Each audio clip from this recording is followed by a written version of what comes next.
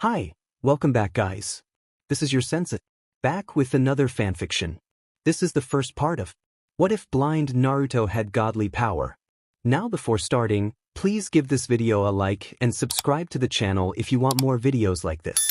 Now let's get into the fanfic. A normal day passed in Konoha. Naruto, a boy who was the host of the Nine Tails, was disliked by some for harboring the beast within him. However, he was often saved by Minato and many others who cared for him. Yet, after each rescue, Naruto would be scolded, as people believed he caused the problems. One day, his younger brother, who was actually the one responsible for much of what happened to Naruto, was playing with his friends and fireworks when an incident occurred. At the Konoha hospital, Tsunade reassured Menma, saying it was nothing serious, just an explosion, and he would be fine. Menma, in pain, expressed his fear of losing his sight. Kushina, worried, echoed his concerns, prompting Tsunade to assure them both that he would be okay and that she would be away from the village for a couple of days. She pointed to Dr. Perez, who would continue Menma's treatment. Minato inquired about Tsunade's destination, to which she replied she was going to get a gift for Naruto, much to Kushina's annoyance, as she felt it was inappropriate to think of gifts while Menma was injured. Tsunade sighed, insisting Menma would not lose his sight. Meanwhile, Perez had his own sinister thoughts, plotting to take advantage of Tsunade's absence to make Naruto suffer for the loss of his family, which he blamed on the Nine Tails. Minato tried to calm Kushina, reminding her that Tsunade was the best medical ninja and would know what to do. Perez, feigning concern, suggested that they should consider a donor for Menma's eyes, hinting that Naruto might be a match, which caused both parents to rush out, ignoring Perez's malicious laughter. At the Namikaze-Uzumaki household, Naruto was locked in his room, feeling unjustly blamed for Menma's accident. He was meditating and talking to his friend, Kurama, when Kushina entered, visibly upset. She insisted he come to the hospital, but Naruto resisted, believing he was fine. Minato, serious, explained that his brother needed him, and used a jutsu to transport them quickly to the hospital. At the hospital, Kushina dragged Naruto along, who was confused until he learned the reason for their visit. He broke free from her grip, adamantly refusing to help. He felt wronged, believing it was not his fault and that he had always endured Menma's mischief while receiving the blame. He expressed his frustration about how Menma's actions affected his own life and insisted he would not give up his eyes. Kushina, frustrated, argued that it was his responsibility as an older brother to help. Naruto, angry, declared he would not assist until Tsunade arrived. In a moment of desperation, Minato knocked him unconscious, believing it was for the best. Hours passed, and during the surgery, Dr. Perez mishandled the procedure, causing irreversible damage to Naruto's nerves. The next day, Naruto woke up to darkness. Kurama informed him of what had happened, leading Naruto to tear off his bandages, only to find he could see nothing. Overwhelmed with pain and frustration, he managed to leave his room and make his way to Menma, struggling despite Kurama's guidance. In Menma's room, Kushina cried tears of joy upon seeing her son was fine. Menma, smiling, thanked his parents, who embraced him. Minato expressed that they would do anything for their children, unaware that their words were overheard. Kushina then mentioned they would need to find a compatible donor for Naruto so he could see again. Menma suggested that perhaps it would be better for Naruto to stay home, as he had not shown much talent for being a ninja. Kushina hesitated but acknowledged that keeping an eye on Naruto might be wise, given his status as a Jinchuriki. She brought out Naruto's favorite toy for Menma, believing he would not mind sharing it for a few days. Outside, Naruto wandered the streets, feeling a deep sense of loss. He lamented how everything was taken from him, including his dreams and now his sight.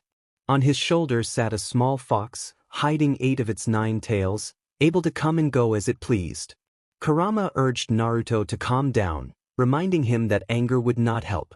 Naruto, still in tears, expressed his feelings of injustice, insisting he would not forgive those who had wronged him. Naruto decided to gather his belongings and leave with Hana and Hayashi, who truly cared for him, unlike the others. Kurama sighed and told Naruto that before he left, he should visit the vault in his house. Naruto, feeling despondent, questioned the purpose of going there. Kurama reassured him that it could help, mentioning a legendary sword said to contain the souls of ancestors, one that only a worthy bearer could wield. Kurama believed Naruto had the potential to unlock its power. Though hesitant, Naruto agreed and headed to the vault upon arriving home. As he entered, he felt an unusual presence and noticed something strange. He asked Kurama if he was responsible, but he continued to walk, following an unseen force instead of Kurama's guidance. Kurama confirmed that his suspicions were correct and urged Naruto to stand before the sword. As Naruto reached out and grasped it, the sword glowed, and spirits communicated with him, revealing his worthiness to wield it. In turn, Naruto shared his story, which angered the Uzumaki ancestors, leading them to banish the Namikaze from the clan. Taking the sword, Naruto secured it on his back but noticed the strap was too long. He decided to cut it, using the leftover piece to cover his eyes. He found himself liking this new appearance. Meanwhile, at the hospital, something unusual was happening that none of the family could comprehend. Kushina was peeling an apple for Menma and Mito, who had just returned from a sleepover. Suddenly, all three felt an overwhelming fatigue. Minato, concerned, supported his wife as Mito sat down and Menma lay in bed. Minato asked Kushina if she was alright, to which she replied that she felt dizzy and weak, sensing her chakra diminishing without understanding why. Back at the Namikaze-Uzumaki household, Naruto learned from the ancestors that he was indeed the rightful leader of the Uzumaki clan. They acknowledged his loyalty and the hardships he endured, stating that he must travel to their homeland to hone his psychic and combat skills, restoring respect for the Uzumaki name. Naruto expressed a desire for Hinata and her sister Hanabi to accompany him. The ancestors agreed, but emphasized the need to strengthen alliances with the Hyuga clan, ensuring his adoption while retaining his surname, which Kushina had failed to appreciate. Kurama, amused, commented on Naruto's special nature, while Naruto suggested Kurama could rest inside. However, Kurama insisted on seeing Hanabi, teasing Naruto about her affection for him. Naruto, slightly embarrassed, urged Kurama to be quiet as they left the vault, sealing it with a mark that only the Uzumaki could open. As Naruto walked through the Hyuga complex, he attracted attention with his red-eye bandage and the orange fox on his shoulder. Many were puzzled by his appearance and the sword he carried. When he arrived, Hana Hyuga, mother of Hinata and Hanabi, recognized him and asked about the bandage. As Naruto smiled, Hana noticed his hands were clenched tightly, causing her to feel uneasy. She approached him, gently lifting his face to remove the bandage. Despite her hesitation, she summoned the strength to pull it away, revealing a shocking sight that left her and the guards in disbelief. One guard, astonished, rushed to Naruto, asking if he was all right. Another guard insisted they take him to the hospital to see the legendary Sannin Tsunade, who could help. Hana, in tears, demanded to know what had happened. Naruto, feeling defeated, explained that it would be pointless to go to the hospital since the Namikaze were responsible for his condition. This revelation shocked Hana, who questioned if Kushina or Minato had harmed him. Naruto clarified that it was all of them, but assured her he was fine, guided by his ancestors. He suggested they go inside to discuss everything, wanting to inform his father-in-law as well, and joked about having not teased him in a while, leaving Hana and the guards stunned. Once inside the complex, Naruto recounted his story, directly accusing the doctor of wrongdoing. He revealed how his family had never truly cared for him, focusing only on his younger brother. They had taken his eyes to give to Menma after Tsunade's diagnosis, which angered the entire clan, prompting them to seek out those responsible. The Namikaze family was in turmoil, especially with a Hyuga who excelled in fire techniques and was skilled with kunai that always had a chain. Hinata, fueled by anger, declared her intention to confront a certain individual who had wronged her. Naruto, feeling nervous, urged her to calm down, explaining that it wasn't worth wasting her energy on revenge, as there was no turning back once she crossed that line. He trembled at the thought of making Hinata angry, knowing how fierce she could be when provoked. Hayashi, maintaining a serious demeanor, supported Naruto's words. He reminded Hinata that acting on her anger would not yield any benefits. He pointed out that Naruto's nerves were severely damaged, to the point that even Kurama couldn't heal them. The The sight of Kurama being fed by Hanabi caused everyone to sweat nervously, as it was hard to believe that the legendary Ninetales, the most powerful and feared of all Bijou, was behaving like a domesticated pet. Hinata, still upset, expressed her desire to confront Menma and the rest of the Namikaze family. Flames flickered in her eyes as Naruto took her hands, trying to calm her down. He reassured her that even without his eyes, he could still sense her presence, her warmth, and her beauty. He promised to protect her, just as he had when they were children, which made Hinata blush despite her tears of frustration. She couldn't believe how low the Namikaze family had fallen. Hanabi, while feeding Kurama, asked what Naruto planned to do next. She noted that it was likely they would soon realize they no longer had access to the Uzumaki's power, as Naruto was the last of his lineage. Naruto revealed that he had a request for his in-laws. As he spoke, he inadvertently tapped into Hayashi's thoughts, realizing he possessed not only psychokinetic abilities but also telepathy. A bead of sweat formed on his brow as he overheard Hayashi's internal monologue, which revealed his protective instincts toward his daughter. Hayashi's thoughts conveyed his reluctance to let Hinata be with someone like Naruto, despite his disdain for Minato and his family due to their past actions. Naruto, understanding the delicate situation, resolved to control his newfound powers to avoid further complications. He then stated his intention to seek permission to leave the village, planning to travel to a distant land known to his ancestors. He wished to take Hinata and Hanabi with him for training, as his ancestors had agreed to the plan. He also expressed his desire to renounce his ties to the Namikaze family, feeling that they had only cared for one child while ignoring the warnings of someone who truly understood their work. He refused to accept being treated as a consolation prize, insisting that the Uzumaki name deserved respect. Hana, understanding his resolve, granted her permission, and Hayashi, albeit reluctantly, agreed as well, albeit under duress from Hana's playful wrestling hold. Naruto chuckled nervously, hoping Hinata would not inherit her father's stubbornness. Naruto then made a second request, expressing his hope that his ancestors would accept him into their fold, as they had deemed Hayashi's family worthy of sharing their name. He drew his katana, its blade shimmering with a blue light, as the spirits of his ancestors made their request known to the leaders of the Hyuga clan, who humbly accepted. Hanabi, excited, asked when they would depart. Naruto informed her they would leave the following day. He also mentioned that his grandmother, Tsunade, would likely cause a stir upon discovering he was no longer in the hospital. He asked Hana to discreetly inform her to come to the complex that evening without raising any alarms, to which she agreed. That night, everyone went to bed, with Naruto settling into the guest room. The next day, as predicted, chaos erupted when Tsunade arrived, having just returned from shopping for Naruto's birthday gift. She had already prepared gifts for her other godchildren, though she disliked giving them presents due to how they treated Naruto. Upon arriving at the hospital, Tsunade noticed that Menma's eyes were different. Kushina explained what had happened, leading to a furious slap from Tsunade. She expressed her disbelief, accusing Kushina of being foolish for allowing Menma to undergo unnecessary surgery when he only needed a couple of days of rest to recover his sight. Kushina, shocked, defended her actions, citing Dr. Perez's advice.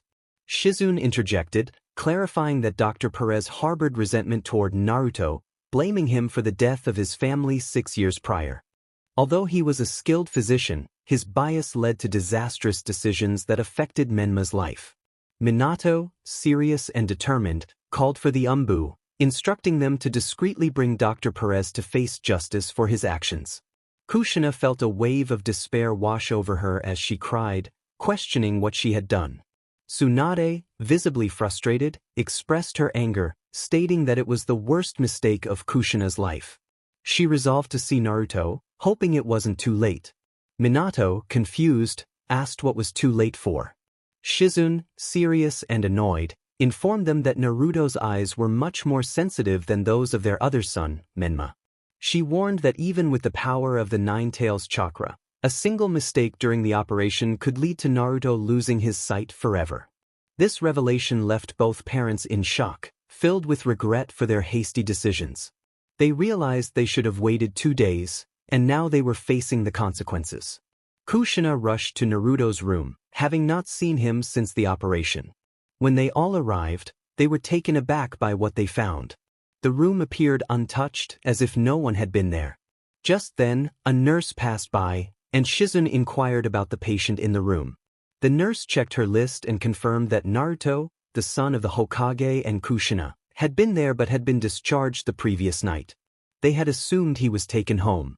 Upon hearing this, Tsunade slammed her fist against the wall in frustration, reprimanding the nurse for her negligence in allowing a post-operative patient to leave. The nurse, frightened, quickly apologized and hurried away. Shizune grabbed the discharge record and read it, her anger bubbling over as she crumpled the paper in her hand. Tsunade noticed her reaction and shared in the concern. Kushina, tears streaming down her face, cried out for her son, determined to find him and ask for his forgiveness. Minato reassured her, promising to help rectify their mistake. Tsunade felt a surge of hope as she considered whether Mikoto could provide them with eyes from her clan, believing it might help their situation. Suddenly, a force struck her husband, sending him crashing against the wall. Kushina rushed to his side, trying to heal him, but she noticed something unusual. His healing level was surprisingly low. Despite her confusion, she focused on her husband. Tears streamed down Kushina's face as she questioned why he had been hurt. Tsunade, with a somber expression, lamented that nothing mattered anymore. She cried out that they had ruined Naruto's life, and he would never see again. With that, she stormed out, determined to find Naruto. In her thoughts, Tsunade felt immense guilt for not protecting her boy. She regretted that his dream had been taken from him, but she vowed to care for him, promising to train him so he would never depend on those who had caused him harm. As she left the hospital, a Hyuga guard appeared, and she initially thought he wanted to discuss something related to his clan. However, the guard spoke words that only she and Naruto understood, reminding her of their childhood games. This revelation shocked Tsunade, prompting her to grab the guard by his collar and interrogate him. The Hyuga guard informed her that it was in her best interest to go to the Hyuga complex before they left. Tsunade, confused but resolute, hurried to the Hyuga clan with Shizune, leaving the Namikaze family behind. Meanwhile, the Namikazes, recovering from their shock, sought out Naruto to apologize and make amends for their mistake. They were aware of his dream to become the future Hokage and the greatest ninja, but their foolishness had jeopardized that dream. At the Hyuga complex, two girls were training in the training yard. One wore a yellow outfit and a yellow mask, skillfully wielding a kunai with a chain. The other, 2 years younger and dressed in gray, could manipulate smoke at will. They were simulating a fight against a blond boy with a white bandage over his eyes, who carried a katana on his back and fought as if he could see. Hanabi complimented her brother-in-law, stating he was incredible but that he wouldn't win. She lunged at him with her kunai, but Naruto deftly dodged, grabbing her wrist to block a strike from Hinata. He chuckled, teasing Hinata about her surprise attack. As the playful spar continued, Naruto managed to evade their strikes, even countering with a gentle tap to Hanabi's head, causing her to react dramatically. Hanabi, feigning tears, complained about the pain, while Naruto laughed, reminding her that she shouldn't have shouted during a surprise attack. As the friendly rivalry continued, Naruto playfully kissed Hinata, causing her to blush and react with embarrassment. Hanabi, seizing the moment, poked Naruto's head where Hinata had struck him. Just then, Hana and Hayashi arrived, amused by the scene. Hana remarked that it seemed Naruto didn't understand the situation, while Hayashi chuckled in agreement. Naruto, getting up, claimed he understood the consequences of his actions but enjoyed seeing Hinata's flushed face. He jokingly referenced Hayashi's past with his wife, causing Hayashi to feel flustered. Hana, blushing, questioned how Naruto knew about that, revealing it was an embarrassing memory for her as she reacted similarly to her daughter. Naruto, with a grin, mentioned he still needed to control his mind-reading abilities. By the way, what did they do when? But at that moment, Hana covered Naruto's mouth. She whispered in his ear that if he didn't want Hinata to find out who had eaten her last cinnamon roll, he should keep quiet and forget about it. Naruto shivered at her words, recalling how Hinata had been in a terrible mood that day, sending more than one person to the hospital. Not only that, But Hayashi had also threatened him, warning that if he didn't want to lose his manhood, he should never read his mind again. Hinata and Hanabi were puzzled, as it was unusual for their parents to behave this way. Suddenly, they saw someone running toward Naruto, and they recognized two figures, one with blonde hair and the other with black hair. When they realized who it was, everyone smiled. Tsunade, with tears in her eyes, expressed her sorrow to Naruto for having left him in the hands of someone untrustworthy. Shizune, also crying, echoed her sentiments. Naruto reassured them that everything was fine, feeling Tsunade's chakra analyzing his eyes as she cried even harder, overwhelmed with guilt for leaving him alone during those difficult days. Tsunade stood up, declaring her intention to confront those responsible, but Naruto stopped her, explaining that it wasn't worth it and that they had already been punished. He shared the story of how Sento had the souls of the Uzumaki ancestors, which left Tsunade and Shizune in shock. However, the guilt they felt for abandoning Naruto lingered, as did their anger toward the Namikaze family for their inhumane actions. Naruto informed them that he planned to train his new powers and learn the Uzumaki Kenjutsu style, but he wouldn't be going alone. He would be accompanied by his girlfriend and sister-in-law.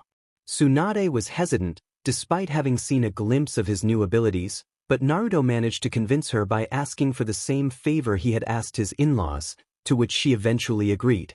Shizune and Tsunade stayed a little longer at the Hyuga compound, while Minato and Kushina desperately searched for Naruto.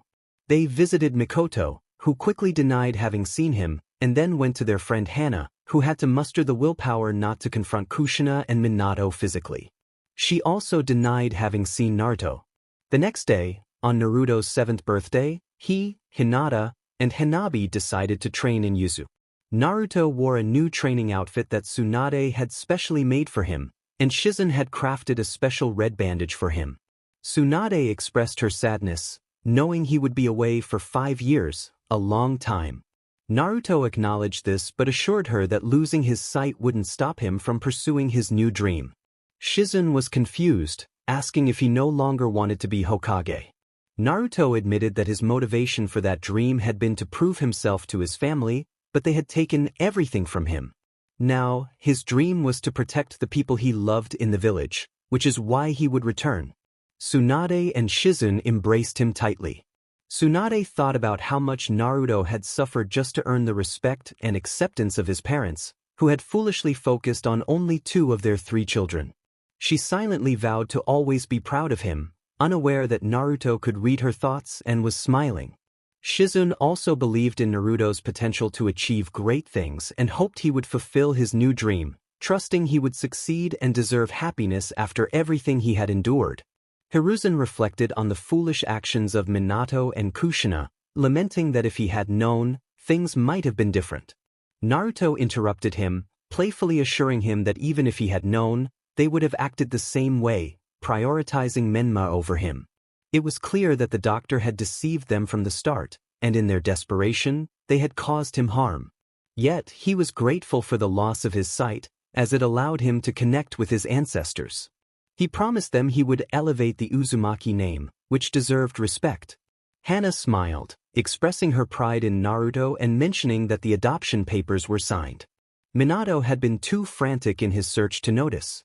They would wait a bit longer for him to become even more desperate before he realized what he was signing. Naruto agreed, saying they needed to leave but would return soon, walking hand in hand with Hinata, which made everyone smile. Tucci remarked that their destinies seemed intertwined, while Ayam reminded him that Naruto didn't believe in destiny, though she admitted they made a lovely couple. She still couldn't believe what Minato and Kushina had done and felt they shouldn't be allowed in the restaurant anymore.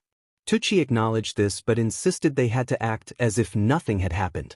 Hayashi joked about whether they had packed ramen in their bags, to which Ayam replied with a smile that they had also included a reserve of cinnamon rolls, causing everyone to laugh. Meanwhile, in the Namikaze household, a family was struggling with guilt. Kushina felt immense sadness as she pretended to celebrate Menma's birthday, reflecting on how foolish she had been to trust a doctor who had never had Naruto's best interests at heart. Minato, also feeling down, lamented their lack of knowledge about their children's upbringing, realizing that Menma and Mito had become spoiled and unruly. Kushina gazed at a portrait of her 3 children, her heart heavy with sorrow. She reflected on her feelings of inadequacy as a mother, believing she had failed Naruto. Minato reassured her, expressing confidence that they would find their son. He reminded her that, given his condition, Naruto couldn't have gone very far. Kushina, tears streaming down her face, felt the weight of her worries about their son's struggles. She knew well that this was not his condition. He had his visit, and they had made him a person without sight. She stood up from the sofa and went to Naruto's room, where she simply lay down on the bed where her son used to sleep, crying and asking for forgiveness, pleading with the gods for a chance to see her son again to apologize and try to amend all her mistakes. But she knew her son's dream, a dream that could never be fulfilled because she had forced them to take his eyes to give them to her younger brother. Minato was not in a better state. He followed his wife and embraced her, feeling even more guilty. Naruto had insisted they wait for Tsunade, but he and his wife had ignored him, knocking him out and having the doctor remove his eyes. Remembering Naruto's diagnosis, they realized he would never see again, even if they implanted other eyes. 4 years had passed, and the Namikaze family had still not received any news about Naruto. After the first year, they had lost all hope, thinking that some village had kidnapped him right under their noses. Tsunade, seeing the pain they were in, felt compassion and gave them a glimmer of hope without revealing the truth. About a year ago, they had signed the papers stating that Naruto no longer belonged to the Namikaze clan and that he was truly the last descendant of the Uzumaki clan, as Kushina had broken the most important rule of that clan. In the present, Minato was seen signing mountains of papers. He sighed, wondering why these papers never seemed to end, and thought about his son Naruto, questioning where he could be.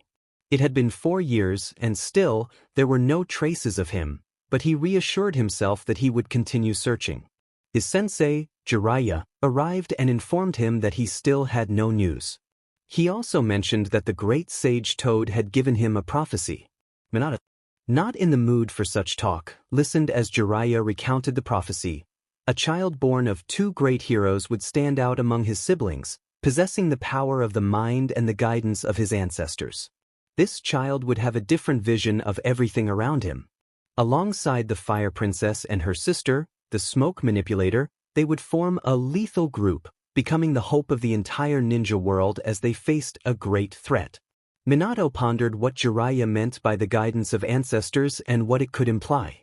Jiraiya speculated that the prophecy might be referring to Minato's son, Menma. Minato considered this possibility but was interrupted by Jiraiya, who reminded him of the terrible decision he had made regarding Naruto's eyes. Jiraiya expressed his disbelief that Minato could have taken away his son's sight to benefit another. Minato, feeling sorrowful, explained that they had been desperate at that moment and had been convinced by the doctor, leaving them with no choice. Jiraiya insisted that this was no excuse and pointed out that they had ignored their son's pleas. He left Minato, who was left crying at his desk, hands covering his face as he begged for forgiveness from his son, wishing he could see him again to apologize and embrace him. He pleaded with the gods, asking them to take his sight if necessary and return it to Naruto, hoping for his son's forgiveness. As the last year passed, something remarkable happened in the bingo book. The images of 3 individuals became widely known. One was a girl who could manipulate fire at will without hand signs, her white eyes indicating she was from the Hyuga clan. The second was a young girl, seemingly 2 years younger than the first, who used smoke both as a weapon and for distraction, also with white eyes suggesting she belonged to the same clan. The most lethal of all was the last person, who wore a red-eye bandage. It was not the bandage that made him deadly, but his swordsmanship. He fought magnificently without even seeing his opponent. Those who survived knew he had no eyes, and his fame led to their classification as SSS rank in the bingo book. Now, 3 figures were approaching Konoha. One girl, dressed in gray, asked her sister if anything had changed. The other girl, Hanabi, replied that she did not know but felt something was different. As she drew her kunai, she declared that if she encountered Menma or Mito, she would take action against them. A boy with a bandage over his eyes calmed her down, telling her not to act impulsively and expressing that he loved her more when she smiled. Hanabi smiled back, taking Naruto's hands, and despite her feelings of hatred for what had been done to him, she shared a tender moment with him, affirming her love. Hanabi was ready to run when she playfully remarked that she didn't want to be an ant yet. Hinata, blushing, threw a kunai at her, urging her to stop teasing since they were still young. In response, Hanabi deployed a smoke bomb to escape, prompting Hinata to chase after her brother, just as Naruto did. Once they calmed down, they approached the entrance to the village, preparing to face new challenges. Naruto, in particular, needed to explain his new abilities to the Hokage, even though he was reluctant to do so. When they arrived at the entrance, Naruto, Hinata, and Hanabi registered themselves. For the first time, the guards were alert, allowing them to pass through. They intended to head to Minato's office but realized they had arrived 2 days early for the Genin exams. Hanabi suggested they figure out their next move, while Hinata proposed that the most responsible course of action would be to visit the Hokage for registration and the exam. Naruto agreed but added that they might as well go home since his in-laws would be eager to see them. Hanabi supported this idea, reminding Naruto that he needed to report to Lady Tsunade, who must be worried about him. Naruto smiled slightly, acknowledging that he owed them a meal after their last bounty mission, where he had been outperformed by them. Hinata chimed in, teasing Naruto about his confidence, while Hanabi joked about his love for cinnamon rolls. Hinata, feeling embarrassed, insisted that she wouldn't gain weight and warned Naruto to stay quiet or she would retaliate. Naruto raised his hands in surrender, amused by how Hinata had him under control. As they made their way to the Hyuga complex, they encountered a situation that Naruto had hoped to avoid. Inside the Hyuga residence, a woman with gradually fading red hair, Kushina, was pleading for help. She was desperate to find her son, Naruto. Hana, however, firmly stated that she would not assist Kushina, not because she didn't care, but because she wanted to protect Naruto from any harm. Kushina, upset and defensive, insisted that she would never harm her son, expressing her frustration and desperation. Just then, a voice emerged from the shadows, accusing Kushina of favoring one child over another. A young man with a red bandage and a katana stood nearby, accompanied by 2 girls. Tsunade, smiling, welcomed Naruto, who returned her embrace.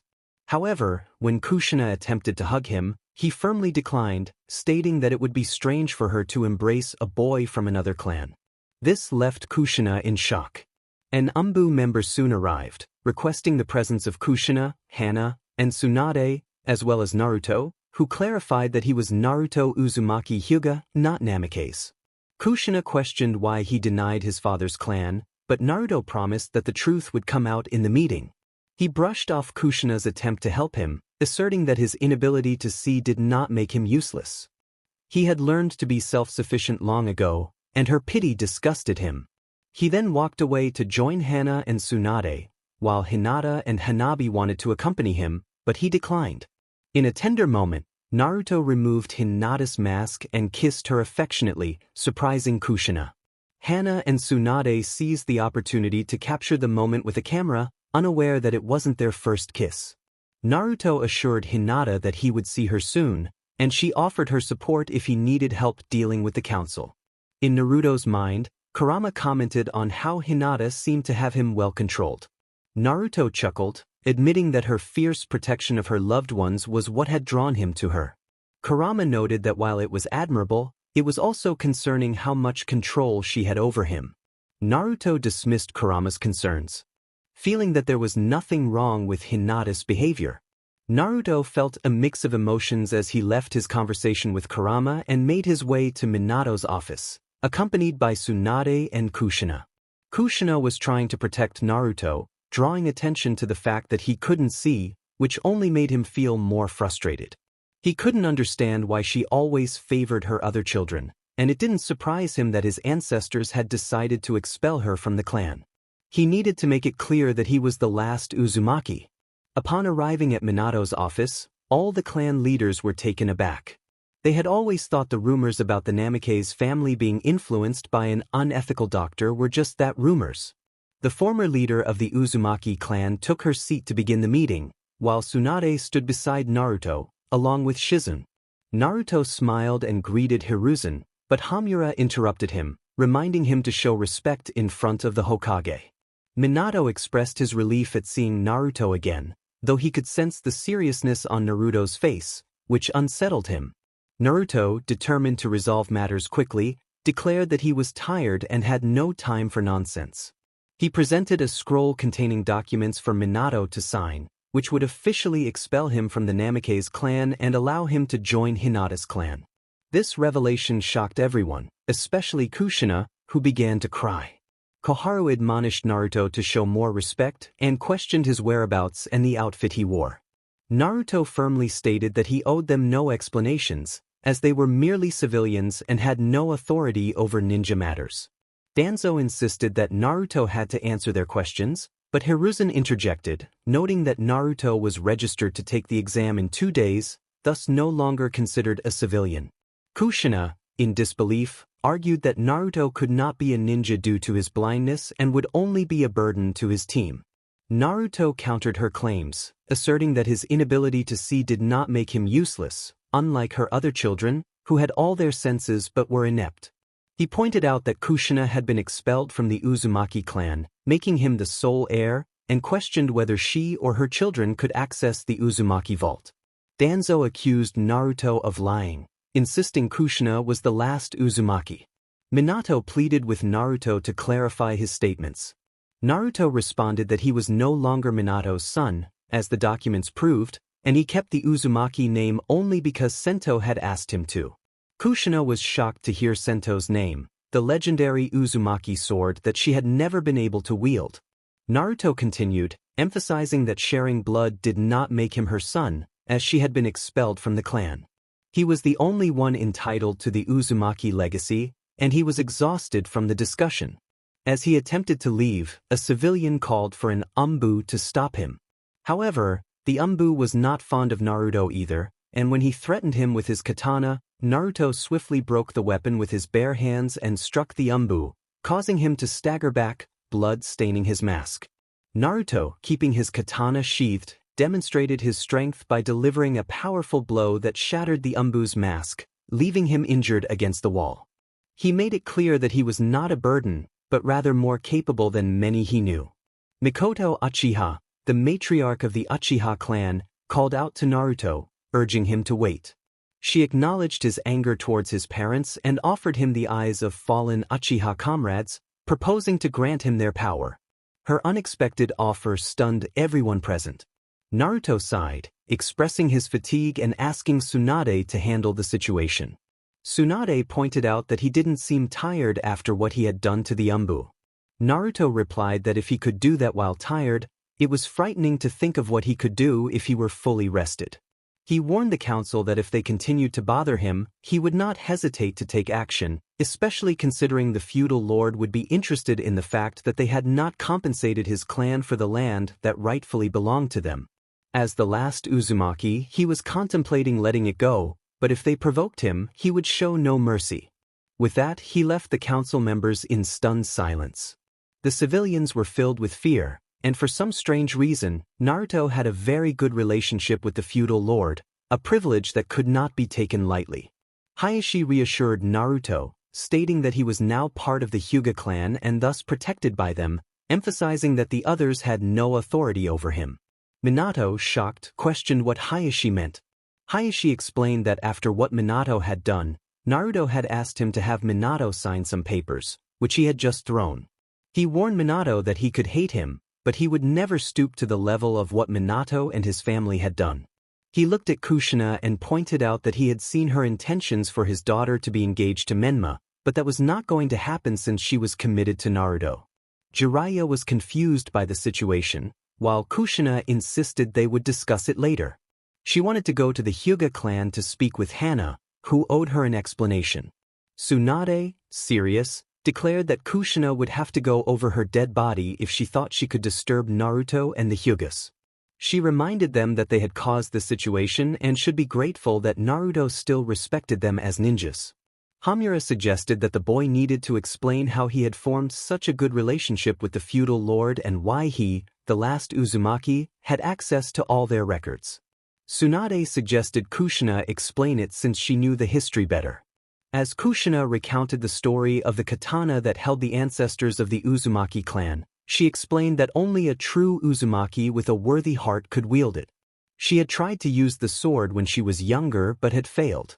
Her grandmother, Mito Uzumaki, had told her that only a few Uzumakis had ever been able to use it, which held not only the legacy of their ancestors but also great power.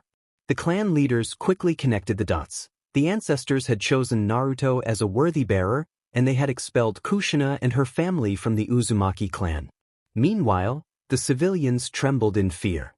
Many of them did not sympathize with Naruto and even organized small skirmishes to mistreat him, as everyone knew his status as a Jinchuriki. On the other hand, Danzo thought that Naruto could be his greatest weapon, but he wanted to learn more about the katana first. 2 days passed, and a blond boy was seen getting out of bed and preparing for the Genin exams.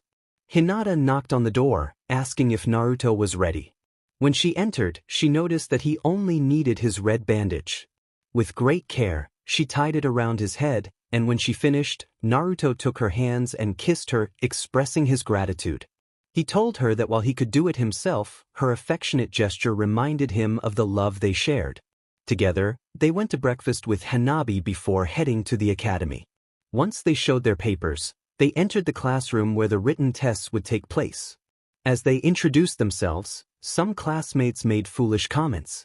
Menma, mocking Naruto, suggested that Hinata should leave him for the next god ninja.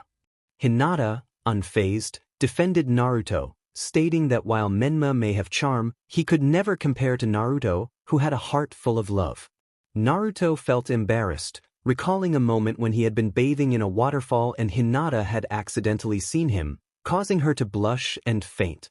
Just then, a boy with slightly white hair became angry and charged at Hinata, but something unexpected happened. An aura of blue energy surrounded him, and he found himself floating in midair, staring at Naruto, who had raised his hand. Naruto, using his telekinetic power, warned Menma that while he had endured much in their childhood, he would not tolerate anyone trying to harm his loved ones. He made it clear that he would not hesitate to defend his family. As he drew Menma closer, the boy realized the danger he was in and panicked, losing control of himself in fear. Naruto decided that was enough punishment for now and released Menma, who fell to the ground, embarrassed. Mito rushed to her brother, vowing to avenge him and attempted to attack Naruto. However, she was met with a swift kick that sent her crashing into the wall, leaving everyone, including Irika, stunned. No one had noticed Hinata's quick movement as she defended Naruto, her eyes blazing with determination. She warned that anyone who dared to harm her boyfriend would face serious consequences.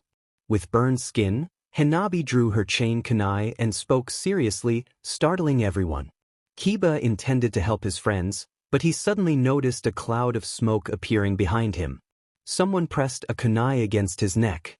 Hanabi warned him to stay still or else he would face severe consequences, whispering ominously. Kiba instinctively covered himself and sat down, only to feel Hanabi plant a kiss on his cheek, causing him to blush. He was about to shout at her but found himself unable to do so. Hanabi simply looked at him and winked, making Kiba blush even more. Irika, recovering from the shock, instructed Ino to take Mito to the infirmary and told Menma to go change. Menma stood up, hearing the taunts directed at him, which only fueled his anger. He declared that he would take away what his brother loved most before heading off to change. Meanwhile, Sasuke was demanding that Naruto hand over his katana, with Sakura supporting him. However, Hanabi silenced Sakura with a swift blow to the head. Naruto, with a half-smile, told Sasuke he could have Sento but reminded him to be proud of his eyes. Sasuke questioned the relevance of that to the sword, and Naruto teased him about how his skills were clearly tied to the weapon. He jokingly warned Sasuke that if he took the katana, his ancestors would punish him by taking away his sight forever, and even surgery wouldn't restore it. Sasuke hesitated, feeling a heavy pressure emanating from Sento, and ultimately walked away grumbling. At that moment, Minato arrived, and everyone was surprised to see the legendary Bloody Habanero, a ninja renowned for her strength. She had changed, her hair was now pink, and she understood why. Minato began his speech, noticing Menma in different clothing and Mito with a patch on her left cheek. He inquired about what had happened, but before anyone could respond, Irika interrupted, announcing that it was time for the exam. When Irika brought Minato out, he grew concerned because he didn't have a special exam prepared for Naruto. However, Naruto reassured him that it was fine. Irika then sent Mizuki, who harbored a deep hatred for Naruto. Unbeknownst to them, Naruto had learned of Mizuki's plans through his telepathic abilities. Mizuki thought to himself that the container of the demon was back again. He lamented that the fool should have killed Naruto but decided that watching him suffer was sufficient. He wondered if Naruto was still hiding in the forest, chuckling at how clever the boy had been to feign death. Mizuki planned to carry out Orochimaru's orders that night, intending to blame the blind man for his actions. Meanwhile, Hinata and Hanabi communicated telepathically, a skill they had developed thanks to Naruto, despite the challenges. Naruto informed them that they would be heading to the village vault that night. Hinata asked why, and Naruto revealed that Mizuki was working for Orochimaru, the Sannin of the Serpents, classified as a Class A threat in the bingo book. Hanabi confirmed this, and they prepared for the night ahead. It was a sigh of resignation as they discussed the book that needed a new title. Tonight, there were plans to steal the Forbidden Scroll. Kurama speculated that someone wanted to copy a technique from Hashirama or Tobirama. Hinata questioned the motive behind it, while Naruto expressed uncertainty about the risks involved. He suggested that once they finished, they should summon his mother-in-law and his godmother. Hinata possessed the summoning of the phoenix, a gift from her ancestors for being a noble-hearted yet formidable warrior. Hanabi had the summoning of the jaguars, while Naruto was connected to the foxes and dragons. The telepathic communication ended. Irika asked if they were going to start, but Naruto interrupted him with a light-hearted laugh, assuring him that they had already finished. Irika proceeded to grade their exams, noting that they achieved a perfect score. The Namikaze and Sasuke were ready to contest the results, but Irika insisted they retake the exam under his supervision. He was astonished, even suspecting that Naruto was merely pretending, until Naruto discreetly revealed his eyes, leaving Irika in shock. Naruto quickly urged him to keep it a secret. Feeling a mix of sadness and shock, Irika told them they could leave if they wished. As Naruto, Hinata, and Hanabi prepared to exit, Hanabi caught Kiba's eye and winked at him, causing him to blush. This surprised his friends, as Kiba was putting in considerable effort. Kiba's thoughts raced as he considered Hanabi's confidence. He felt a slight blush creeping onto his cheeks, remembering how she had kissed him. He resolved not to fall behind, determined to return the gesture in due time. The humiliation was palpable, but Naruto simply laughed, drawing Hanabi's attention as she asked when they would be leaving. Outside the classroom, on the bleachers, Tsunade sighed, wondering how her boy would surprise them this time, teasing Kushina a little. Hana giggled, confident that Naruto would not disappoint them, as he was the leader of his clan. She remarked, with a glance at Kushina, that it was a shame his family did not appreciate him, favoring his other brother, who was less capable. This prompted everyone to watch as Minato and Jiraiya held Kushina back, who was ready to confront Hana and Tsunade. The atmosphere calmed when Naruto, Hanabi, and Hinata emerged. Kushina longed to embrace Naruto and apologize for her past actions, but she held back. Meanwhile, a Sannin and the leader of the Hyuga clan were taking pictures, capturing the moment as Naruto treated Hinata like a gentleman, which sparked envy among many women who wished for someone as attentive as him. An hour passed, and all the students were outside as Irika prepared to announce the exam results. He stated that he would need half an hour to provide the scores for everyone else, but for now, Naruto Uzumaki Hyuga, Hinata Hyuga, and Hanabi Hyuga had the highest scores of 100 each. Naruto suggested that Irika use shadow clones to save time and effort, which echoed around the area. Shikaku sighed, lamenting that they had not thought of that sooner, while Inoichi mused about the beautiful days they could have enjoyed. Choza, who had stopped eating, expressed that he could have savored delicious meals if shadow clones had been used. Hayashi, in a dramatic anime style, lamented that he could have avoided family dinners, but his thoughts were cut short when Hana playfully knocked him on the head, reminding him not to even consider it. On the other side, Naruto was nervously laughing as Hinata held a kunai near him. Hinata warned him not to attempt anything foolish, and if Kurama helped him, she would make a fox fur coat for her mother. This made Hanabi sweat nervously, worried that her personality might scare off potential suitors, but she was surprised to see a small dog with a white flower. When she looked closer, she noticed Kiba, who turned away but made a gesture that caught her interest, leading her to think about taming him in the future. Irika then used shadow clones to efficiently announce the following results. Naruto, 100. Hinata, 100. Hanabi, 100. Sasuke, 98. Menma, 97. Mito, 97. Sakura, 96. Choji, 95. Ino, 95. China, 90. Kiba, 84. This surprised everyone, including Tsum and Akamaru, causing Kiba to show a vein of frustration. However, when he looked at Hanabi, she smiled and blew him a kiss, leaving him slightly blushing but trying to maintain his dignity as an alpha. Tsum noticed this and laughed, telling Hana that they might be future in-laws. While Hana was indifferent to Kiba, she knew her daughter Hanabi would teach him who was in charge. Afterward, Irika moved on to the next test, which involved jutsu. The civilians performed basic jutsu, while the clan heirs executed their clan techniques. The Namikazes attempted an incomplete Rasengan, and Sasuke launched a large fireball at Naruto, who effortlessly dodged it, impressing everyone. Naruto, serious, warned Sasuke that if he thought that would intimidate him, he should think again. He then pinned Sasuke to the ground, making it clear that he would show no mercy next time. Hinata and Hanabi showcased their control over fire and smoke, impressing everyone and making Mito and Menma envious. Menma attempted to flirt with Hinata, but Naruto pushed him against the wall, creating a hole with his body. Kushina rushed to check on Menma, angered with Naruto for his actions. She scolded him for treating his brother this way, insisting that Menma only wanted to be like him. Realizing what she had said, she tried to apologize but couldn't find the words.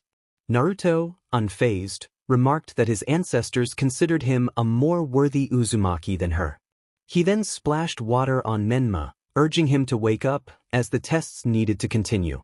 Kushina, in tears, pleaded for forgiveness, but Naruto interrupted, stating he had nothing to forgive. He walked away, leaving Kushina feeling sad. Menma, confused about the mention of ancestors, was told by Kushina to stay away from Hinata, but he wanted to argue. She told him they would discuss it later. The matches began, starting with the women. Ino faced a civilian and won easily. Sakura also defeated her opponent with little effort.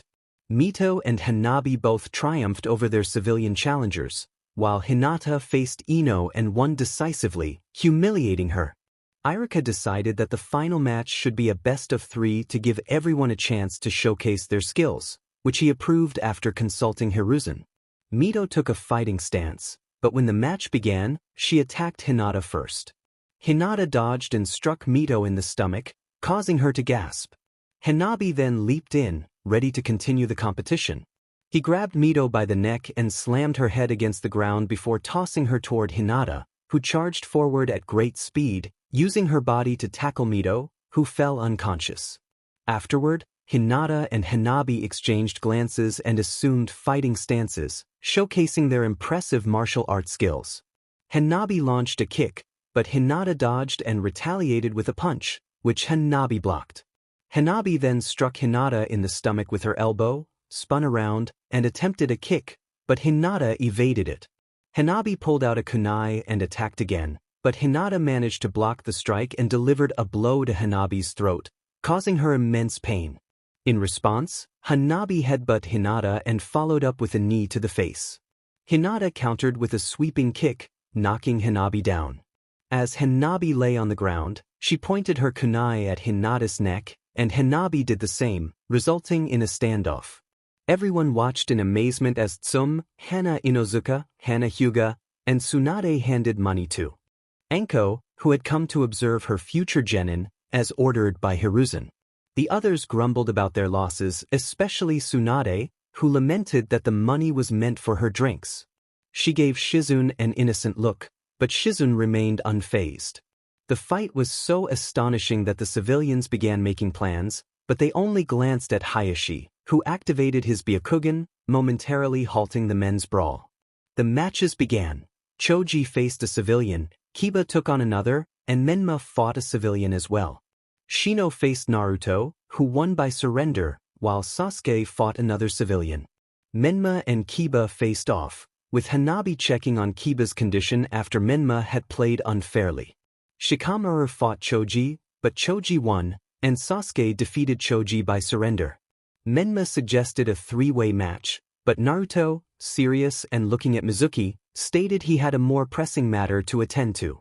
Mizuki, feeling uncomfortable, left the scene, unaware that Hana Hyuga had already sent her guards to keep things discreet. Sasuke scoffed, claiming he knew Naruto was just showing off. Naruto agreed to the match but warned that they shouldn't blame him for the outcome. As he entered the arena, ready to fight, Kushina shouted her opposition, declaring that Naruto should not participate in the test due to his blindness. Tsunade, irritated, insisted that Naruto could handle it and much more. Kushina, anxious, argued that it was unfair unless everyone else was blindfolded. Hana, frustrated, defended Naruto, reminding Kushina that she and her clan had witnessed his capabilities. She pointed out that while Kushina's sons could see, hear, speak, smell, and touch, they were still arrogant. In contrast, Naruto, despite his blindness, was the best ninja she had ever seen. Kushina, upset, confronted Hana about not informing her that Naruto had left the village. She insisted she didn't distrust him but believed his disability hindered him in this trial. Naruto, annoyed and serious, proposed a wager. He would fight both of them in a 2-on-1 match. If he won, they would leave his family and the Hyugas alone. If he lost, he would willingly join their family, which favored one son over the other. The civilians stirred with excitement, contemplating the possibility of Naruto returning to his family and reconciling past mistakes. When Irika initiated the combat, Menma and Sasuke attacked Naruto relentlessly. However, Naruto dodged and blocked their strikes effortlessly, impressing everyone. In a moment of distraction, he landed a kick to Sasuke's stomach and seized Menma's head, pinning him to the ground. Menma, spitting in anger, declared that he would take everything Naruto had, claiming he was more important because his parents had given him Naruto's eyes. This horrified his parents, who knew those words were not true, even if his actions suggested otherwise. Sasuke, activating his Sharingan, vowed not to let a blind person like Naruto defeat him. Naruto chuckled at Sasuke's harsh words, reminding him of his clan's fate. He expressed sorrow over what had happened but pointed out that if Sasuke were truly elite, he would have faced death like a warrior instead of begging his brother Itachi.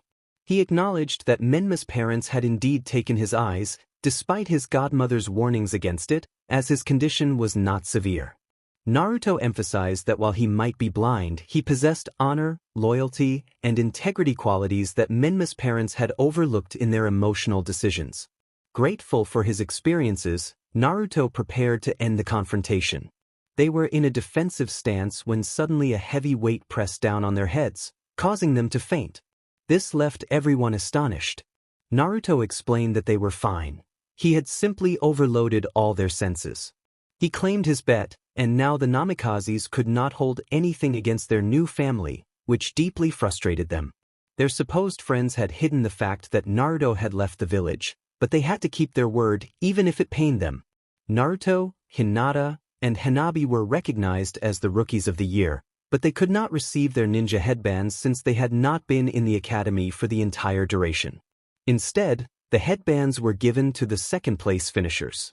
Everyone went to celebrate, and the Namikazes clustered around the group, though what they truly wanted was to get closer to Naruto. It became increasingly clear that he did not want this, as he would draw out Sento and threaten them whenever they tried to approach.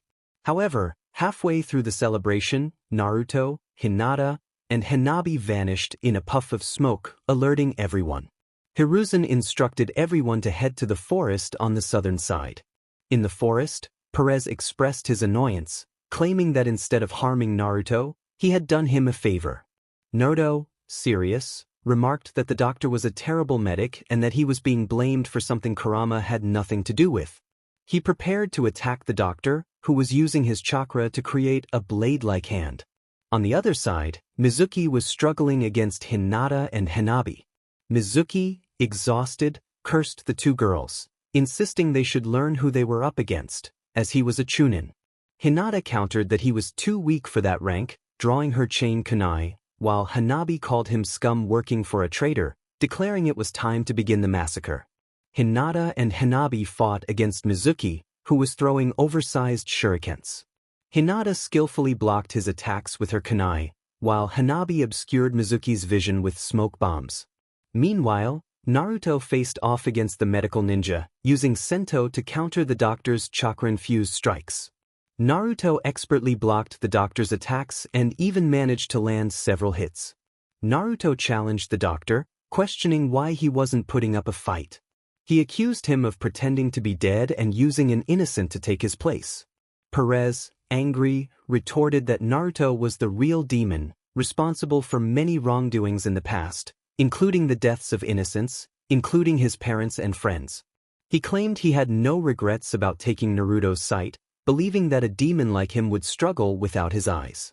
However, he was surprised to see Naruto still standing. As they clashed, Naruto exerted pressure against Perez, insisting that he was driven by rage without knowing the truth. Perez dismissed Naruto's words, claiming he should have died long ago, as that was his fate. Moment of intense struggle, Naruto broke the deadlock, and his blue aura struck Perez, who managed to hold his ground and take a fighting stance. At that moment, the rest of the group from the restaurant arrived, shocked to see the medical ninja, who was thought to be dead. Tsunade expressed her disbelief, while Minato and Kushina were equally astonished. Kushina insisted they needed to help Naruto, but Hana and some held them back with their dogs. Minato was frustrated, demanding to know what they were doing. Some explained that this was an alpha's fight, and they could not interfere. It was a matter of honor.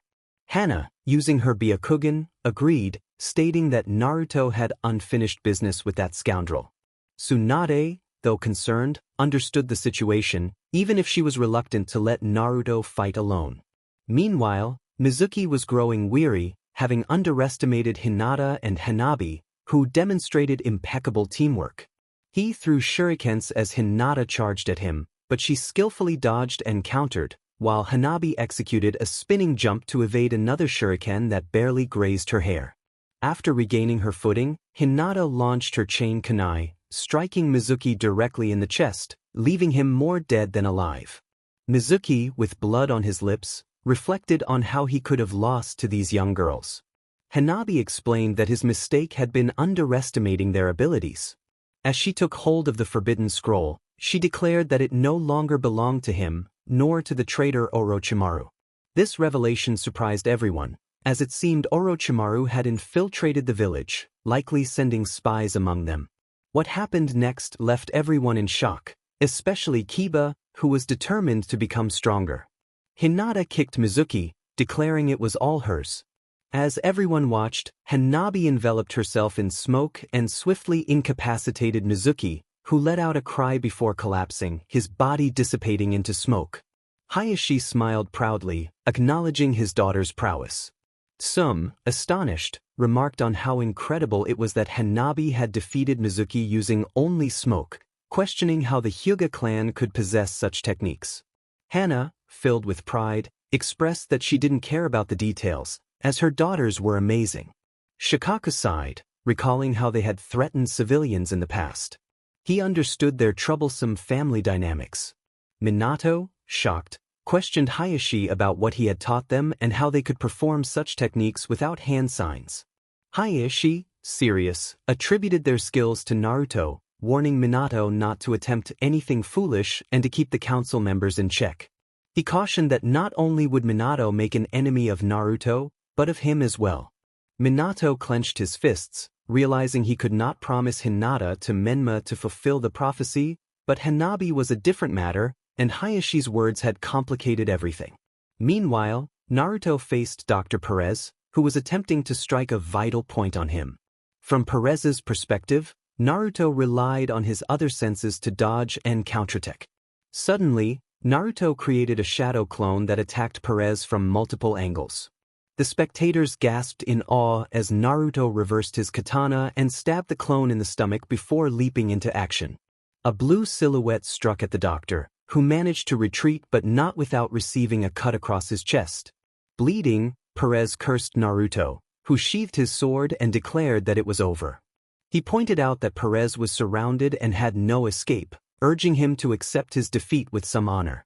Perez laughed darkly, stating that if he surrendered, he would be executed, and Naruto would not suffer the consequences for the harm he had caused.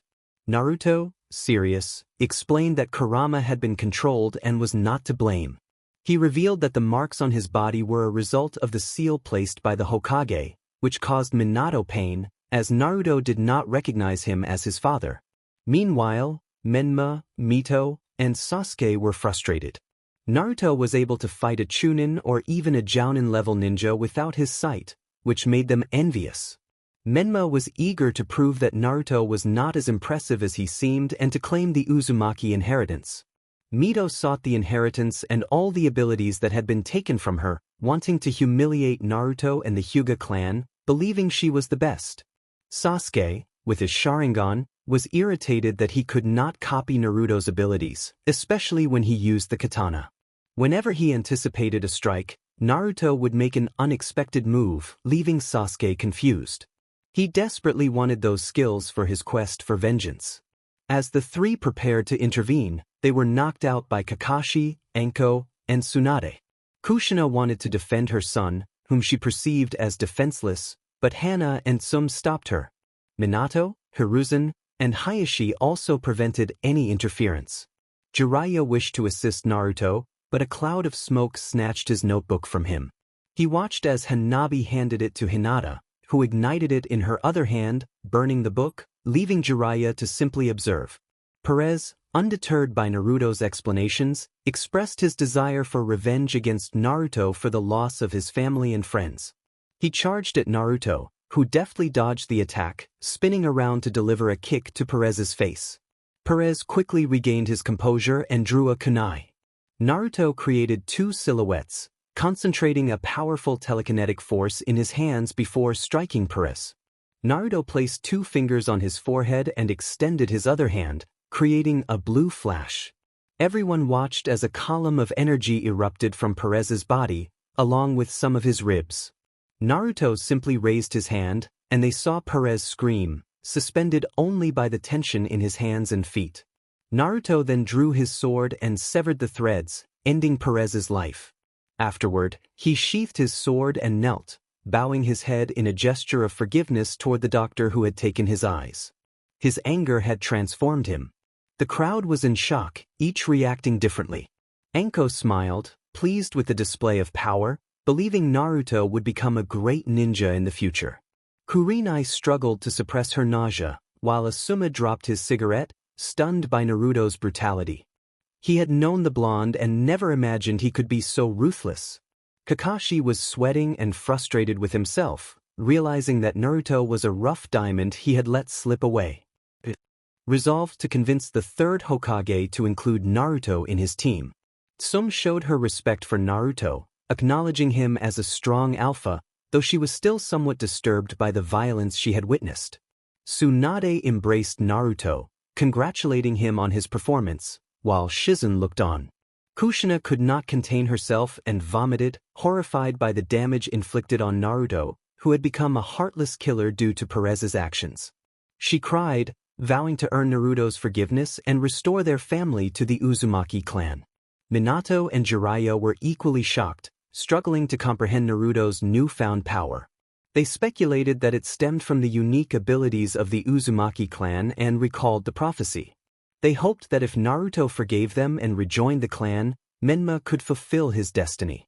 However, they were concerned about Hinata's potential relationship with Menma, which would hurt Naruto, but they believed it was for the greater good, as the prophecy must be fulfilled. The next morning, in Minato's office, a meeting was held regarding team selections. It was clear that everyone wanted Hinata, Hanabi, and Naruto on their teams. Minato expressed his hope that everyone had considered their choices, But he had to announce that there would be a team consisting of 6 Genin and 2 Jounin. Kakashi was about to ask a question when Hiruzen spoke up, stating that it would be impossible for Minato to have Hinata, Hanabi, and Naruto on the same team as his wife. Hiruzen had already designated that team as a support unit, known as Team Zero, and the feudal lord had approved it. Minato was furious, unable to believe Hiruzen had outmaneuvered him. Despite the setback, Minato was determined to meet the future instructor of that support team. His plan was not only to have Naruto forgive them and return home but also to ensure Menma could win Hinata's affection, even if he was not entirely comfortable with the idea. The prophecy had to be fulfilled. Just as he was about to ask who would lead the support team, a familiar woman entered the room. Anko Mitarashi, a former student of the traitor Orochimaru, announced her presence and expressed her eagerness to train the young ones. Kakashi felt a twinge of annoyance, wishing he could have Naruto, Hinata, or Hanabi on his team.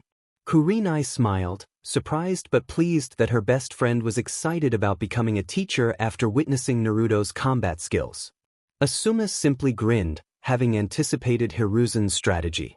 However, Minato was the most indignant, nervously laughing at the situation. Anko's reputation for SDSM and her bold demeanor only added to his frustration. Hiruzen chuckled, noting Anko's eagerness. Anko explained that she was looking forward to training the kids, believing they would keep her entertained. Minato, however, firmly opposed the idea, asserting that he was the leader and would decide what was best for his son. He insisted that Hinata needed to be close to Menma. But just then, Naruto, Hinata, and Hanabi entered the room. Anko stepped aside, teasingly presenting her new team. Minato trembled, fearing Naruto had overheard his intentions regarding Hinata. Naruto, serious, confronted Minato, questioning how he could prioritize one child's happiness over another. Minato, feeling cornered, tried to deny it, but Naruto was resolute. He declared that he did not recognize Minato as the village leader, criticizing him for being a poor leader and father. He dismissed the prophecy, stating that if he saw Menma near Hinata, he would not hesitate to act, just as he had with Perez. Minato's anger flared at the threat against his son. Minato, frustrated, insisted that Naruto would obey him because he was the leader, regardless of the circumstances. If the feudal lord approved this, Naruto, serious, declared that he would leave the village. It wasn't a threat, rather he expressed his unwillingness to belong to a village where the leader was willing to alter the happiness of one of his children for the sake of a prophecy, something not even inscribed on a wall or stone. Things could change, and he found it unacceptable. He had enjoyed his time in the village, but it was time to go. He noticed Hinata and Hanabi doing the same, while Anko joined in to play along. Minato, visibly frustrated, clenched his fists and lowered his head, refusing to be swayed by Naruto's words. Naruto insisted it wasn't blackmail. As the leader of the Uzumaki clan, he planned to request all the wealth and seals belonging to the village, as they had not paid the taxes for using them. He laid out the options, either accept Anko as their teacher, allowing him to stay in the village and forget about the debt, or they would leave. He casually mentioned that he owned a mansion in the Land of Fire, acquired through his work as a mercenary. He felt Hinata and Hanabi touch his shoulders, and he chuckled, clarifying that it was their work as mercenaries. He warned that the offer would expire the moment he opened the door. Just as he was about to turn the handle, he paused at Minato's voice. Minato, fists clenched and head bowed, conceded that Anko would indeed be their teacher. He acknowledged the village's debt to the Uzumaki clan and assured Naruto that they would pay the taxes now, but the seals could not be taken away, as they protected the village. Naruto smiled, pleased with the outcome, and mentioned that they would see Anko shortly. Anko smiled and reassured her students, indicating that she would overlook their previous mischief. She expressed her hope that they were ready for her test and left with her new team. All the Jounin were stunned. Naruto had defeated the Hokage in a game. Minato slammed his hand on the desk in frustration, casting a glare at Hiruzen, who had assigned all team-related matters to him while he went home to inform his wife that the plan had failed. At the academy, Naruto was deep in thought. Hinata, playing with her kunai, wondered what the Hokage would do next, especially since Naruto had outmaneuvered him in negotiations. She also expressed her concern for Naruto. Hanabi, hugging Kurama, agreed with her sister, noting that their opponents seemed regretful. Kurama countered that if they were truly remorseful, they wouldn't have allowed Hinata to associate with Menma. Naruto emerged from his meditation, acknowledging Kurama's point. He felt that no matter what happened, Menma and Mito would always be prioritized over him. He didn't harbor hatred for them, only pity, but he made it clear that he would not forgive them and would take action if they threatened his friends or new family. He drew his katana, which glowed with a blue aura, and sheathed it again, ready for whatever lay ahead. The next day, all the graduates gathered at the academy, eagerly awaiting their team assignments. Some arrogant individuals stared at Naruto as if they wished him harm. Naruto warned them that if they continued to glare at him, they might regret it. Menma smirked, making a cruel joke about Naruto's eyes, which had been taken from him. Hinata, half smiling, threatened Menma, brandishing her chain kunai, which startled him. Sasuke dismissed Hinata's threat, claiming that her fire was merely a spark compared to the power of the Uchiha. Hanabi teased Sasuke, reminding him that one of his own had extinguished their flames in a single night. Just as Naruto and Hinata were about to intervene, Kiba unexpectedly stepped in, warning Sasuke not to interfere unless he wanted to face the consequences. Kiba and Sasuke exchanged blows, but Kiba was determined to defend Hanabi, who unexpectedly kissed him, leaving him blushing. Hanabi smiled at Kiba, appreciating his defense but asserting that she could handle herself. She urged him to prepare for their upcoming match. Sasuke, annoyed, suggested Kiba should keep his dog on a leash, but before he could finish, Hanabi threw a smoke bomb and struck Sasuke, causing pain that echoed through the crowd. Many of Sasuke's admirers fainted at the sight. Sakura rushed to check on Sasuke, but Hanabi retaliated with a kick that left Sakura in pain. Hanabi remarked that Sakura should be grateful she hadn't caused more harm. Naruto, bemused, noted that it sounded like Sasuke had indeed been hurt. Hinata questioned Kiba's unusual concern for her sister, but Kiba insisted he needed to settle the score with Hanabi. As the chaos unfolded, Iruka arrived just in time to see Sakura preparing to fight. He intervened, concerned for Sasuke's condition. Menma attempted to accuse Hanabi, but the atmosphere shifted when someone unsheathed a katana, displaying impressive skill and silencing the room with a threatening smile. After a few moments, Sasuke recovered and sat down, while Iruka began announcing the team assignments. Team 7 consisted of Menma Namikaze-Uzumaki, Mito Namikaze-Uzumaki, Sasuke Uchiha, and Sakura Haruno, with their sensei being Kakashi Hatake and Kushina Uzumaki. Naruto felt indifferent about the Namikaze name, knowing they were no longer relevant to him, while Sakura rambled on about love conquering all until Iruka silenced her. Team 8 included Shino Aburame, Kiba Inozuka, and Sai, with Kurina Yuki as their sensei. Kiba was disappointed not to be paired with Hanabi, who winked at him, prompting him to look away. Team 9 was yet to be assigned, and Team 10 consisted of Shikamaru Nara, Choji Akimichi, Ino Yamanaka, and their sensei Asuma Sarutobi. Menma scoffed at the trio, questioning why they were grouped together, while Mito laughed, suggesting they were simply unworthy. Suddenly, a kunai shattered a window, and a mysterious ninja in a cloak appeared, declaring it was time for her team to shine and inviting them to a place where the wheat would be separated from the chaff. Everyone had an anime-style sweat drop, leaving the ninja with a blank expression. Iruka sighed, noting that Anko had already jumped ahead before announcing all the teams. Anko remarked that he was quite slow and then instructed her students to head to Training Field 44, prompting Naruto, Hinata, and Hanabi to stand up and leave the classroom. Ino asked Iruka who that loud ninja was, to which Iruka explained that she was Anko Mitarashi, an expert in interrogation, torture, and poisons, and he hoped for the souls of those three. Menma questioned why they were going to a children's park, and Iruka, with a half-smile, clarified that if a children's park was a forest where very few jounin were allowed due to its danger level, then yes, they were indeed going to a children's park. He added that Team 0 would be one of the best and wished them luck before leaving the classroom. Meanwhile, Menma, Mito, and Sasuke were very upset, wondering how a trio of fools, in their opinion, could be trained by a jounin of that caliber, especially in such a dangerous location. After that, each jounin appeared to take their team, except for Team Kushina arrived, dragging Kakashi by the ear and apologizing. When she looked around and noticed Team Zero was missing, she asked Sakura about them, who informed her they had gone to training field. Stunned by this, Kushina quickly headed to the training field with her entire team. Kakashi tried to reassure her that everything would be fine, but she ignored him and pulled her team into the terrifying forest. After about 20 minutes, they arrived, all sporting anime-style sweat drops. At the exit, Team Zero could be seen enjoying a wild boar while laughing and chatting. Anko expressed her amazement at Naruto's ancestors, noting that he had surpassed level 15 in seals.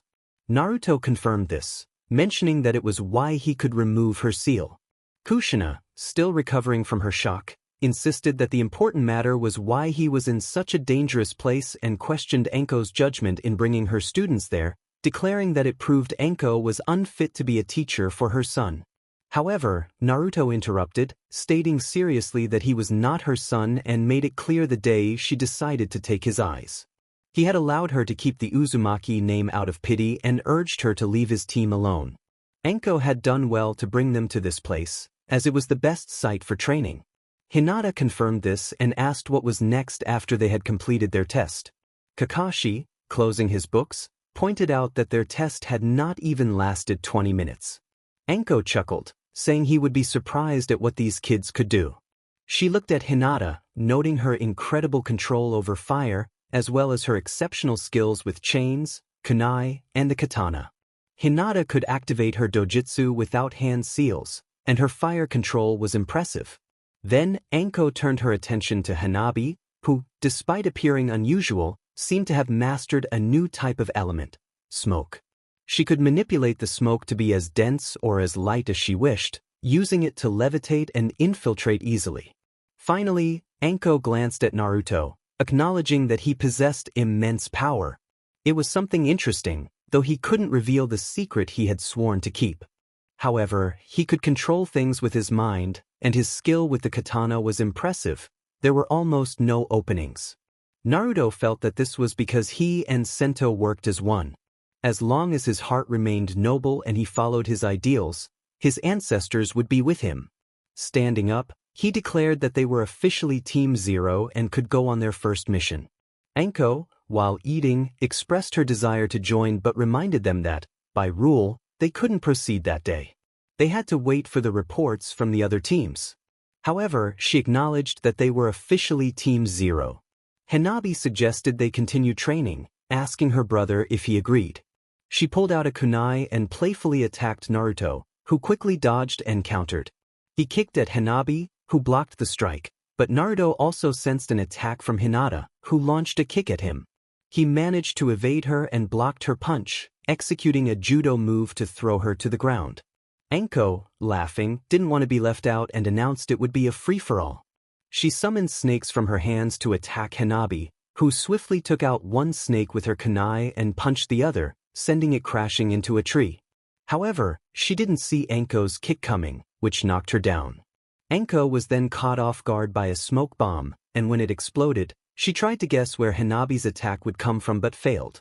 Hanabi kicked her in the back, but then she was enveloped in a blue aura and unexpectedly thrown toward a rock. Naruto used his telekinetic powers, but he suddenly felt someone behind him. It was Hinata, who slashed at him with her katana, which he narrowly avoided. Hinata quickly retracted her katana and kicked at him, but Naruto blocked it and attempted to sweep her legs, only for Hinata to jump over him. In response, Naruto drew Sento but kept it sheathed, trying to slash at her without success. This left everyone on Team 7 sweating profusely, as it felt more like a game than training. Kushina reacted, stating that Anko's test was invalid, which annoyed Team 0, but they decided to humor Kushina. In the training field, the teams conducted the bell test. Anko participated but only under the condition that her team would take it seriously, to which Kakashi and Kushina agreed, postponing it until the next day. Kushina showed up with her team, hoping to gather information from Naruto to bring him back, but to her surprise, They left, leaving her feeling sad. The next day, Team 7 was starving while Team 0 seemed unfazed. Anko and Kushina arrived with Kakashi tied up. They decided to proceed with the bell test, which seemed ridiculous to Team 0, but they had no other choice. Within half a day, Menma, Mito, and Sasuke found themselves tied to logs, while Team 0 collected all the bells, surprising Kushina and Kakashi, who hadn't anticipated that outcome. Both teams passed, and when they were about to celebrate, Kushina tried to approach Naruto, but he ran off, leaving her in tears. Menma and Mito were upset, not wanting to see their mother cry, and vowed to get back at Naruto for making her sad. Weeks passed, and Minato tried to assign missions to Team 0 alongside his son's team, but Hiruzen always intervened. In Minato's office, Menma expressed his frustration, demanding a real mission instead of the trivial tasks they were given. Minato explained that they hadn't completed the required number of missions and that 3/4 of their D-rank missions had failed. Kakashi suggested giving them a chance, mentioning that he had discussed it with Kushina, and they were in agreement. Just then, Anko entered, dropping 2 scrolls on Minato's desk, declaring that the bandits they had been searching for were in those scrolls. This irritated Menma, Mito, and Sasuke, who wondered how Team 0 could go on missions while they were still stuck. Hanabi chimed in, claiming it was the toughest mission they had undertaken. Menma scoffed, doubting their strength and dismissing it as a C-rank mission. Naruto corrected him, stating it was actually an A-rank mission, admitting he was exhausted more than he had ever been as a mercenary. Kushina was shocked to hear that. Hinata confirmed that she and Hanabi were SSS-class mercenaries, showing Kakashi the bingo book as proof. Mito, annoyed, questioned how someone like Naruto could have such a classification. Naruto retorted that if Mito didn't believe it, that was her problem, and pointed out that just because she and Menma were not particularly bright didn't mean they weren't ninjas. This led to Menma and Mito attempting to attack him, but they were stopped. Minato assigned a C-rank mission to Team 7, which involved escorting a large man carrying a sake bottle. He mocked the team assigned to protect him, but at that moment, Naruto read the man's thoughts. He requested that his team also take on the mission to support Team 7. Kushina and Minato saw this as an opportunity for Naruto to integrate into Team 7, hoping that if everything went well, Kushina could persuade him to leave Team 0 and join them, allowing her to understand his past and help him return. However, some opposed this. Sasuke told Naruto to forget it, insisting that it was their mission. Menma agreed, telling him to stick to D-rank missions which were more suitable for a team like his. Hanabi pointed out that they had no D-rank missions, boasting about their 25 B-rank missions, 14 A-rank missions, and 2 S-class missions, shocking Kakashi and Kushina. Minato sighed and acknowledged this, but it also stirred jealousy in certain members of Team 7, leading to a dramatic scene. In the end, Minato relented. Naruto didn't care much about the mission but was more concerned about the client's well-being. Hiruzen, who was present, remained neutral in the situation. Kushina was very upset. She couldn't believe that her son's tantrums could lead Naruto to participate in such a mission. After completing this mission, she planned to have a serious talk with her children and Sasuke's mother, who was her best friend. About 2 days later, an Umbu appeared in front of Team 0, informing them that their presence was needed immediately. When they arrived at Minato's office, he briefed them on the mission, which was clearly a B rank or even an A rank. Team 0 reluctantly accepted the task of rescuing Team 7 and set off as quickly as they could. It took them about 2 days to reach Team 7, who were engaged in battle against a formidable opponent. Kakashi and Kushina were trapped in a water prison jutsu. Kushina instructed Menma and Mito to take the client and leave. Mito protested, saying they couldn't leave her behind. Kakashi, serious and focused, told them to listen. Suddenly, a mysterious figure laughed, revealing a clone among the Genin and the client, preparing to strike. Just in time, a kunai with a chain pierced the clone, aiming directly at the mysterious ninja's head. He managed to dodge the attack, freeing Kushina and Kakashi. Kakashi recognized the reinforcements: Hinata, Hanabi, Naruto, and Anko. He was glad to see them. Anko warned him not to thank them, as the fight was far from over. Naruto, serious, identified the mysterious figure as one of the henchmen working for a criminal named Gato. The figure, Zabuza, taunted Naruto, questioning his abilities without his sight. Hanabi recognized Zabuza as a rogue from the Mist Village, one of the 7 legendary swordsmen. Zabuza acknowledged that someone knew him, implying it was impressive for a young girl to recognize him. Hinata, ready for battle, noted that Zabuza was an A-rank ninja, almost S-rank, and challenged him to see if his reputation held true. Naruto stepped forward, insisting that he would handle Zabuza. Kushina tried to intervene, but her body was suddenly enveloped in a blue aura and thrown against a tree. Naruto declared that he didn't need her permission, only Anko's, and she agreed. Zabuza, underestimating Naruto, prepared to attack with his sword, but was shocked when Naruto blocked the strike effortlessly. Naruto retaliated with a powerful kick to Zabuza's stomach, causing him to stagger back. He took a fighting stance, ready to face Zabuza, who was slightly impressed but still confident in his skills. Zabuza acknowledged Naruto's impressive stance but doubted he could win, even with an advantage. Naruto clarified that he didn't need his sight to defeat Zabuza and urged him to stop talking and fight. As Zabuza charged, he attempted a feint, but Naruto anticipated the move and blocked it just in time. Zabuza was taken aback by Naruto's quick reflexes. The battle continued, with Naruto using his agility to gain the upper hand. He executed a series of attacks, landing blows to Zabuza's body while dodging his strikes. Zabuza, though skilled, found himself struggling against Naruto's precise and powerful moves. As the fight progressed, Naruto's determination shone through, even without his sight. He demonstrated an impressive ability to target Zabuza's weak points, leaving the rogue swordsman stunned. Meanwhile, Team Konoha watched in shock, with Sakura expressing disbelief at how Naruto was holding his own against Zabuza. Hanabi remarked that Naruto hadn't even unleashed his full power yet, capturing everyone's attention. Kakashi, using his Sharingan, questioned what Hanabi meant. Menma, frustrated, demanded to know what she was implying, claiming to be the hero of the prophecy. Hinata laughed at him, recalling how he had frozen in fear earlier. She defended Naruto, stating that he fought to protect those in need until his last breath. Kushina, serious, asked Hinata why she referred to Naruto in such a familiar way and how she knew so much about him.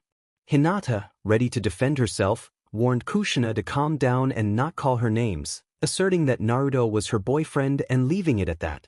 She wanted to focus on the battle, which was about to escalate.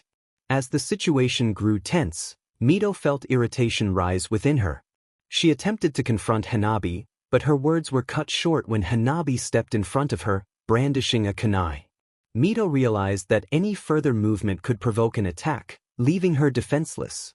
Sasuke demanded answers about the source of Naruto's power, claiming it belonged solely to an elite Uchiha. However, he was interrupted when a kunai pressed against his neck, and Anko warned him to be quiet, asserting that he was not part of the elite and threatening him with dire consequences if he continued to speak. Kakashi, serious and composed, intervened, reminding Anko of her responsibilities. Anko retorted, accusing Kakashi of neglecting his duty to protect Naruto while focusing on training others. Kushina, confused, questioned Anko's intentions, while Hinata, frustrated, insisted on watching her boyfriend fight. Menma, eager for attention, claimed superiority, but Hinata, fueled by anger, threatened to remove his eyes and tongue if he continued to boast. Tazuna, the builder, intervened, reminding them that they were there for a mission, not to bicker. He noted that despite his blindness, Naruto fought exceptionally well. In the ongoing battle, Naruto relentlessly attacked Zabuza, refusing to give him a moment's respite. However, Zabuza retaliated, landing a kick that sent Naruto tumbling to the ground. Concern washed over Hinata, Hanabi, and Anko as they realized Naruto was vulnerable without his weapon. To their surprise, Sento, Naruto's sword, began to move on its own.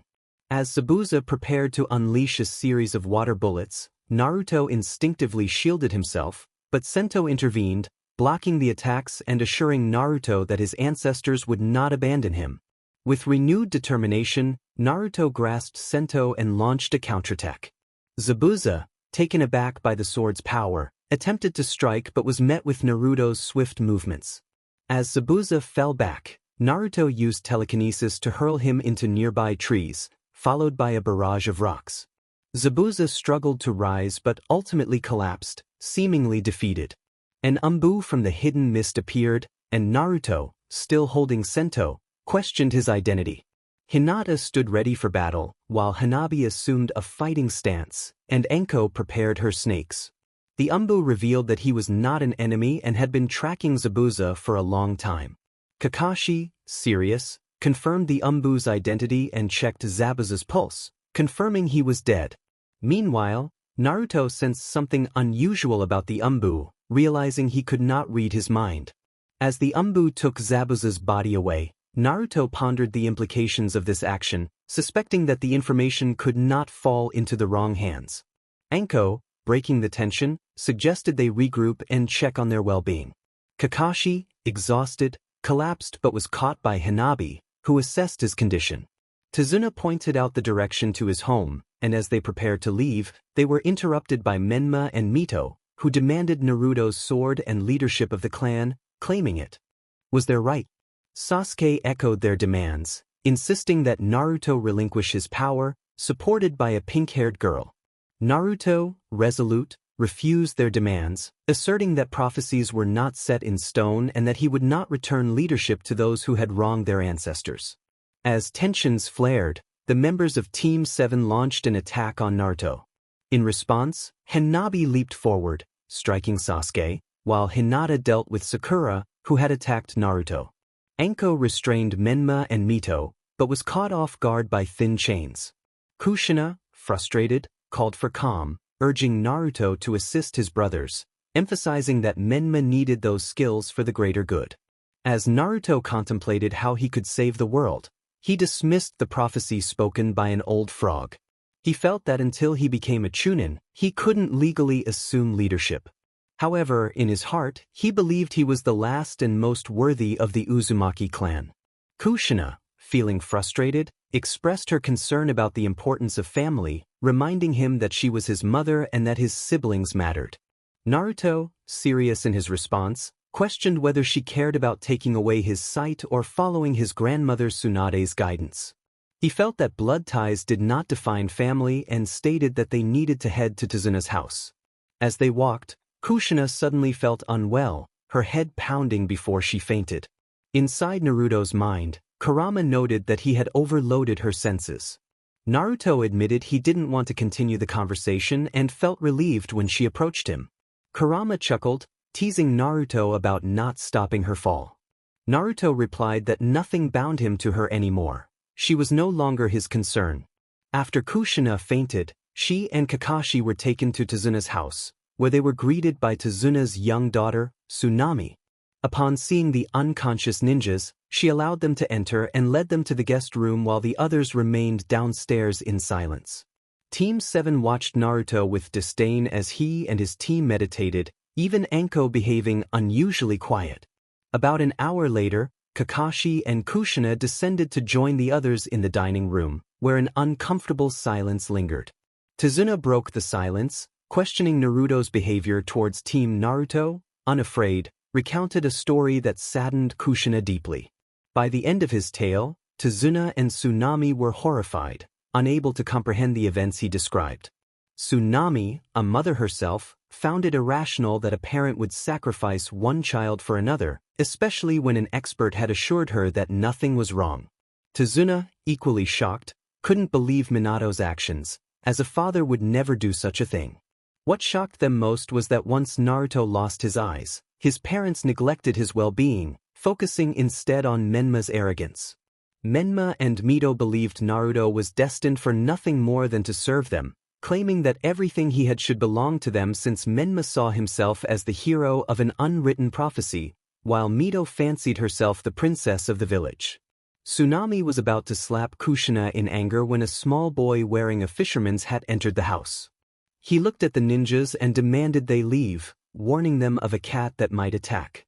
Menma scoffed, claiming no one could harm him as he was the hero of a prophecy, while Mito echoed his sentiment, declaring herself untouchable as the village princess. Sasuke added that he doubted the cat could stand against an elite Uchiha. Tsunami urged Inari to calm down, but he expressed his frustration at the presence of the ninjas, insisting they should return to their village where people could protect them from suffering. At his words, everyone turned to Naruto with concern. Naruto, serious, began to share a story to help Inari understand how fortunate he was to have a mother and a father who sacrificed for him. Inari was taken aback, questioning how Naruto knew about his father. Naruto explained that he had a unique gift and urged Inari to listen closely. He told a tale of a boy who grew up with two brothers who often blamed him for their mischief. A guardian was supposed to watch over him but was always absent, seeking someone deemed more important. One day, one brother played a prank that led to an accident, resulting in the boy being taken to the hospital. Despite assurances from a skilled doctor that he was fine, his parents chose to ignore her and instead listen to someone else.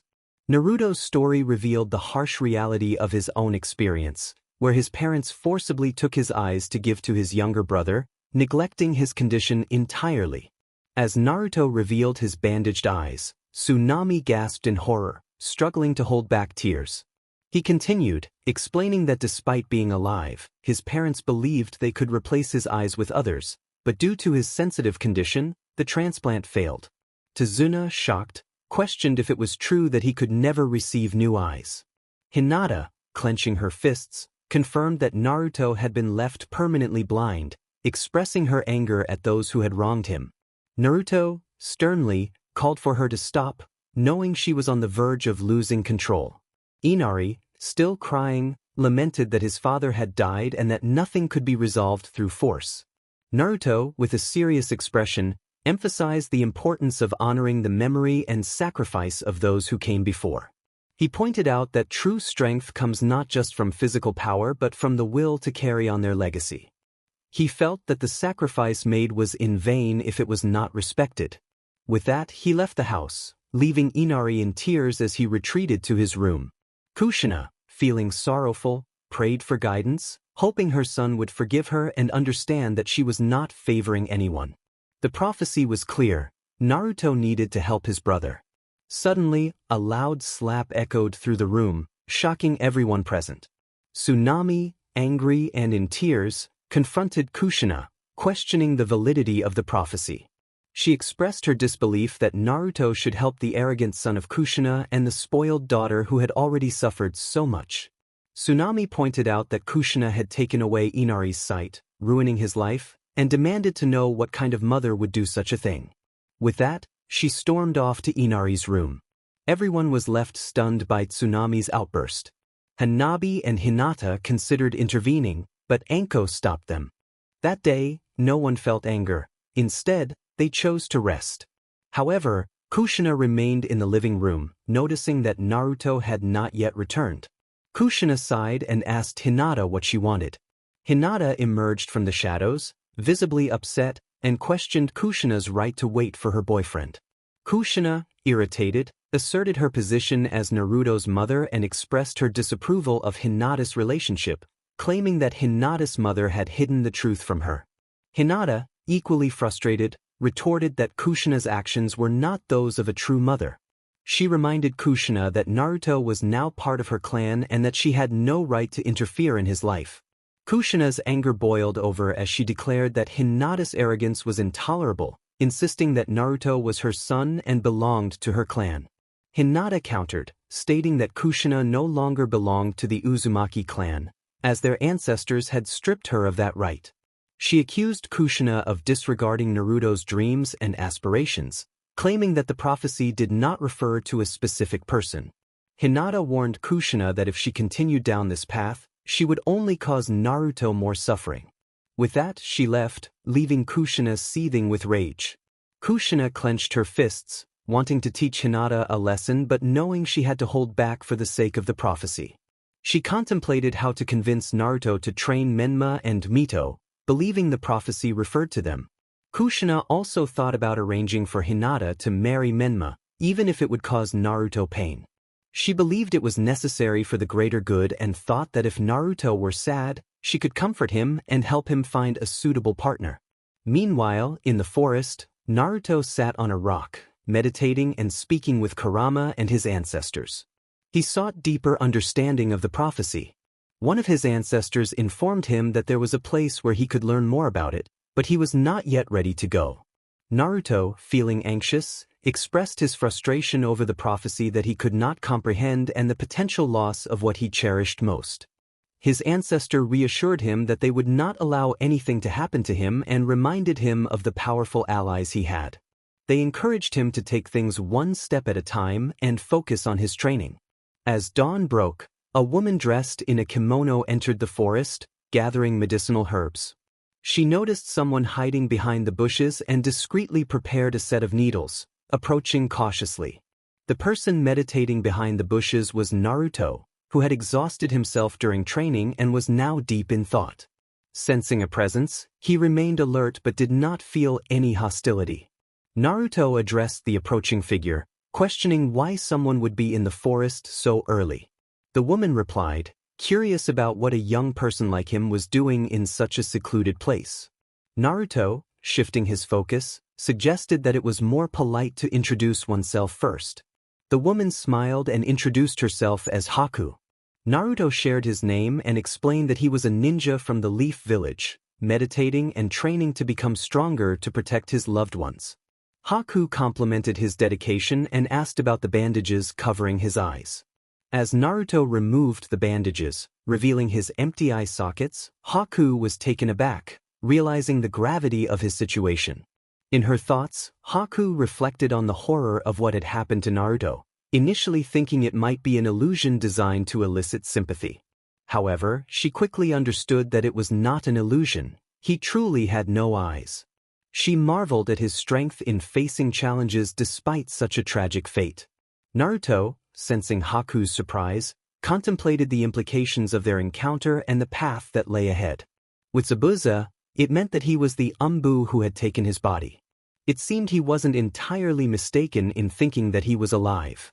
However, this was strange. Despite being an ally, he felt no aggression or hostility. He didn't understand why, but he knew he couldn't let anyone find out that he was aware of Haku's connection with Zabuza. This was the shared thought between them at that moment. Naruto wrapped a bandage around Haku to help pull him out of the shock, and it worked. Haku felt a deep sadness within him. Naruto felt a twinge of regret for any discomfort he may have caused. He had not realized that was why she wore the bandage. He asked her what a young lady like her was doing in such a dangerous place. Haku explained that she had come to gather medicinal herbs for a sick friend, and she was worried about him as she was taking care of him. She tried to block her thoughts, unaware that her mind had already been read, including the reason she was helping Zabuza.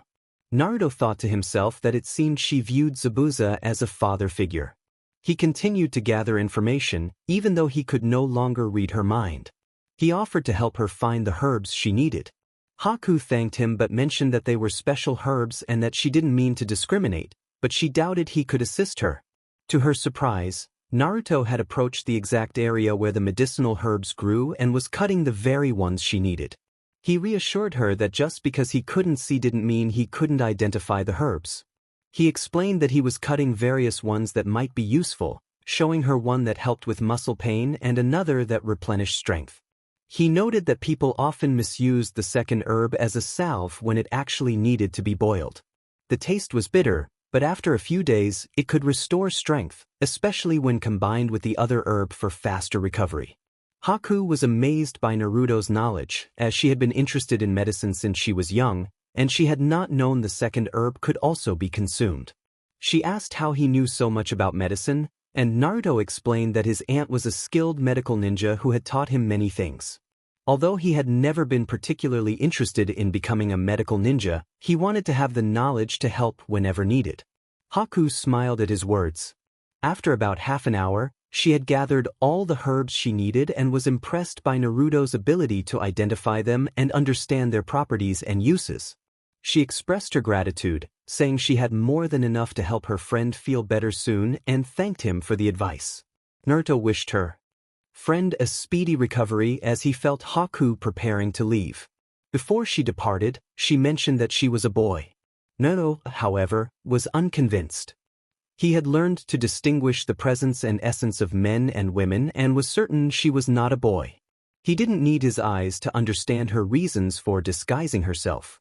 He turned to leave, telling her to convey his hopes for Zabuza's recovery. Haku was left in shock, realizing that Naruto had recognized her connection to Zabuza. What surprised her more was that he had not attacked or interrogated her. However, it only deepened her distrust in using the herbs effectively for Zabuza. Yet, a part of her urged her to trust him as she departed. Back at Tazuna's house, Naruto opened the door to find someone sleeping on the sofa. The person quickly rose into a defensive stance. The woman with nearly white hair demanded to know who he was. Naruto thought it was strange, as he had assumed she was sleeping with her team. He addressed her as Kushina, noting he hadn't expected her to be on guard. He sensed her desire to embrace him, but he stepped back to avoid it. Kushina, looking sad, questioned where he had been and why he had returned so late, expressing her worry for him. Naruto firmly reminded her that he was not her son and explained he had been training in the forest, following the intense training of his ancestors. He questioned why she was concerned for him, stating that if he were Menma or Mito, he would understand her worry.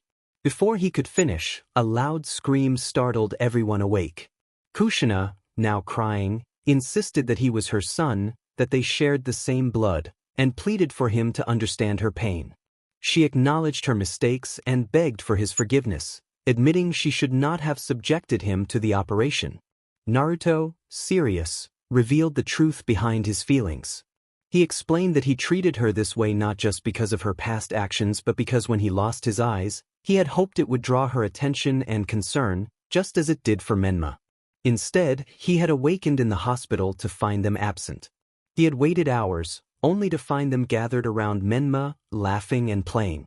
Hearing her say she would do anything for Menma and Mito hurt him deeply, especially when she had given Menma a toy she had once given him, saying it wouldn't matter to Naruto. Kushina was left horrified, realizing the truth in his words. She had focused solely on Menma that day, neglecting Naruto entirely. The only thing that had connected him to her was a toy, something she had chosen to give away. She remained silent, tears streaming down her face. Kushina, still crying, whispered her apologies.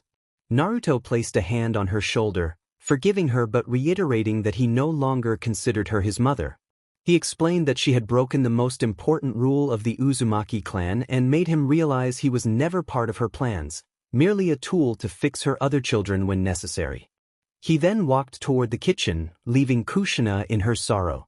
Hinata turned to face Kushina, expressing her understanding of Naruto's choices.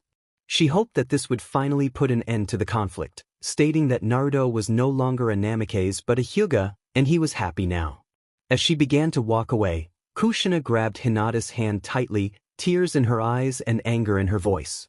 She insisted that Naruto was part of her family, not Hinata's, and warned her that she would forget about him because she had a destiny to fulfill with Menma.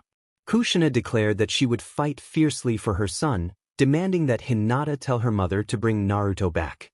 Hinata, however, refused to associate with someone she deemed a thief and a hypocrite, stating that she would inform her mother to prepare for a confrontation. With a fierce determination in her eyes, she warned Kushina that just as she would fight for Naruto, her mother would do the same, and they should both be ready for the battle ahead. Hours passed, and Kakashi arrived with a crutch, announcing that it was time for training. Anko suggested that one team should protect Tazuna and his workers while the others trained. While everyone agreed, there was disagreement about sending a full team. Kushina proposed that one of them should accompany Tazuna along with a Genin. Kakashi acknowledged that the Genin were not yet prepared to face a greater threat like Zabuza. Anko countered that her team was more than ready for such challenges. Hanabi suggested that Kushina should go with Tazuna, and Tazuna, serious, stated that it was unnecessary for them to worry. He reassured them that they could train while he waited for someone to join him at the bridge, confident that nothing would happen until news of the mercenaries' failure reached the enemy. Kakashi agreed but insisted that someone should stay with Tazuna at his home just in case. Naruto volunteered, forming hand signs to create solid shadow clones. Kushina was shocked to see him using the Kagebunshin technique, questioning why he would use such a dangerous technique. Naruto explained that it was only dangerous for those without a bijou, and thanks to Kurama and his training, his chakra reserves were significantly higher, allowing him to create many clones without difficulty. Mito scoffed, implying that Naruto's abilities were solely due to the fox's chakra. Naruto clarified that as an Uzumaki, his chakra reserves were vast, unlike the exiled ones. He suggested that his clones should accompany Tazuna while others remained at home in case of trouble. The group headed to a nearby forest with a lake, where Team 7 was receiving instructions. Kakashi began teaching them how to climb trees. Menma pointed out that they already knew how to do that, and Kushina smiled, noting that they could only do it using their feet. Anko expressed disbelief that they were only now learning this after nearly a month of training. Kakashi explained that they had focused more on teamwork but realized that it was essential to teach them this skill. Kushina agreed, questioning his tone. Hanabi chimed in, revealing that they could also walk on water, waterfalls, and even fire without getting burned, leaving Kakashi and Kushina in shock while Sasuke, Menma, and Mito felt jealous. Sasuke, irritated, insisted that it was impossible for anyone to surpass an Uchiha, while Menma echoed his disbelief. Naruto, sitting calmly, reminded them that just because they couldn't do something didn't mean others couldn't. He emphasized that they took their training and missions seriously. Mito, crossing her arms, challenged Naruto to prove it instead of just talking. In response, Naruto stood up and walked on water, surprising Team 7 as he began to meditate effortlessly on the surface. He encouraged them to start training, noting that it was surprising they couldn't perform such basic techniques. As they continued, 3 figures approached, also walking on water and joining Naruto in meditation. Kakashi questioned their actions, suggesting they should be training instead. Anko explained that they were practicing a more efficient way to use chakra, as walking on water and trees consumed a lot of energy. Hanabi added that their training involved more than just meditation, pulling out a kunai and launching an attack at Anko, who reacted swiftly, using chakra to perform a cartwheel and throw shurikens and kunais in response. Hinata executed a series of movements, igniting the water and melting the weapons, which shocked everyone. Just as a kunai was about to hit her, it melted before reaching her. She then created a fireball and launched it at Naruto, who vanished in a puff of smoke and reappeared underwater, landing a strike on Hanabi. Anko dashed toward Naruto, throwing punches that he skillfully dodged. Behind him, Hinata appeared, delivering a kick that Anko narrowly avoided. The two engaged in a series of attacks, their movements enveloped in a blue aura before they were sent crashing into Hanabi, disappearing in a cloud of smoke. Naruto jumped back to evade an underwater strike from Anko, sitting to block Hinata's sword attack from above, but he was unprepared for an explosive surprise. Smoke filled the air as Hanabi appeared, delivering a swift blow to Naruto's stomach and following it with a kick to his face. However, she was caught off guard when Anko seized her from behind and executed a suplex, causing Hanabi to sink slightly into the water. Just then, Hinata stepped in front of Anko, striking her with a kick to the ribs, a punch to the face, and another to the jaw, sending Anko tumbling down.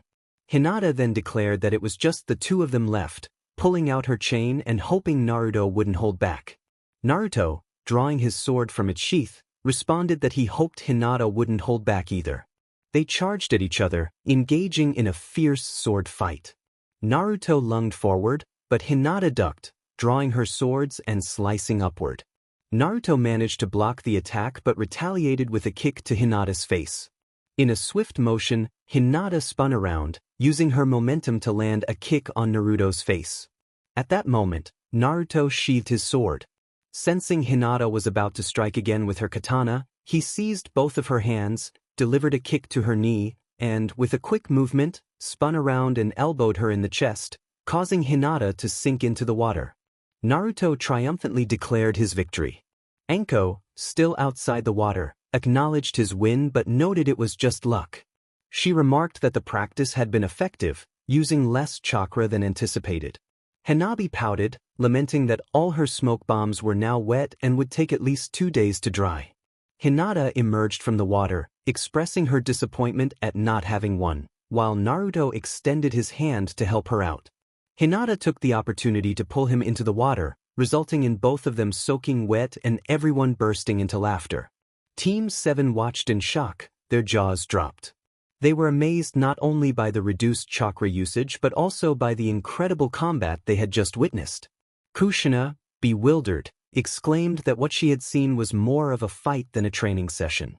Kakashi, sweating slightly, clarified that while it appeared to be a fight, it was indeed a training exercise, as their chakra levels remained practically intact, indicating efficient functioning. Menma clenched his fists in frustration, unable to believe that Naruto, whom he considered a nobody, was surpassing him. Determined, he resolved to train by walking on water too. Sakura expressed her confusion about how they managed to walk on water, while Sasuke, using his Sharingan, explained that they utilized chakra in their feet, with a different density than usual. Kakashi confirmed that while they did use chakra in their feet, mastering tree walking was essential before attempting to walk on water. As Kakashi and Kushina spoke, everyone listened intently. However, Kushina felt a pang of sadness. She wanted to teach Naruto everything and was proud of his abilities. She realized how extraordinary Naruto was but also understood that mastering the skill of walking on water was challenging. She even considered asking Naruto to help teach his siblings what he knew, knowing he wouldn't refuse. Unfortunately, by the end of the day, Naruto flatly refused to teach them, which disappointed Kushina. She hadn't expected him to be so selfish and tried to persuade him, but Naruto remained resolute. Kushina felt a mix of sadness and disappointment regarding Naruto's attitude. She understood why he felt that way toward her, knowing it was her fault for having done something that no one in their right mind would do. However, she believed it wasn't a justification for not helping his siblings, as they were innocent in her eyes. Days passed, and Team 7 was assigned to protect Tazuna at the bridge, while Team 0 stayed at Tazuna's house to look after Inari and Tsunami. During this time, 2 bandits threatened Tazuna's family, but their enjoyment was short-lived. One of the bandits fell, incapacitated by the smoke created by Hanabi, who had expertly used her fingers to manipulate the situation. Hinata urged herself to move aside as she swiftly dispatched the bandit, sending his head crashing against the trunk of a tree. With precision, she threw a sword that struck true, pinning the bandit's head in place. Anko, with a half-smile, remarked on Hinata's enduring brutality. Hanabi acknowledged her sister's fierceness but pointed out that the presence of these bandits indicated that the cat mafia was making its move against their family. Naruto, serious in demeanor, suggested that they assist Team 7, as the battle was likely taking place on the bridge. Hinata, equally serious, noted that if they all went, more bandits might come after Tazuna's family. Naruto decided to use shadow clones to protect Tazuna's family while the rest headed to the bridge. On the bridge, Kakashi declared that the fight would end there, preparing a Chidori to finish things once and for all. Kushina, feeling exhausted, urged Kakashi to hurry, expressing her uncertainty about how much longer her chains could hold. As Kakashi launched his attack, an unexpected force blocked him, preventing his strike from landing. He realized that his body was ensnared in an embrace. Struggling to move, he recognized that only one person could do this: Naruto, who stood with Team 0 beside them. Naruto, with a serious expression and a telekinetic aura, stated that the fight could not continue, as they were no longer enemies. He noticed that Zabuza was unable to move his arms, and with a swift movement he turned on his companion. Kushina pointed out that Zabuza had attacked his own ally, calling him scum. Zabuza retorted, expressing his disdain for Kushina, accusing her of sacrificing one child for the sake of another. He looked at Naruto, revealing his wish for a girl to join them, believing she would be better off without him, as he didn't want her to witness the violence. A voice interrupted, mocking Zabuza for not being as fearsome as the rumors suggested. The scene continued with Zabuza confronting a figure known as the Cat, who expressed disappointment at Zabuza's failure and boasted about not needing his services anymore. Naruto recognized the Cat's voice as annoying and dismissed him as insignificant. Hinata, brandishing a kunai with a chain, moved with impressive skill, commenting on the Cat's stature and making everyone laugh, even the mercenaries, who tried to hide their amusement. Hanabi remarked on the Cat's reputation, downplaying his threat and expressing her disillusionment with the image of mafiosos. Anko then urged the group to begin the battle. The cat laughed, underestimating the four of them and mocking their chances. However, he was abruptly silenced as Naruto launched an attack that pierced through him. The sword, glowing with a strange blue aura, cut through the cat effortlessly, leaving everyone stunned as it returned to its sheath. Haku, shocked, questioned the nature of the jutsu, while Zabuza noted that the sword had obeyed Naruto's commands and that its aura was not chakra. Naruto confirmed this, hinting at deeper secrets, which left Kushina saddened and Menma and Mito frustrated. Sasuke, on the other hand, felt angered, wanting to know how to gain such power for his own revenge. As the mercenaries discussed their next move, one fell dead from a kunai, surprising everyone. Meanwhile, Haku cried out for Zabuza, held back by Anko and Hanabi. Naruto, serious, insisted they had to help him, but Kakashi stopped him, reminding him that Zabuza had chosen this path to protect someone he cared for, even at the cost of his life. Hinata reluctantly agreed, acknowledging that they could not intervene at that moment. Naruto, releasing his grip, expressed his belief that everyone deserved a second chance and wanted to give that opportunity to Zabuza, who lay gravely injured. Haku, in tears, fell to her knees, pleading for Zabuza, the closest thing she had to a father. Naruto acted without hesitation, using his telekinesis to launch an enemy toward his teammates before rushing to assist Zabuza. Kushina, rising to her feet, called out for Naruto to stop, but she was held back. Hinata, adjusting her mask, insisted that they should not interfere with Naruto's condition, as he would only be a burden. She declared it was time for Team Zero to show why they were the best in Konoha, grabbing her kunai and sprinting forward. In a flash, she appeared in front of a mercenary midair, delivering a powerful kick to his face while drawing two swords to block incoming projectiles from other mercenaries. As the mercenaries attacked Hinata, they were suddenly bitten by snakes, and a thick cloud of smoke enveloped the area. Within it, several mercenaries screamed, as if they were being consumed by flames. Meanwhile, Naruto was engaged in battle with Sento drawn, determined to save Zabuza, who was fighting with the last remnants of his strength, severely injured. In a surprising turn, Naruto allowed Sento to fight on its own, causing shock among the onlookers as a ghostly samurai warrior emerged from the sword, attacking the mercenaries. Naruto dashed toward Zabuza, skillfully blocking spears with his hands and dodging swords and axes with remarkable agility. One mercenary, frustrated, remarked on Naruto's supposed blindness, believing he had found an opening. However, a kunai suddenly pierced the mercenary's skull, pulling back to reveal the gruesome aftermath. Hinata, determined, warned Naruto that he would face consequences after this battle. She swung her chain, striking a mercenary in the face and shattering his jaw. Hanabi joined the fray, using a curved kunai to slash at another mercenary's neck. Just then, another mercenary lunged at her, but she vanished into the smoke, leaving him to cry out in agony as his skin began to deteriorate. Anko skillfully evaded attacks, breaking the arms and legs of mercenaries, and occasionally snapping necks, relishing the chaos. Despite their efforts, the sheer number of mercenaries was overwhelming. However, the casualties they inflicted were enough to make the remaining mercenaries drop their weapons and flee, especially when they saw Inari leading the entire village in their liberation. Cheers of victory echoed throughout the area, filling everyone with joy. Yet, the celebration was abruptly overshadowed by the cries and wails of someone in pain, heralding the arrival of rain. Haku cried as she desperately tried to remove the spears from Zabuza's back, but she was unable to do so until Hanabi and Anko came to help her. Zabuza, in a weakened state, called out to Haku, expressing his sorrow.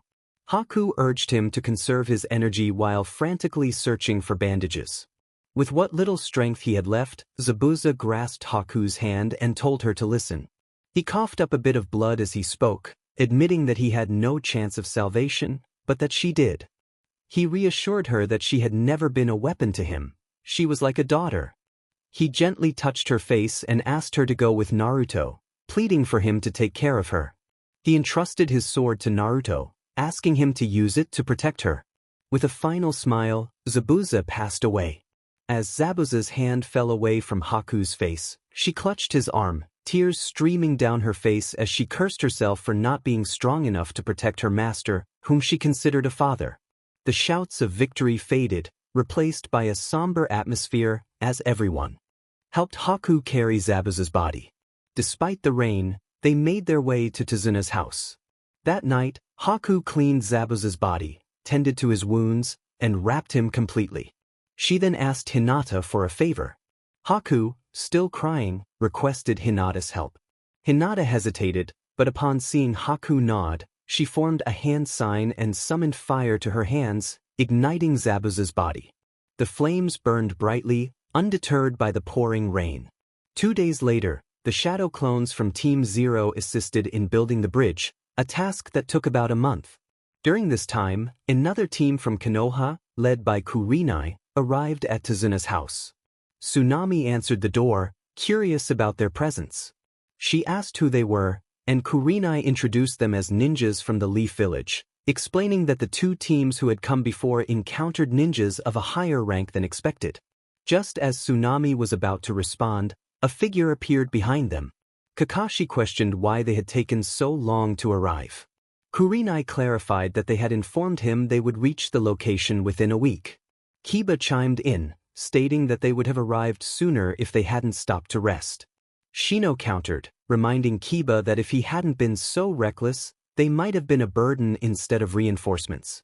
Kiba insisted it was crucial for them to arrive on time, pondering what might have happened if they hadn't. In a moment, only Menma, Mito, Sasuke, and Sakura were present, while the other three were missing. Sasuke, feeling irritated, confronted Kiba, who stood his ground. Kiba responded, implying that Sasuke was not listening properly. As the tension escalated, both were ready to throw punches, but before they could, a hand intercepted Sasuke's fist, and a swift kick landed in his stomach. Another arm deflected Kiba's blow, and someone tapped Kiba on the head. The newcomer scolded Kiba for not fulfilling his role as a support and instead engaging in a fight. Kiba rubbed his head, annoyed, and recognized Hanabi, who was clearly frustrated. She chastised Kiba for provoking Sasuke and urged him to stop being impulsive. Kiba, still irritated, tried to respond but was silenced by Hanabi's commanding shout, which made him kneel in SBMsen.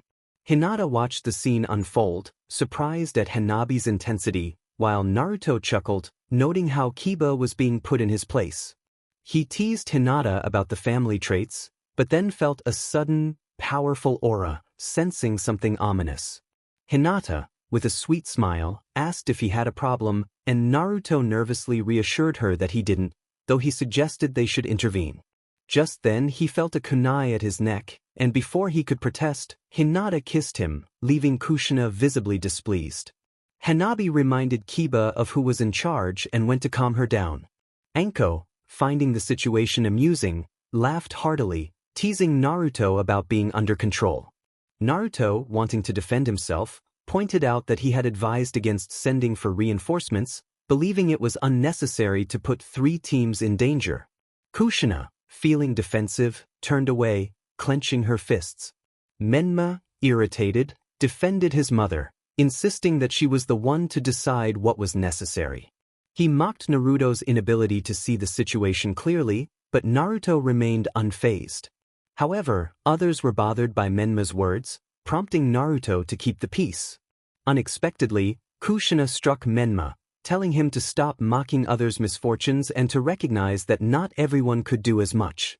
Tsunami interjected, asserting that Naruto had accomplished a great deal during his mission, defeating a dangerous mercenary and assisting a girl in distress. She challenged Kushina, reminding her that her children had been unconscious while Naruto and his team had fought bravely. Kushina's anger flared, and her children prepared to respond, but Tizuna and his grandson arrived just in time.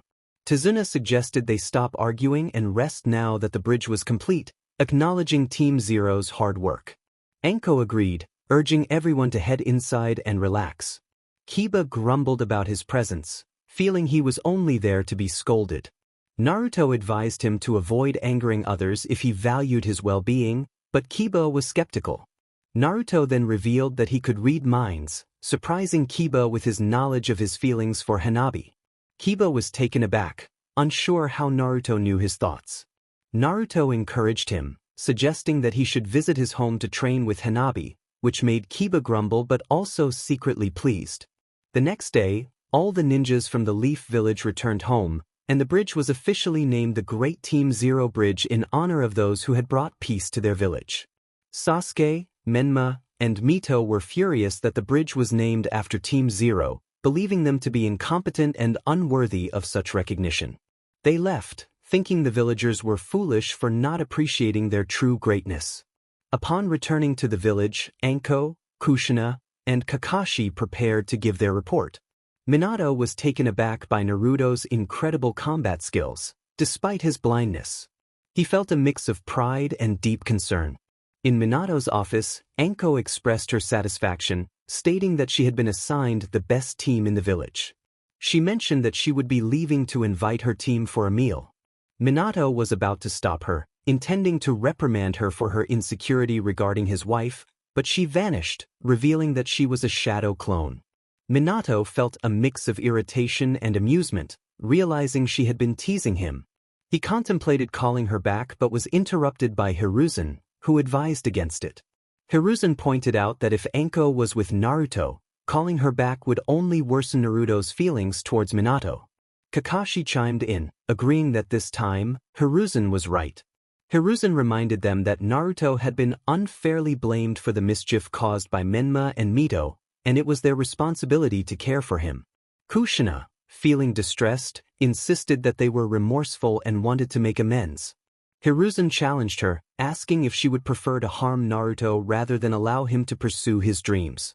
Kushina, upset and tearful, argued that she only wanted what was best for her son. She believed he needed to understand that he was not the child of the prophecy meant to save the world, that responsibility lay with his brother or sister. Hiruzen, frustrated, pointed out that she was prioritizing a prophecy over her children's happiness. Minato intervened, stating that sacrifices were necessary for the greater good and that Hinata needed to fulfill her destiny alongside Menma. Hiruzen stood up, expressing his disappointment in both of them for not understanding the consequences of their actions. He left the office, leaving Minato and Kushina in despair. Meanwhile, in Training Field 44, Naruto and his team were training when he sensed dark presences nearby. He quickly informed his team telepathically, and they hid expertly. Suddenly, someone approached Naruto, demanding that he accompany them to see Lord Danzo. Naruto refused, stating he had no intention of meeting with Danzo and warned them that they could try to use force if they wished. Danzo appeared from the shadows, acknowledging Naruto's unique ability to sense danger. He insisted that Naruto needed to come with him. Naruto retorted that he would not become a pawn for Danzo's schemes and that people like him would always face consequences for their actions. Danzo, intrigued by Naruto's aura, threatened that if Naruto refused to cooperate, he would investigate his abilities after his demise, seeing it as a potential trophy.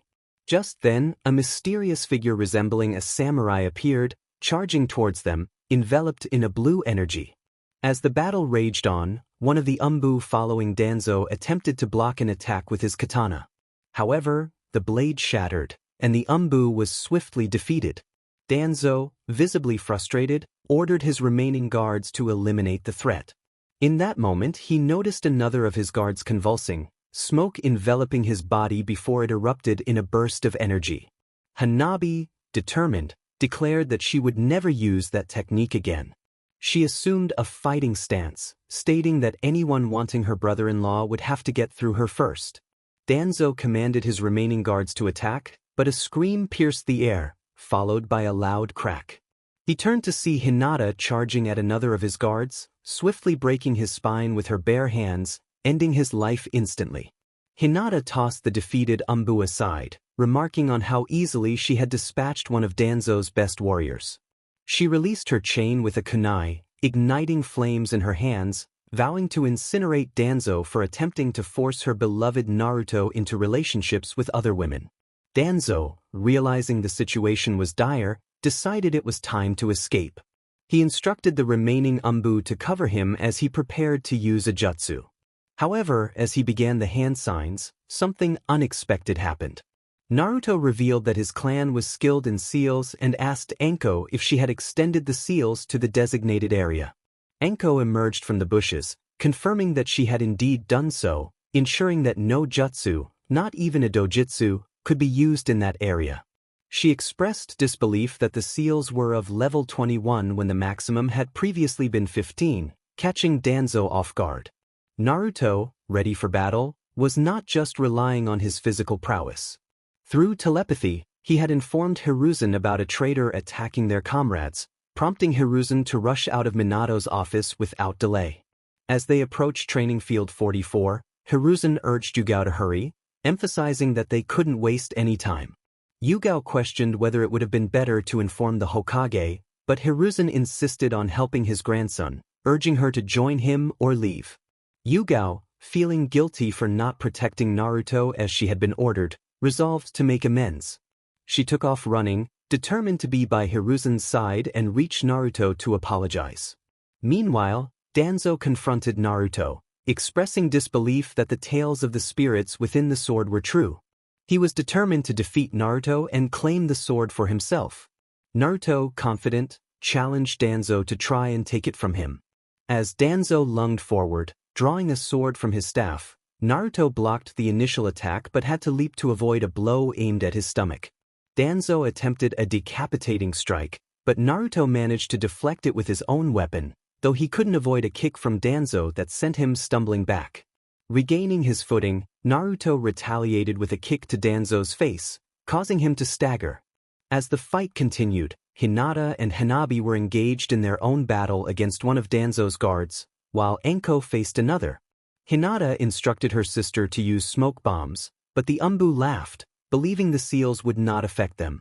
Hanabi, however, demonstrated her speed and skill, surprising the Umbu with a swift cut to his leg.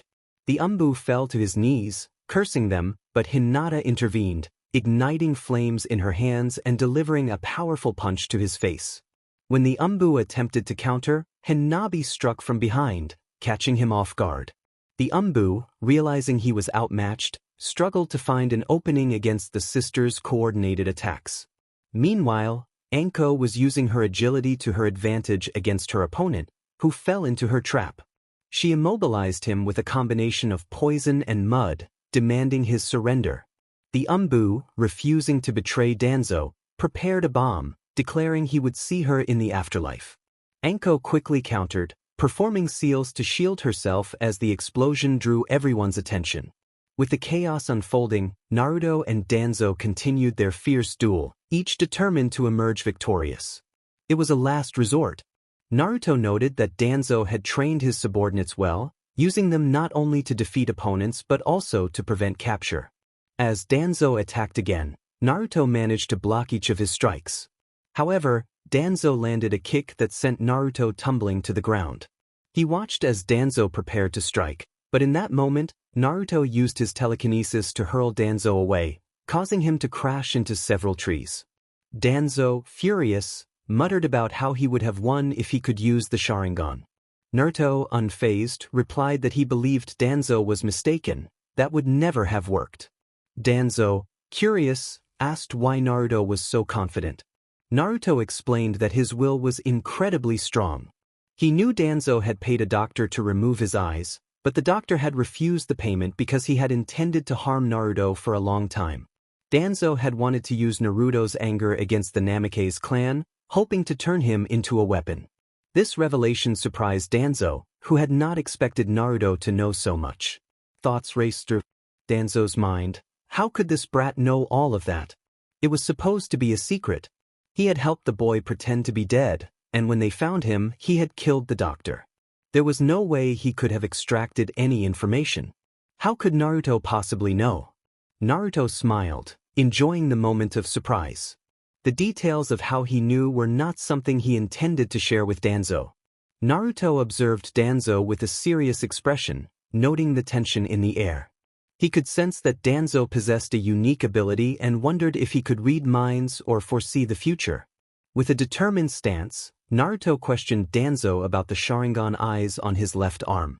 Danzo, maintaining his serious demeanor, acknowledged Naruto's insight, suggesting he was akin to the Yamanaka clan, capable of entering the minds of others. However, Naruto clarified that he did not require chakra like they did. He vowed to avenge his clan, revealing that he knew Danzo was responsible for the destruction of Yuzu during the attacks from Iwa and Kimo. Danzo, with a sinister chuckle, confessed to his actions, admitting he had not sent reinforcements as ordered because he recognized the threat posed by the Uzumaki clan. He expressed no regret for his decisions. Naruto, undeterred, pointed out that while Danzo was fixated on him, he had overlooked the fact that they had unexpected guests nearby, indicating some trees. This revelation only fueled Danzo's anger further. Meanwhile, Hinata faced the last remaining Anbu, who was battered and bleeding from numerous injuries. She asked if he was ready to surrender, to which he defiantly replied that he would never give up. Secretly, he prepared a paper bomb, admitting they had underestimated their opponents but planned to take them down with him. However, before he could execute his plan, Hinata conjured a vortex of fire, teleporting the Anbu away just as an explosion echoed in the distance.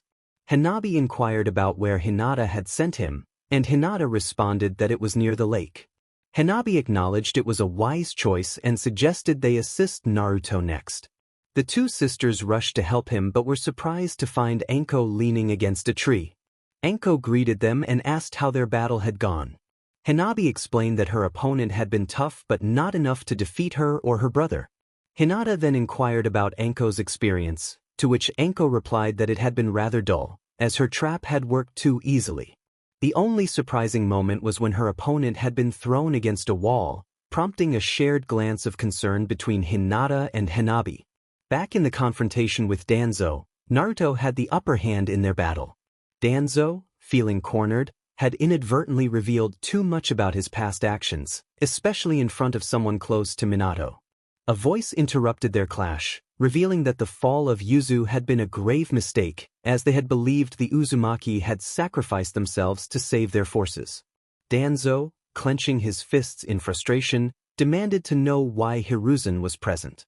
Naruto found amusement in the potency of the sealing technique, noting that Danzo had failed to sense its presence. Hiruzen, understanding the implications of the seal, remarked on how it had restricted their chakra. He commended Naruto for covering such a large area but insisted they would discuss it later. Hiruzen turned to Danzo, accusing him of betrayal and urging him to surrender, while instructing Hyuga to inform Minato of the situation. Just then, another voice interjected, announcing that it would not be necessary. A blonde figure appeared on a branch alongside a red-haired companion and others, catching Danzo off guard. How did this happen? I was supposed to win, to gain all the power and become the new Hokage. Hiruzen wondered how Minato had arrived so quickly and who had informed him. Jiraiya explained that one of his summons had been unable to enter the area of the forest, so he had sent it to find Naruto for a private conversation. He looked at Naruto and acknowledged that someone hadn't been lying about his superior sealing techniques. It was hard to believe, but there was no doubt Naruto was a prodigy. Naruto, feeling frustrated, pointed at Danzo and questioned what they would do with him. Danzo laughed ominously, revealing a technique that threatened to take everyone down with him if he fell. Minato, shocked and serious, urged everyone to run, but Naruto remained still. Kushina, feeling anxious, shouted for him to escape from the technique, but Naruto interrupted her by using his telekinesis to lift Danzo into the air, surprising everyone. Danzo, bewildered, exclaimed that Naruto shouldn't be able to use chakra. Naruto, with a serious expression, explained that Danzo was indeed unable to use chakra. He felt the seals fading and added that he had forgotten to mention that the seal lasted about an hour and a half, and he still needed to improve its duration. As Danzo's body fell, Naruto swiftly severed his arm, leaving everyone in shock. Minato questioned why Naruto had done that. Naruto revealed his Sharingan, explaining that he sensed different types of chakra when facing Danzo, confirming his suspicions. Hinata, hitting Naruto lightly, expressed her concern and warned him not to do that again, or he would face consequences. This made Naruto swallow nervously. Kushina wasn't fond of Hinata as Naruto's partner, but for the first time, she found herself agreeing with her. Minato chuckled, noting how similar Hinata's character was to Kushina's. Hanabi, examining the arm with the Sharingan, noted that it wasn't just the Sharingan at play. Anko asked what she meant, and Hanabi explained that the cells present were from Hashirama Senju. Without the seals, they might not have survived. Anko acknowledged that they wouldn't have made it without the seals, pointing out the bodies of the fallen Umbu, which belonged to the Yamanaka and Aburame clans. She noted that they were not ordinary Umbu, revealing a tattoo. Jiraiya, serious now, identified them as members of the Root organization. Hiruzen clenched his fists, realizing that Danzo had re-established that organization and that the kidnappings of several children were his doing. Hinata pointed out that Danzo had only brought 4 Umbu, suggesting he wasn't foolish enough to lack backup. Naruto, serious again, agreed with her, stating that when Danzo discovered he could read minds, he had blocked several secrets from being seen. This revelation shocked everyone. Minato, astonished, asked how Naruto knew the Yamanaka techniques. Naruto expressed gratitude for having this ability, causing Kushina to grow nervous and tremble, holding back tears. Kushina questioned why he said that. Naruto explained that if he had listened to his godmother, he would have had his eyes and never awakened this power. He smiled, saying it was fortunate they had done what they did, as he wouldn't have these abilities otherwise. This made Minato and Kushina feel even worse. Jiraiya cautioned Naruto against making such comments, reminding him that his parents were regretful. Hinata responded that it was too late for that, the damage was done, and they had to live with the consequences as she put away her kunai. Kushina, annoyed yet composed, asked Hinata why she was interfering, stating it was a family matter. Hinata insisted it was her concern because Naruto belonged to her clan and was her boyfriend and future husband. She ignited flames in her hands, suggesting they could settle any objections. Naruto, serious once more, urged Hinata to stop, emphasizing that the priority was to determine if Danzo had more Root Umbu and, more importantly, who was directing them. Hiruzen inquired what he meant. Anko suggested that there were likely more people involved. Hyuga expressed disbelief, stating that Danzo had always been a solitary person who didn't play well with others. Hanabi argued that if Danzo planned to defeat the Hokage, he would need assistance people who could be easily silenced if they spoke out. Naruto added that stealing Sharingan eyes and cells from the first Hokage was beyond Danzo's capabilities alone, indicating that more individuals were involved. The question remained, who were they? As he felt the breeze on his face, he tried to calm his mind. Hinata, concerned, asked if he was okay. Naruto paused, contemplating. Hina-chan seemed a bit lost in thought, but there was no need for concern. Anko suggested that it would be best to leave and file an official report while the Hokage handled the situation. Minato, with a serious expression, agreed with Anko, stating they would meet in the office. However, he was interrupted by Hiruzen, who expressed his discontent. Hiruzen made it clear that he no longer worked with Minato, only managing the academy out of pity, and reminded him not to forget the paperwork before leaving with his guard, except for Hyuga. Meanwhile, Minato was feeling overwhelmed, tears welling up as he realized that Danzo had increased his workload even further. He intended to ask Naruto's team to handle the bodies, but they had also vanished. Kushina wondered where they had gone, and Jiraiya remarked on their impressive stealth, admitting he hadn't noticed when they left. Hyuga, feeling sad and removing her mask, lamented that even Anko hadn't said goodbye. Kushina, in her sorrow, expressed her understanding of Hyuga's feelings, crying as she declared that her son hated her. Yet she was determined to bring him back to her and his true family.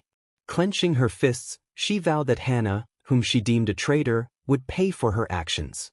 She also felt betrayed by Tsunade, who had failed to inform her about her son's whereabouts. Jiraiya urged Kushina to remain calm and think things through, warning her that another rash move could result in losing Naruto forever. Kushina acknowledged this but couldn't shake her anger at the Hyuga clan, especially Hinata, whom she considered disrespectful and rude. Just then, Jiraiya made a significant mistake by reminding her that Hinata was Naruto's girlfriend, pointing out how she had confronted Kushina and bested her on multiple occasions, even calling her a walking tomato.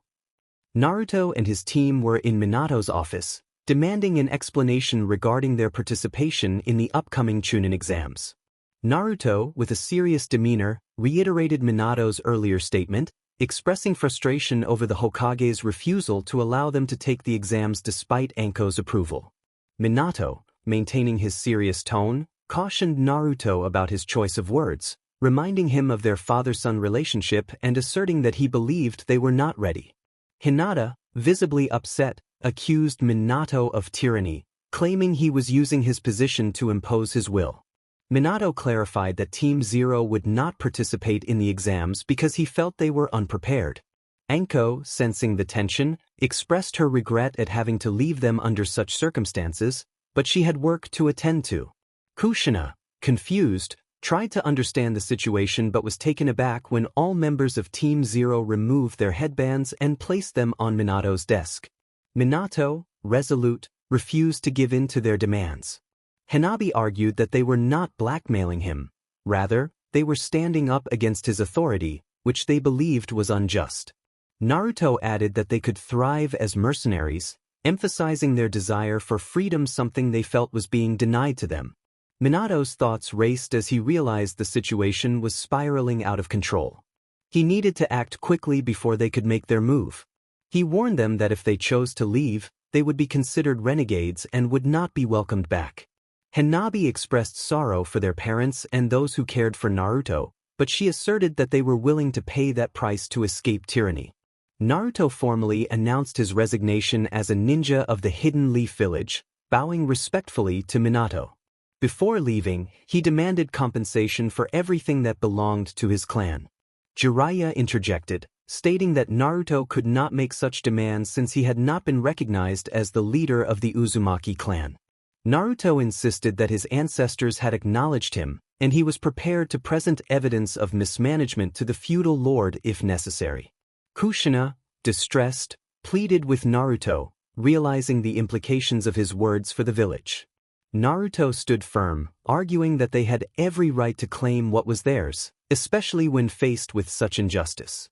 He pointed out Minato's repeated violations of the very rules he was supposed to uphold. Minato, feeling cornered, recognized that if he continued to resist, he would lose Naruto and potentially jeopardize the village's economic stability. Kushina felt compelled to intervene, astonished that such young individuals were so knowledgeable about the village laws. After defeating her husband in the game, she faced two options. They could allow the team to participate, which would likely lead to Naruto taking leadership of the Uzumaki clan, thereby stripping the Namikaze family of their benefits and handing them over to his former best friend's clan. The other option was for them to voluntarily withdraw, which would mean leaving the village forever. However, Naruto would have every right to claim his inheritance, having proven himself worthy not only of the title of clan leader but also of the Uzumaki dynasty. Naruto stated that he did not like to resort to manipulation, as he preferred to be straightforward and was a warrior. The situation was clear. They could either let him take the exam and accept the consequences or leave, but he would take everything that rightfully belonged to him. He turned to leave, but Minato interjected, suggesting a third option, a middle ground. Naruto, unimpressed, acknowledged Minato's penchant for compromise and challenged him to look him in the eyes, asserting that he was willing to listen to this third option, as he valued clarity before making any foolish decisions. Minato, clenching his fists, felt the weight of Naruto's words but proceeded to present his proposal. He admired Naruto's authority and intelligence but knew he could not let his son win this battle. The first option was unacceptable until Naruto reintegrated his wife and children into the Uzumaki clan. If Naruto passed the test, he would automatically become the next leader, and his family would lose many ninja abilities. Minato also dismissed the second option, as he could not allow Naruto to leave again, especially since it would involve claiming the entire Uzumaki inheritance, which would cause significant economic issues for the village. Minato had already allocated much of their funds to rebuild the village after the Kyuubi attack, which put the Uzumaki clan's finances at risk. He knew that if Naruto claimed his inheritance without being a ninja of the village, it would lead to severe economic problems, as even Konoha's finances were not stable. However, Minato had a third option in mind, one he had discussed with the rest of his family, excluding his two sons, who were filled with anger and resentment toward Naruto. With a half-smile, Minato revealed his proposal. Naruto could participate in the exams, but if any member of his team failed even one test, he would have to return leadership to his mother, sever ties with their family, and end his relationship with Hinata, committing instead to Menma. Minato was serious, emphasizing that the second option would not be pleasant for Naruto, as he would order their arrest if they attempted to leave the village, giving them only 5 minutes to comply. Naruto, confident, doubted that his entire team would fail any test. Hinata, determined, expressed her readiness to face any challenges, vowing to overcome them. Hanabi echoed her sister's sentiments, showcasing her skills and assuring everyone that they would succeed. Minato felt a sense of satisfaction, believing he had the upper hand, but he was unaware that Naruto had anticipated his thoughts. Minato reflected on how he believed Hinata was meant to be with Menma due to a prophecy, but he also recognized that Naruto's team would likely reach the finals. He had a plan to pit them against each other, knowing that if one of them lost, Naruto would have to accept the conditions of his last option. However, Naruto was already aware of Minato's intentions. Accepting the third option, Naruto decided to present 3 conditions that were non-negotiable. Minato, serious, reminded Naruto that he was not in a position to make demands, but he listened nonetheless. Naruto, with a confident smile, insisted that his conditions were not up for negotiation. He warned Minato that if he did not accept, he could leave the village in less than 5 minutes, and Minato would not even notice. Minato, feeling the tension, asserted his authority as Naruto's father, but before he could react, Naruto drew his weapon, aiming it at Minato's neck. He smiled, confident in his ancestors' belief that Minato had no authority over him. He emphasized that he listened to the advice given to him and avoided foolishness, especially from those who wished him harm. Kushina, feeling hurt, urged Naruto to state his conditions and to move past their mistakes. Naruto, serious, acknowledged the weight of their errors but laid out his first condition. If they managed to reach the final round, none of them would. The team would face each other, leaving Minato, Kushina, and Jiraiya in shock, as they had not expected this. Minato, feeling nervous, insisted that there should be no favoritism among teams. If the draw resulted in them fighting each other, they had no choice but to comply. Naruto, however, ignored this comment and presented his second condition. He stated that he did not want any of Minato's subordinates following him around. He had proven that he could fight even without his eyes and better than Minato's 2 sons. Therefore, he demanded the removal of the ANBU who were monitoring him and his in-laws. Jiraiya, feeling annoyed, reminded Naruto that his parents were worried about him, just like everyone else, and it was normal to have guards. He could not demand such a thing. Naruto, however, disregarded him and laid out his final condition, which left everyone stunned. He declared that if his team managed to pass the exams with flying colors without Minato's influence, not only would he be granted leadership of his clan, but Minato would also have to forget about arranging his daughter Hinata as a fiancée for his son. Furthermore, they would be left in peace, having no contact except for ninja matters. He added that if Minato thought he would reintegrate into his family, he would only accept that if he was placed in the secondary branch. Kushina, shocked, exclaimed that he could not do that to them as they were family. She reminded him that she had been the princess of the Uzumaki clan and pleaded with him to reconsider for the sake of his brothers, who did not deserve such treatment. Naruto remained serious, stating that it was take it or leave it. He had accepted the third proposal but only under those conditions. If they did not accept, the proposal would be invalid and they would choose sides. He turned away, giving them 3 minutes to decide before he would leave. Minato, feeling serious and frustrated, urged Naruto to drop his arrogant attitude and refuse to accept the third condition. He attempted to give Naruto an order, but Naruto simply reached for the doorknob. At that moment, Kushina could no longer hold back. She knew Naruto could leave the village in 5 minutes without anyone noticing. They had no choice but to accept all his conditions, even if it pained them. She grabbed Minato's arm and quickly begged him to agree. Initially, Minato thought Naruto was just joking, but as he turned the doorknob, he realized he had no other option. He believed he had won, but once again, his son had outsmarted him.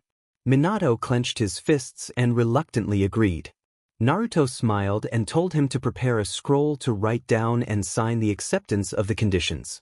Minato, feeling irritated, questioned if his word was not enough. Naruto pointed out that Minato had promised not to interfere, yet here they were. Minato gritted his teeth, stood up, and searched for a blank scroll. He personally wrote down both his conditions and Naruto's, signing it. Once finished, Minato asked if Naruto was satisfied. Naruto replied that he was not, as something was still missing. After signing the scroll, he expressed his contentment, noting that he had signed because Minato did. He pointed out that he had given his word, and it was unnecessary to remind Minato of that. With that he left the office. Minato slammed his fist on the desk, frustrated, believing they could have won this time. Jiraiya, serious, remarked that Naruto was clever and always a step ahead of them. Minato realized they were taking a significant risk and needed to come up with a plan. He had something in mind, though it troubled him. Kushina, feeling sad, asked what he was considering. Minato called an Anbu and instructed him to summon all the Jounin senseis, except Anko, for a top-secret meeting. He slumped into his chair and declared that he would make all the Konoha teams level up quickly. If they could ensure that Naruto's team did not pass the second and third tests, it would be a success. Jiraiya was taken aback, questioning if Minato intended to pit all the teams against Naruto's team, considering it a terrible idea.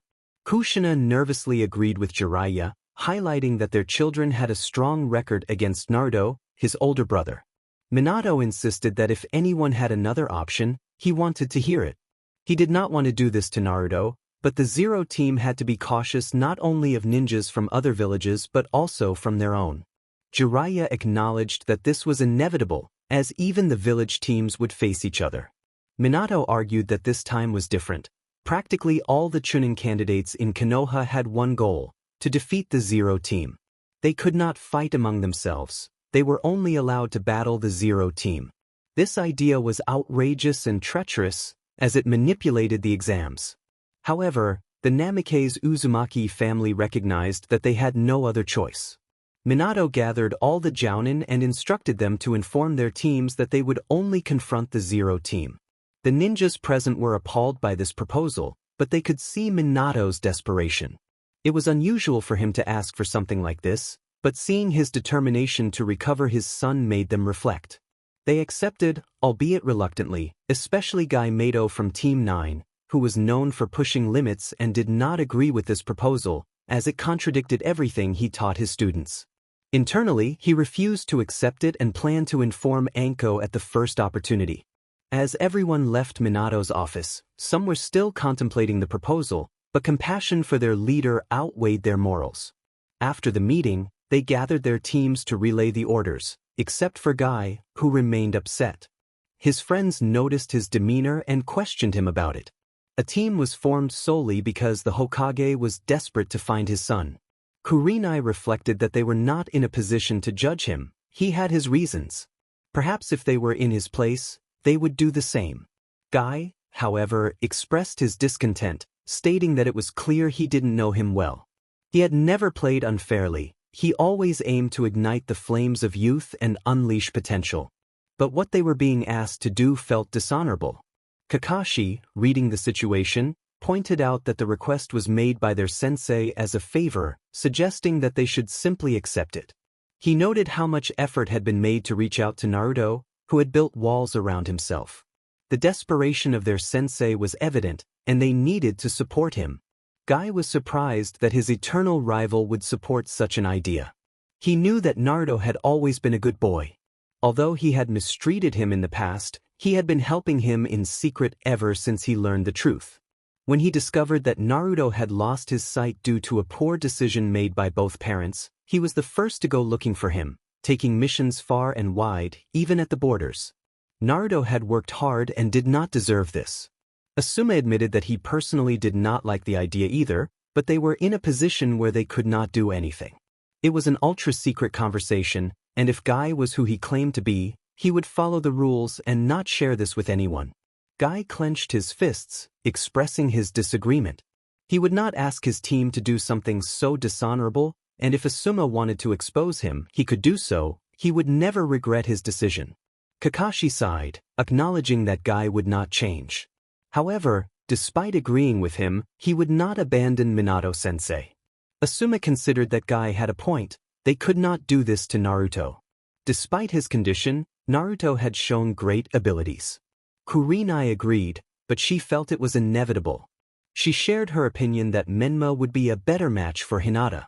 Asuma, slightly annoyed, argued that he believed Hinata was better off with Naruto.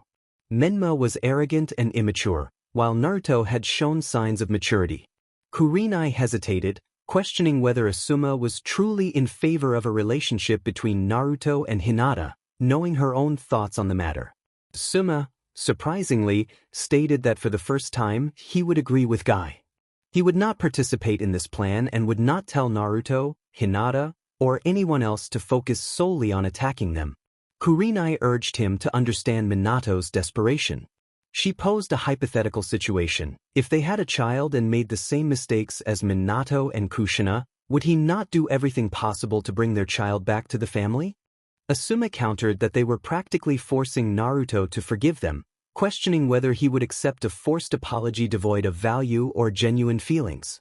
This made Kurenai feel a bit guilty, but she remained firm in her decision to help Minato, believing that Asuma would understand later. A week passed, and all teams except Team 9 and Team 10 knew what they had to do: prevent Team 0 from advancing to the second or third rounds to secure a direct pass for promotion. Meanwhile, Naruto was strolling through the village as his girlfriend and sister-in-law were training with their parents. He intended to find a secluded place to meditate when he unexpectedly encountered the one person who had disagreed with Minato's plan from the beginning. The person in a green suit apologized for not noticing Naruto. Naruto reassured him that it was fine. They were both distracted. It was unusual to see him at this hour, as he was usually running around the village. Guy smiled and admitted that he had been thinking about whether to share something important, unaware that Naruto could sense his disappointment and anger towards Minato and Kushina. Naruto clenched his fists, unable to believe the situation. The atmosphere was tense as Naruto expressed his frustration. He felt a deep sense of dishonor towards the clan and was determined to fulfill his promise, despite his doubts about the leader of the village. Guy, surprised by Naruto's intensity, listened as Naruto revealed his special ability to read minds. This revelation caught Guy off guard, but he quickly understood why Naruto often anticipated the Hokage's decisions. Naruto acknowledged Guy's efforts and expressed gratitude for the information, bowing respectfully. Guy, smiling, reminded Naruto to never let anyone extinguish his youthful spirit before dashing off at incredible speed, leaving Naruto with a comical sweat drop above his head. Kurama, the small fox spirit, commented on Guy's eccentricity, teasing Naruto about his thoughts regarding a certain female. As Naruto pondered Kurama's words, he was suddenly drawn to a commotion in a nearby alley. A child with a green scarf was struggling against a bully. The bully, Kankuro, was about to teach the child a lesson when Temari, Kankuro's sister, intervened, urging him to stop. Just then, Naruto appeared, calmly assessing the situation. He learned that the child, Konohamaru, had gotten into trouble after an incident involving a girl and had been left alone by his friends. Naruto reassured Konohamaru, comforting him and addressing Kankuro's aggressive behavior. With a flick of his wrist, Naruto levitated Kankuro, demonstrating his strength without resorting to violence. Temari, witnessing this, quickly drew her fan to defend her brother, but Naruto effortlessly blocked her attack with his sword. He explained that Kankuro's intended assault on Konohamaru could have escalated into a serious conflict between their villages. Temari, realizing the gravity of the situation, was taken aback when Naruto revealed his lack of eyesight, a result of past family decisions. As they spoke, Sasuke arrived, acknowledging Naruto's abilities. However, Naruto pointed out another presence in the trees, drawing everyone's attention to a boy with red hair and a distinctive seal on his forehead. This was Gaara, who confronted Kankuro about his actions. Gaara's demeanor was serious, and he expressed his disinterest in Naruto's sword. Naruto, sensing Gaara's inner turmoil, offered him a chance to meet after the written exam, assuring him that his clan was peaceful despite appearances. Gaara, skeptical and wary of betrayal, was intrigued yet cautious about Naruto's proposition. The tension in the air was palpable as the two boys stood on the brink of an unexpected alliance. The arena did not react at all to defend Gaara, who was surprised himself. He couldn't trust Naruto given the current situation, but for some strange reason, he felt curious. Gaara looked at Temari and Kankuro and announced that they would leave after the written exams, but he wanted Naruto to understand that he intrigued him and that he would prove his existence. Naruto, serious, responded that they would see about that later, referring to Gaara as a friend, which Gaara quickly denied. Naruto, with a half-smile, insisted that despite Gaara's disbelief, they shared the same pain and would meet again. He suggested that Gaara bring his siblings along, but Gaara dismissed the idea, stating he didn't need them as they would only be a hindrance. Naruto insisted it would be necessary for Gaara to bring them along. Meanwhile, Konohamaru and his friends decided to leave Menma behind and follow Naruto, who simply smiled and played with them for a while. However, Sakura and Sasuke were shocked, especially Sasuke, who was both surprised and annoyed that Naruto sensed the presence of the boy from the sand. He wanted answers but knew it wasn't the right time. The only way to prove his superiority was through the exams. A couple of hours passed, and Naruto and his team completed the first test, which was a genjutsu designed to separate those who would truly become ninjas. However, some foolish individuals disrupted the test. Mito and Menma boasted that it was an illusion and that the real test was elsewhere, complicating the competition further. But Team Zero was unfazed. When they arrived at the location for the actual tests, Sasuke began to annoy Naruto, just as Menma and Mito had done, demanding not only Naruto's skills but also his sword, which Naruto ignored. On the other hand, Hinata always frightened them, and thanks to her, the competition eased a bit. Whenever they bothered her, she would simply reveal her face, showing a flaming skull. Just then, a person with gray hair and round glasses approached, capturing their attention. He introduced himself as Kabuto and explained that it was his third time taking this exam. Naruto, serious, questioned Kabuto's presence, noting that he wore a Leaf Village headband but was unfamiliar to him, which made Kabuto a bit nervous yet calm. Kabuto thought to himself that this was the boy rumored to lack sight but possess great abilities. He wondered if Naruto's other senses played a role in this. However, he reminded himself not to stray from his objective, as Orochimaru was ready for a new body, targeting the Uchiha heir. Unbeknownst to him, Naruto was reading his thoughts and realized Kabuto was an Orochimaru spy. Naruto understood why they had brought the unstable one-tailed Jinchuriki, and he planned to free that boy from his suffering. He also recognized that Temari was blocking Kabuto's thoughts, indicating she was a great analyst. Naruto decided to share this information with Hinata and Hanabi. When he thought this, both girls advised him that it would be unwise to inform Minato. However, Naruto explained everything that would happen in a secret meeting, so the three of them knew they couldn't rely on him. There was another person who might help, but they needed to pass the first test first. Kabuto, having introduced himself, apologized for being away from the village for so long due to missions. Naruto reassured him that it was also his fault for not recognizing him. Kabuto mentioned that even though he hadn't passed the tests, he had gathered much more interesting information. When Naruto asked what kind of information, Kabuto produced some cards and offered to share specific details about anyone present. The rookies, intrigued, gathered around, eager to hear at least one piece of information. Kabuto smiled and encouraged them to ask about anyone they wanted, though he felt uncomfortable as all the Konoha ninjas approached him. He thought nervously about whether they knew he was a spy and how they had found out. He glanced at a grass ninja and worried about being discovered, realizing that if they did, their entire invasion plan could be jeopardized. He decided it was best to continue and let someone else speak first. Sasuke, with a half-smile, expressed his desire to know about a specific team. Kabuto hesitated, stating he only had information about the members, which would be challenging. However, he was interrupted by a Konoha Genin who demanded information about Naruto Uzumaki Namikaze, Sakura, Hinata Hyuga, Shino, and Hanabi. Kiba, serious, silenced Shino, stating they weren't interested in that. Kiba was aware that all Konoha teams were ordered to pursue Naruto's team, as the Hokage had commanded that if they prevented them from passing the survival round, the successful team would receive a great reward. It should be noted that only 2 members of Kurenai's team supported this plan. Kiba, however, was not one of them. He believed in strength and power but would not stoop to such underhanded tactics, as he was an alpha, and alphas always fought openly. He was particularly concerned about Hanabi, while the other 2 didn't worry him at all. Fortunately, Kurenai had chosen him as the leader of the team for the tests, which made Kiba smile inwardly, as he felt he could help. Shino, serious and whispering, reminded Kiba about Kurenai's orders.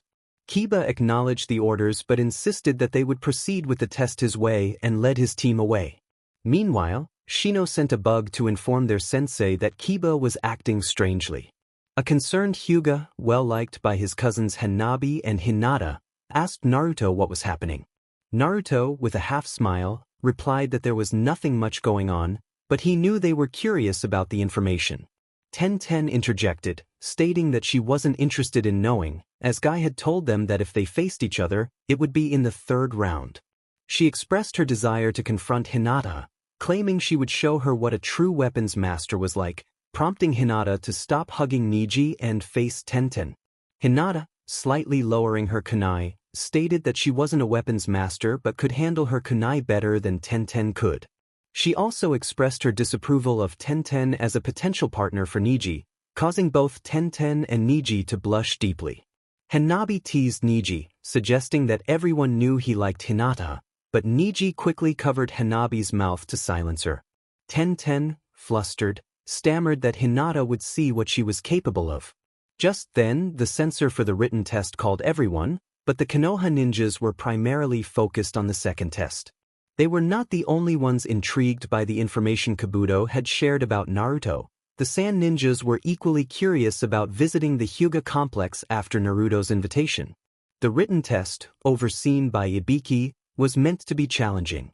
However, he had received a special order from Minato to make Naruto's exam 10 times harder than usual. Initially reluctant, Ibiki ultimately complied, as it was not a request but an order. When Naruto saw the exam, he realized that even Ibiki didn't know the answers, so he chose not to answer it. After 2 hours, Ibiki began to ask the final question that would determine who would advance to the next round. As teams started to leave the room, Naruto raised his hand, stood up, and struck the table. He addressed everyone, emphasizing their struggles and sacrifices to reach this point. He expressed his frustration at those who were ready to give up, reminding them that if they weren't prepared, they shouldn't have come. He declared his determination to prove himself, removing his blnd to show his resolve. He wanted everyone to see that he, Naruto Uzumaki, had the courage and worth to continue, despite the challenges. Naruto's speech motivated many who had considered quitting, reminding them of the hard work and trauma they had endured to earn a place in the Chunin exams. They were not willing to give up now. Most of those who remained were from Konoha, hoping for the rewards Minato had promised for those who succeeded in the 2nd test. Ibiki, with a slight smile, thought about how Naruto had surprised him by motivating so many.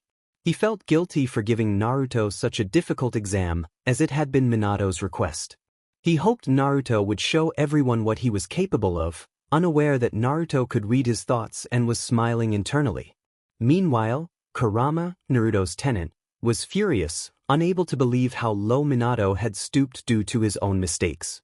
In Naruto's mind, Kurama expressed his frustration with Minato's actions, while Naruto remained calm, suggesting they let Minato show his true self. Kurama was annoyed by Naruto's passive attitude, but Naruto reassured him that Minato had already lost this bet. It was only a matter of time. Kurama was concerned about a traitor in the village and the presence of a spy nearby. Naruto agreed, noting that Kabuto was not what he seemed and might be on par with Kakashi and Guy. He also mentioned a girl from the grass village who was suppressing her power, possibly linked to Orochimaru.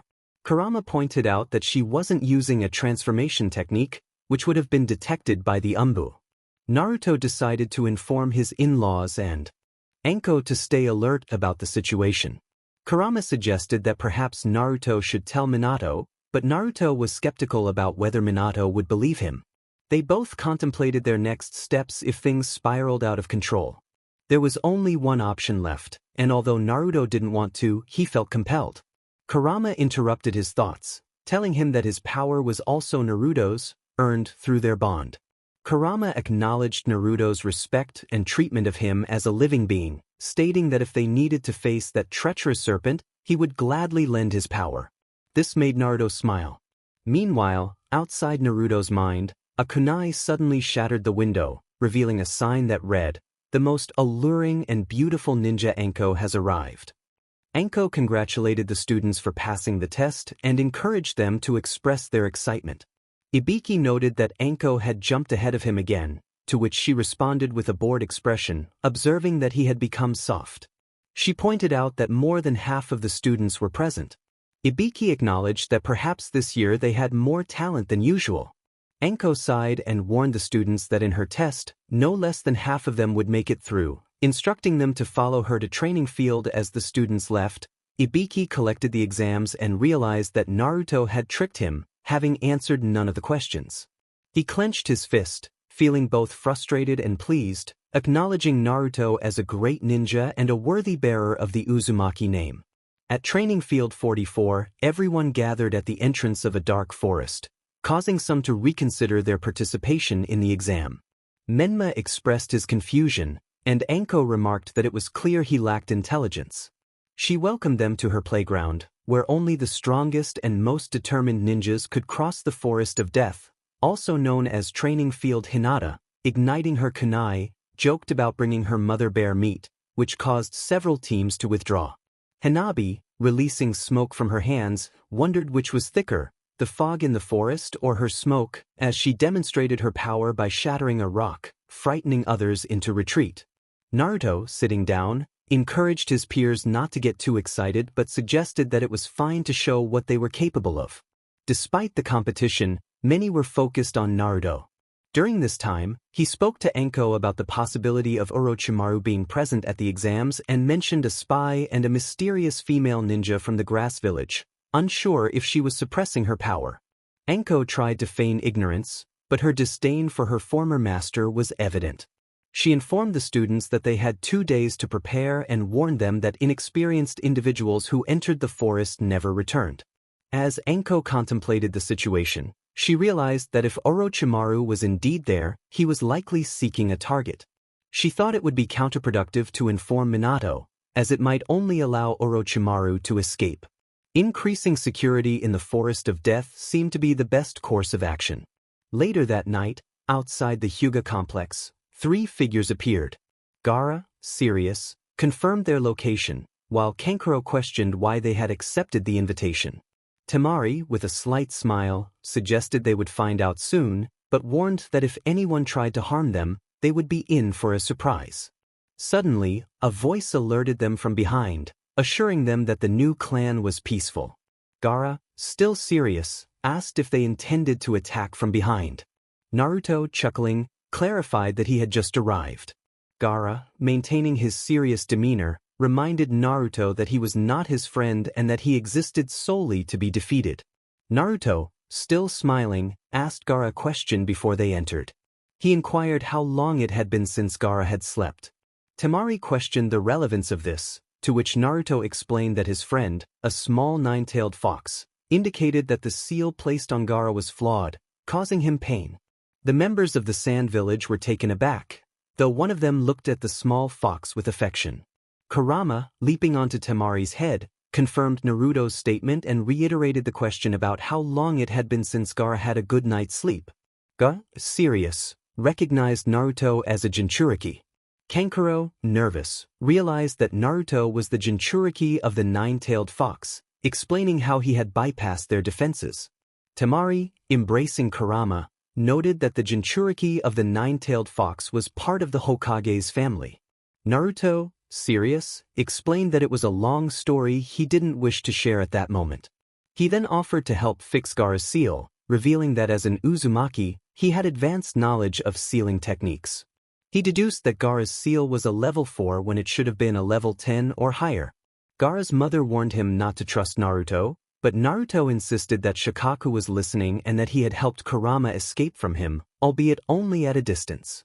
Gaara, still serious, questioned what Naruto would gain from helping him, maintaining his intent to defeat Naruto to prove his existence. Naruto sighed, acknowledging that Gaara's stance might change. Ultimately, Gaara accepted Naruto's offer, and the group entered the Hyuga complex. Naruto made a small cut on himself and, using his telekinetic power, began to adjust the seal on Gaara's head. Gaara felt an overwhelming sense of peace, so much so that he fell asleep. This surprised and worried his companions from the sand village, but they were even more startled when a small sand raccoon emerged from Gaara. The little raccoon expressed gratitude to Naruto for helping to fix the seal, as even he had been driven to distraction by Gaara's chaotic thoughts. Temari and Kankuro were thankful to Naruto, but they also pondered whether it would be wise to befriend him, given that they felt they didn't deserve it due to a planned invasion with the leader of the Sound Village, a figure unknown to anyone except their father. Naruto informed them that he could read minds and was aware of the invasion, suspecting that the leader of the Sound Village was none other than Orochimaru. This revelation caused concern among the Sand Ninjas, as it meant their village was potentially facing a high-ranking criminal. That night, Naruto shared everything he knew, which unsettled the Sand Ninjas. However, he proposed that they combine their forces and leave as soon as the invasion began, pretending to be unaware of the situation. Initially, this might tarnish their village's reputation, but it would help avoid unnecessary casualties. Additionally, Naruto sensed that the Kage of the Sand was not who he claimed to be, a comment that irritated Gaara's siblings since it was essentially a criticism of their father. They departed but expressed their gratitude to Naruto for his assistance with Gaara. However, Temari and Kankuro were deeply intrigued by Naruto's words. When they returned to the hotel carrying a more rested Gaara, they spoke with their sensei, planting seeds of doubt in him as well, prompting him to investigate quietly without alerting anyone, including their allies from the Sound. 2 days later, Anko was distributing forms for all participants to sign. The form was a waiver to absolve the Leaf Village of responsibility in case any participant died, which frightened many. She announced the start of the event, and participants entered the Forest of Death from various points. Within 10 minutes, Team Zero encountered their first opponents. A Konoha Genin taunted them, dismissing their presence. Another Genin asked what scroll they had, while a third boasted about passing without effort.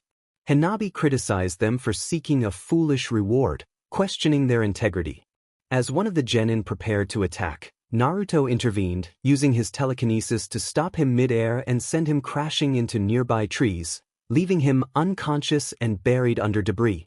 Naruto, serious, remarked that he had expected them to reconsider after hearing the statistics about their team. However, another ninja attempted to strike Naruto, only to be ensnared by a chain and thrown to the ground, dragged towards its owner, Hinata. Angrily, she declared that no one could hit her Narukuin except her, delivering a powerful blow to the ninja's stomach, causing him to spit blood. She then wrapped the chain around his neck, leaping and using her back to launch him against a rock, knocking him out with a fierce kick to the face.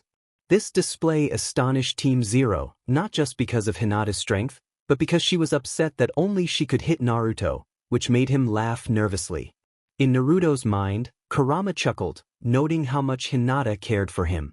Naruto, feeling a bit uneasy, wished she wouldn't be so possessive about who could hit him, which only made Kurama laugh harder, knowing who truly held the power in their relationship. Outside Naruto's mind, another Konoha ninja trembled in fear, questioning who they were, but he began to sweat and shake even more when he heard Hanabi's voice behind him. She ominously stated that they were death, and a cloud of smoke enveloped them. The sounds of bones breaking and agonized screams echoed, witnessed by other Konoha teams, who began to doubt the worth of the reward but still decided to attack. However, the real threat was yet to appear. At that moment, Naruto's team was having fun, as each time the Konoha ninjas attacked for the special prize, they collected more scrolls, most of which were from the earth. One ninja, terrified, pleaded for mercy, claiming he had already given them a scroll and asking what more they wanted. Hinata, stepping on his chest, coldly replied that they wanted his life, revealing a fiery skull mask, causing the ninja to foam at the mouth and lose consciousness. Naruto commented that Hinata might have gone a bit overboard, to which she responded that these fools deserve to face consequences for trying to gain a rank or reward just because the Hokage ordered it. Hanabi, breaking another ninja's arm, agreed, noting the lack of resistance they showed. Naruto observed that they seemed to be facing all the graduates from their generation and even some from past generations, realizing that Minato had not held back on forces. Angrily, he decided that if it was war they wanted, he would give it to them and sent all the ninjas flying towards Minato's office. Hinata, sweating nervously, realized the gravity of the situation and what would happen next. All those fools fall into the Hokage's office. Naruto expressed concern for a friend, while Hinata admitted she wasn't worried but knew he wouldn't leave them alone. Hanabi noticed a wicked smile on Naruto's face.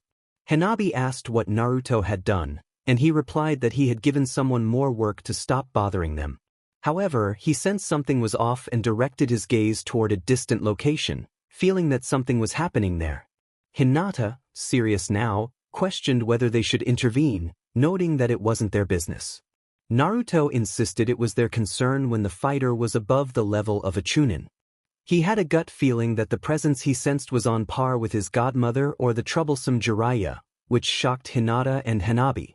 They understood that Naruto wouldn't be this serious without a good reason, especially since the presence he detected was comparable to the legendary Sannin, which was uncommon. Hanabi concluded they needed to act immediately, while Hinata wondered if the person was alone or fighting a team. Naruto, serious again, stated they would find out by going, admitting with a half-smile that it could be a worthy opponent. The three of them then dashed off, ready for battle. In a part of the forest, Sakura trembled at the sight of a mysterious figure. As he removed his mask, he proclaimed himself the one who would revolutionize the world, needing Sasuke for his plans. An overwhelming killing intent paralyzed both Sakura and Sasuke. Mito and Menma attempted to attack but were sent flying, leaving them unconscious. Sasuke, unable to move, wondered what the man had done. He glanced at Sakura, who was in worse shape, and realized that Mito and Menma couldn't help them. He reached for his shuriken, knowing he had to do something, fearing that this man would kill them all. The figure mocked Sasuke's attempts to break free from his instinct, declaring that he was Orochimaru, the Sannin of the serpents, and that it was futile to resist. Meanwhile, Sakura questioned their location and noticed Sasuke's injury. She was about to speak when Sasuke urged her to be quiet, warning her of the danger they faced. He insisted they needed to leave but not without rescuing Mito and Menma. Sakura protested, doubting their ability to confront Orochimaru. Sasuke admitted he was afraid, recalling the traumatic memories of his clan's massacre. Sakura took his hand to comfort him, which irritated him but also brought him some calm. Suddenly, they heard Orochimaru's voice behind them, declaring their efforts to be in vain. As Orochimaru launched his attack, a cloud of smoke erupted, and shurikens and kunais flew toward him. He quickly formed hand signs, and when the projectile struck, only a log remained in his place, while the real Orochimaru stood on a branch, impressed. He acknowledged the rumors about Hanabi, the youngest Hyuga, capable of manipulating smoke, realizing that her sister and Naruto were nearby. As Orochimaru dodged an attack, chains unexpectedly ensnared him by the neck, causing him to crash to the ground. He bounced back, bloodied but momentarily shielded by a blue aura, which propelled him into another tree. When the aura faded, Hanabi descended from above, delivering a powerful kick to Orochimaru's stomach, sending him crashing down.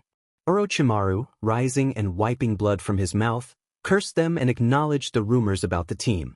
He recognized Hanabi as the smoke manipulator, Hinata as the fire princess, and Naruto as the boy with the magical sword, also known as the useless son of his family. Naruto clarified that he did not belong to the Namikaze clan and confronted Orochimaru, accusing him of infiltrating the village. Orochimaru, trying to deflect suspicion from Kabuto, acknowledged Naruto's intelligence. Hanabi demanded to know Orochimaru's true intentions, skillfully wielding her kunai. Orochimaru dismissed their concerns, claiming they were wasting their talents. Hinata pressed him for answers, and Naruto identified him as the traitor Orochimaru, a Class A ninja known for kidnapping children for his experiments. Orochimaru smirked, impressed that Naruto recognized him, and taunted him about being a mere pawn compared to his siblings. Naruto responded with determination, revealing that he had gained a new perspective on the world after being blinded. Orochimaru found this intriguing, pondering the true nature of monsters in the village. Hanabi, serious, declared that what they did to her brother-in-law was unforgivable. It was something abhorrent, but what Orochimaru was doing was monstrous. He was using children as mere pawns, seeking out the most powerful from the villages. He believed that children could be easily raised and manipulated, making them ideal for his purposes.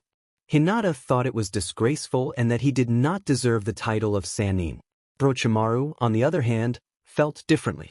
He believed he had improved his skills compared to his former teammates, Jiraiya and Tsunade. He pointed to Naruto as proof, suggesting that if Tsunade had truly advanced her abilities, Naruto might possess different eyes. Naruto, with a half-smile, responded that his godmother had made greater scientific advancements than a novice like Orochimaru. He mentioned her expertise in operations, implants, and new antidotes, while Orochimaru's so-called masterpieces were unrecognized in the ninja world, known only for his brutal use of people.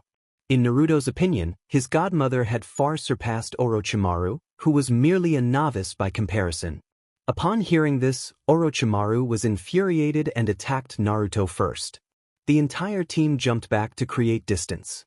Orochimaru, still angry, declared that Naruto would pay for mocking him and performed a hand sign to unleash his Earth style, Earth Dragon Jutsu, summoning a dragon head that began to breathe fire. Hinata, unfazed, instructed Naruto to save the others while she distracted Orochimaru. She braced herself to take the full force of the fire attack, which surprisingly had no effect on her, as if the flames were repelled by her presence. This astonished Orochimaru. Naruto understood Hinata's intent and used his telekinesis to gather Team 7 in one spot, even knocking Sasuke unconscious to prevent him from causing trouble. Sakura, annoyed, questioned Naruto's actions, but he insisted there was no time for distractions. He urged her to take her team and leave, emphasizing Orochimaru's danger. He handed her 2 scrolls and created shadow clones to assist her as she took her team and departed. Meanwhile, Naruto could sense the fierce battle between Hinata and Hanabi against Orochimaru, who was engaged in pure taijutsu. Hinata leaped and threw a kunai with a chain, but Orochimaru dodged. He sensed someone behind him and turned to find Hanabi waiting to deliver a knee strike to his face. However, as Orochimaru received the blow, he retaliated by striking Hanabi's face with his foot, causing her to stumble back. Orochimaru laughed, thinking he could place his curse mark on the team and then pursue Sasuke, who he deemed worthy. Hinata, meanwhile, was forming a fireball without hand signs, which surprised Orochimaru. He created a large wall of earth to block her attack, but he did not anticipate Hinata appearing beneath him in a whirlwind of flames, striking his jaw. Hanabi took the opportunity to attack from behind, hitting his knee and causing Orochimaru to fall. Both sisters then aimed a kick at Orochimaru's face, but he managed to block the attack and countered by throwing them away. As Hinata launched her kunai with a chain at Hanabi, Hanabi caught the chain, allowing Hinata to pull her with great force toward Orochimaru. He was caught off guard by the tactic and received a powerful punch to the stomach from Hanabi. Orochimaru, fuming, thought to himself that the sisters would regret their actions. He seized Hanabi's arm, surprising her, and delivered a strong headbutt before slamming her to the ground and kicking her hard, sending her sliding several meters away. Seeing this, Hinata rushed to help her sister. She launched a kick that Orochimaru dodged, then threw a punch that he blocked. He retaliated with a kick to Hinata's stomach, but she only staggered slightly, quickly regaining her stance and preparing for more. Orochimaru smiled, launching a punch that Hinata blocked, followed by a kick that she also managed to evade. She crouched to dodge another punch but countered with a low kick. Orochimaru jumped to avoid it, but when Hinata stood up, she felt a punch to her stomach followed by another to her face, causing her to retreat. Hanabi, recovering from her earlier injuries, saw her sister in danger and leaped to help, aiming to strike from above. Orochimaru, however, anticipated her move and blocked the attack, using his knee to hit her stomach. Hinata rushed in to assist, but when she kicked, Orochimaru simply sidestepped, using Hinata's back to reposition himself and launching a kick that she blocked with her foot. However, she could not defend against 2 punches to her face. Orochimaru then struck Hanabi on the head with his knee before using her back to change positions again, delivering a kick to Hinata's face. Orochimaru had completely shifted the battle's momentum. Suddenly he pulled out 2 kunai to strike quickly. Just then, Naruto used his powers to immobilize Orochimaru and hurled him back toward the trees. He checked on the girls, ensuring they were okay. Hanabi expressed her discomfort, while Hinata, shaking her head, vowed to defeat Orochimaru. Naruto, serious, urged them to remain calm, assuring them they would face Orochimaru together. Orochimaru, seemingly unscathed, laughed, questioning their belief in their chances against him. Naruto reminded them that one of the abilities of those who summon snakes is to shed their skin like a snake, which consumes a lot of chakra but serves as a form of intimidation. It was quite interesting. The 3 were presented with a choice: join him and gain power, abilities, and even the chance to take revenge on those who had humiliated them, or refuse. Hinata stood firm, declaring that she would never follow someone so wicked. Hanabi agreed, stating that their duty was to protect the world from people like him. She offered Orochimaru 2 options: surrender or face defeat. Orochimaru scoffed, calling them foolish children and lamenting the waste of their potential. He noted that their bodies would serve his research on manipulating fire without hand signs. He then turned his attention to Naruto, intrigued by his mysterious power and sword, but ultimately found him of little use. Naruto, smiling, expressed regret that Orochimaru would not achieve his goals once they claimed his head. With that, the 3 charged at Orochimaru to attack. He drew a kunai to block their advance but was forced to retreat slightly. Hinata landed a powerful kick to his ribs, breaking 2 of them instantly. Orochimaru quickly countered, striking Hinata in the face with his forearm. However, Hanabi launched a smoke bomb that he dodged, only to be surprised when the smoke followed him. When it hit the ground, a thick cloud enveloped the area. Inside the smoke, Orochimaru tried to use all his senses to anticipate their attacks, but something was blocking him. Suddenly, he felt a sharp pain in his leg as Naruto managed to cut him. Naruto joined forces with Hanabi, helping her leap high into the air. As the smoke cleared, Orochimaru spotted Hanabi and threw kunai at her, but she substituted herself with a log. The real Hanabi then appeared beneath him, delivering a punch to his jaw. Seeing this, Hinata threw her kunai, hitting Orochimaru's arms, preventing him from substituting or using shadow clones. She began to spin like a drill to pull him in. Just as Orochimaru charged at her, Naruto appeared, palm outstretched, and struck Orochimaru in the stomach, knocking the wind out of him. Following that, Naruto jumped and landed a powerful kick to Orochimaru's face, sending him crashing into a rock. Orochimaru, struggling to rise, cursed them and noted that if he weren't holding back to avoid detection, they would already be dead. Hinata taunted him, suggesting that even if he used all his power, he still couldn't defeat them. Naruto, serious, demanded to know what Orochimaru would do next. Hanabi added that if he continued to hold back, he would meet his end at their hands, which would be quite humiliating for someone of his reputation. Orochimaru, irritated, vowed to kill her with his own hands. Naruto, ready to protect his family, stated that Orochimaru would have to get through him first.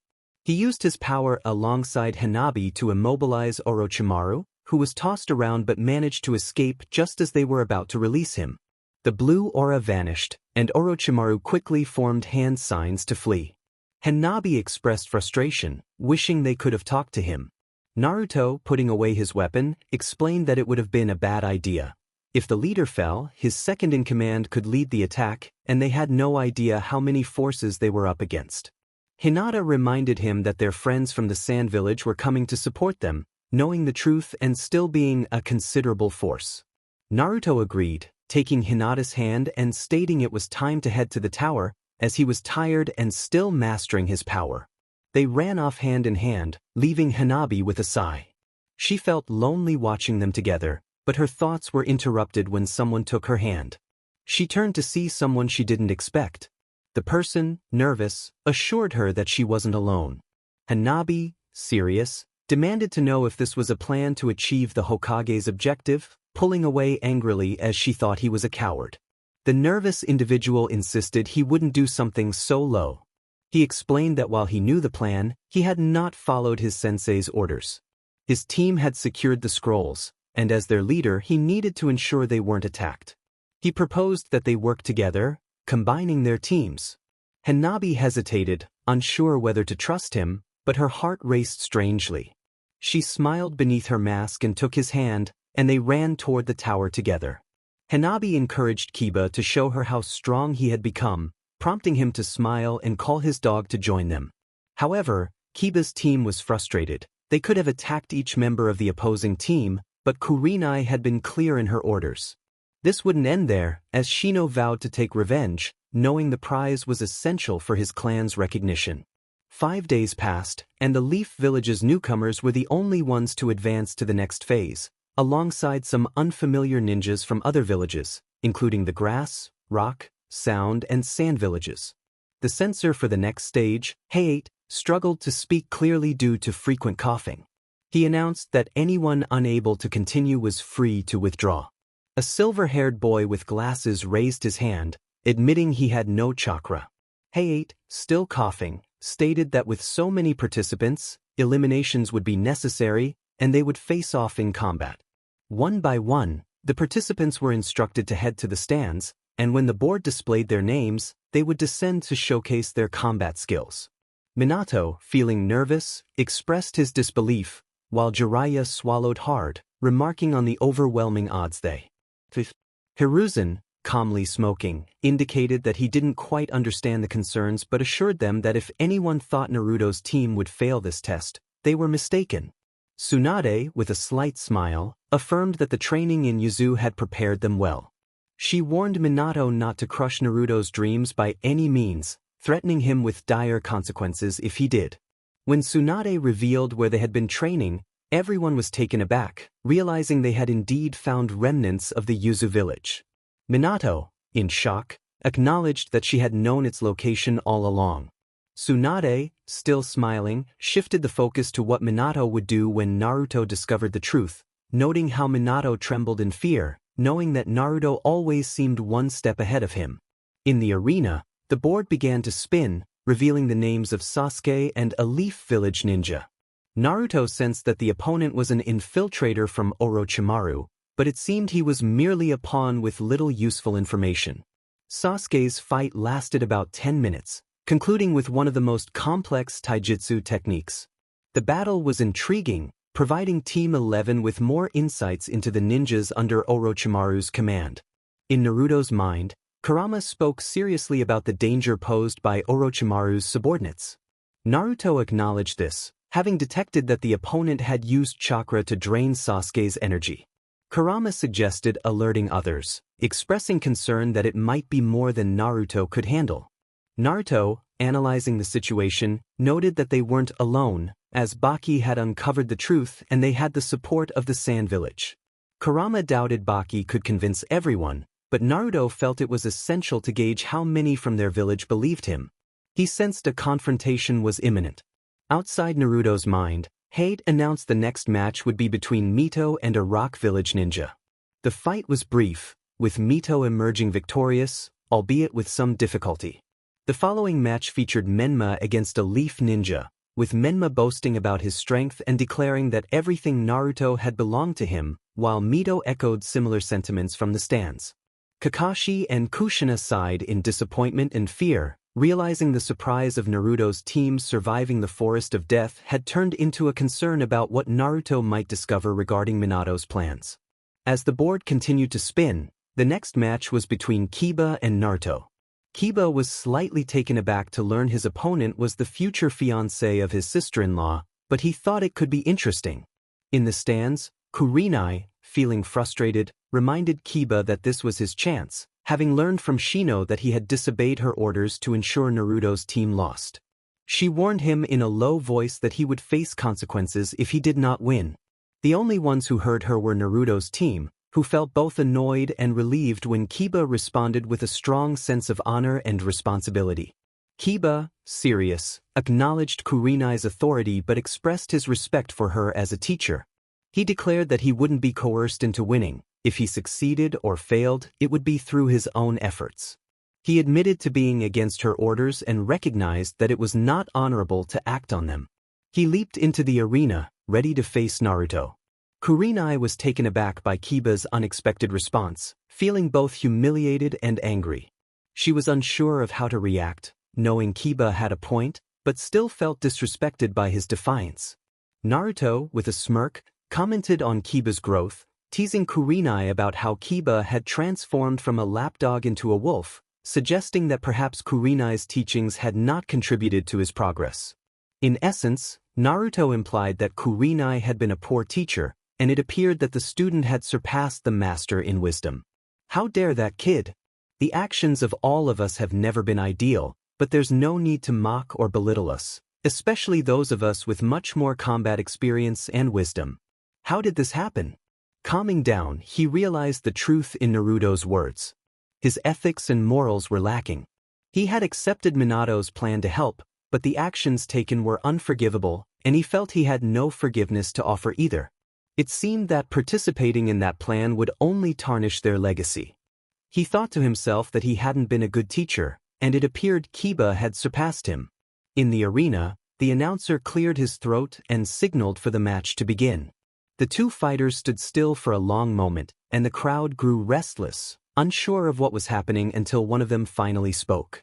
Kiba, with a half-smile, remarked that Naruto had no openings. He had known it would be tough but hadn't expected it to be this challenging. Akamaru barked in agreement.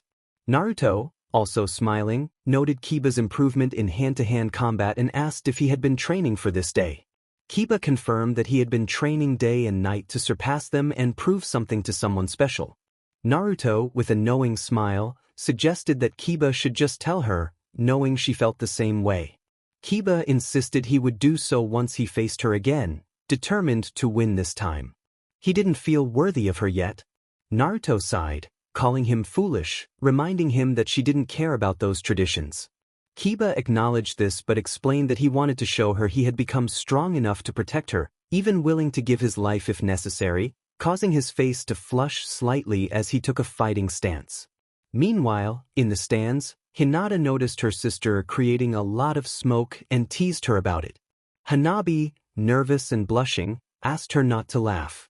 She expressed her unwavering support for Kiba, no matter the outcome, and declared that they would be a couple today, causing her to blush even more and fill the area with smoke, leaving the spectators gasping for air. Back in the arena, Naruto, with a determined smile, was ready to give it his all in the fight. Kiba agreed, instructing Akamaru to stay out of it for now as they prepared to warm up. The two fighters took their stances, still and focused. A drop of sweat fell from Kiba's brow, and as it hit the ground, the fight began. Kiba dashed towards Naruto and threw a punch, which Naruto blocked with his forearm. Naruto attempted a kick, but Kiba countered with a light kick to his leg.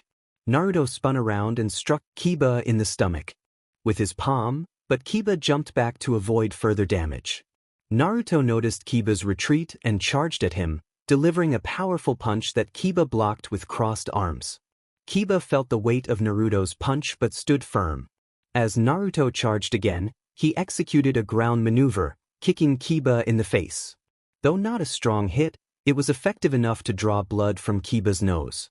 Kiba dodged another kick from Naruto and retaliated with a punch to Naruto's stomach, causing him to stumble. However, Naruto quickly regained his footing and countered with a swift move, landing a kick to Kiba's face. Kiba resumed his fighting stance, and Naruto mirrored him. They charged at each other again, exchanging blows. Kiba kicked, but Naruto blocked it and threw a punch that Kiba dodged, landing a solid hit to Naruto's stomach. The impact forced Naruto to spit out saliva, but he pressed on, headbutting Kiba and following up with 3 quick punches to his stomach.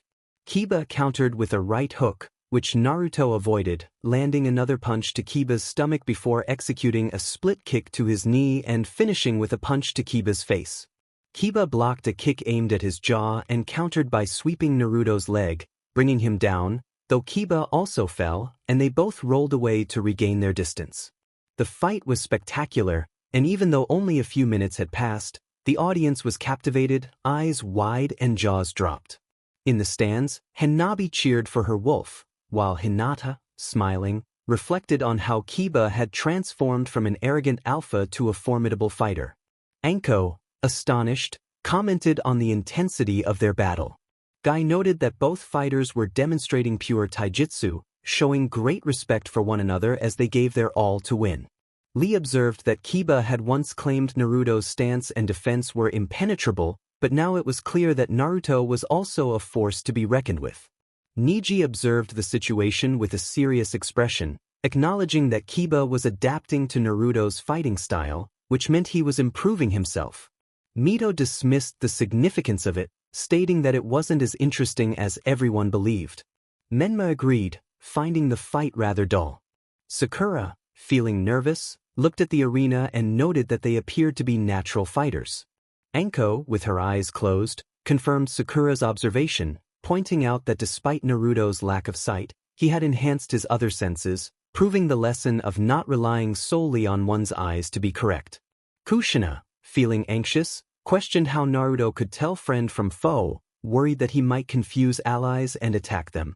Hinata, with a slight smile, teased Kushina, suggesting that Naruto had a unique gift that she had never recognized due to her favoritism towards another. Menma interjected, hinting that Hinata's support wouldn't be useful if she forced him to abandon his abilities. Before he could finish, Hinata gripped his shoulder tightly, causing him pain. She warned him about the consequences of crossing her, playfully threatening to use her kunai and chain against him, which made him tremble in fear. Others laughed at the exchange, but Kushina felt compelled to defend her son. Kushina, irritated, confronted Hinata, asserting that it didn't matter if she was the one mentioned in the prophecy, she couldn't speak to her son that way. Hanabi, with a serious demeanor, suggested that Naruto should handle his own problems, mocking him for being overly reliant on his mother. Kushina managed to suppress her anger and smiled, having devised a plan to ensure Naruto's team would lose and he would return to them. In the arena, Kushina's thoughts were futile, as Naruto had read her intentions. He drew his sword and assumed a fighting stance, leaving everyone stunned. He called out to Kiba, suggesting it was time to get serious. Kiba, calling for Akamaru, agreed and took a pill, preparing for the next phase of the battle. Akamaru transformed into a version of Kiba, thanks to their teamwork. In the stands, Sasuke expressed his frustration, unable to believe that what he witnessed was merely a warm-up. Sakura echoed his sentiment, feeling that their antics were nothing compared to Sasuke. Guy, with a slight tremor, insisted that they were not playing around. It was indeed a warm-up for them. Kakashi, uncovering his eye, was astonished, confirming with Kurenai that they had genuinely engaged in a warm-up. Kurenai, feeling a bit sad, explained that while she had trained Naruto in resilience and skills, she hadn't prepared him for this level of combat. It was all Kiba's doing. Niji, with a serious expression, noted that things were about to get interesting, activating his Byakugan to observe the unfolding events. Niji stood in the training grounds, his brow furrowed in concentration. The sun cast a warm glow over the area, illuminating the determination etched on his face. He was preparing for a sparring match, his mind focused on the techniques he had been honing for weeks. As he moved through the familiar stances, he felt the familiar surge of chakra flowing through him. It was a sensation he had come to rely on, one that fueled his confidence and sharpened his instincts. He could sense the presence of his opponent approaching, and with that, his heart raced in anticipation. The air was thick with tension as they squared off, each waiting for the other to make the first move. Niji's eyes narrowed, analyzing every subtle shift in his opponent's stance. He was ready to demonstrate the skills he had mastered, to show that he had grown stronger. With a swift motion, he launched into action, executing a series of precise strikes and evasive maneuvers. The clash of their training echoed through the grounds, a testament to their dedication and hard work. Niji felt the thrill of the fight, pushing himself to the limit as he countered each attack with grace and agility. Despite the intensity of the match, there was a sense of camaraderie between them. They were not just opponents, They were friends, each striving to improve and support one another. Niji's determination shone through, and with every move, he felt himself getting closer to his goals. As the sparring session continued, Niji's resolve only strengthened. He was not just fighting for himself, he was fighting for his family, his clan, and the ideals they held dear. With each strike and parry, he reaffirmed his commitment to becoming the best version of himself. Niji found himself in a challenging situation, surrounded by formidable opponents. He focused intently, his mind racing as he assessed the battlefield. The air was thick with tension, and he could feel the weight of his responsibilities pressing down on him. As he prepared to engage, Niji's thoughts drifted to his training and the sacrifices made to reach this point. He recalled the lessons learned from his mentors, the struggles that shaped him, and the unwavering determination that fueled his spirit. With a swift movement, he launched himself into action, employing his unique techniques with precision. Each strike was calculated, showcasing his mastery and skill. The opponents fell back, surprised by his agility and strength, but Niji pressed on, his resolve unyielding. In the midst of the chaos, he felt a surge of energy, a reminder of the bonds he had forged with his comrades. They fought alongside him, their presence bolstering his courage. Together, they formed an unbreakable front, pushing through the challenges that lay ahead. Niji's heart raced as he faced the next wave of adversaries, but he remained undeterred. He was determined to protect those he cared about, and with each passing moment, he grew more confident in his abilities. The battle raged on, but Niji was ready to confront whatever came his way, fueled by the strength of his convictions and the support of his friends. Naruto possessed two types of chakra, which surprised everyone. They knew he was the container of the nine tails, but Kiba clenched his fists and noted that his chakra points were 3 times that of a Chunin, leaving everyone in shock. Shino, serious as ever, explained that his insects had warned him not to disobey Kiba, who was stronger than usual, even for them. Sasuke, feeling irritated, thought about how those fools dared to surpass him, an elite ninja. He would make them pay for this, he vowed as he left the scene. Sakura wanted to follow Sasuke but hesitated, unsure if she would be the next target if she did. She didn't want to risk it, especially when she wanted to impress Sasuke. In the arena, Kiba declared that he would not give Naruto any mercy. Naruto responded with the same sentiment but acknowledged Kiba's strength, saying that his sister would have a great man by her side. With their weapons drawn, they charged at each other, ready to fight. As they clashed, both Kiba and Naruto threw punches simultaneously, landing blows on each other's cheeks. Kiba then aimed a punch at Naruto's stomach, but Naruto managed to block it. Seizing the opportunity, Naruto twisted Kiba's arm slightly and kicked him in the stomach, causing Kiba to stagger back. Kiba quickly retrieved some kunai and threw them, but Naruto ducked and blocked them. In an instant, Kiba appeared in front of Naruto and delivered a series of punches to his torso. Naruto felt the impact, sensing at least 3 ribs crack, but he countered with a kick that sent Kiba back. Naruto dashed toward Kiba and attempted a jumping kick, but Kiba dodged. Kiba countered with a punch, which Naruto blocked, then spun around to land a punch on Kiba, who managed to deflect it. However, he couldn't avoid the kick to his knee that brought him down. Naruto followed up with a knee strike to Kiba's face, which Kiba blocked with his hands. But he couldn't stop the punch that landed on his face, breaking his nose and causing a bit of blood to flow. Kiba quickly reacted and attempted a sweeping kick to knock Naruto down, but Naruto anticipated it and jumped. However, Kiba grabbed him by his shirt and belt, throwing him to the ground. As Naruto regained his balance, he sensed Kiba charging at him and narrowly dodged a punch, only to be caught off guard by a kick to his ribs.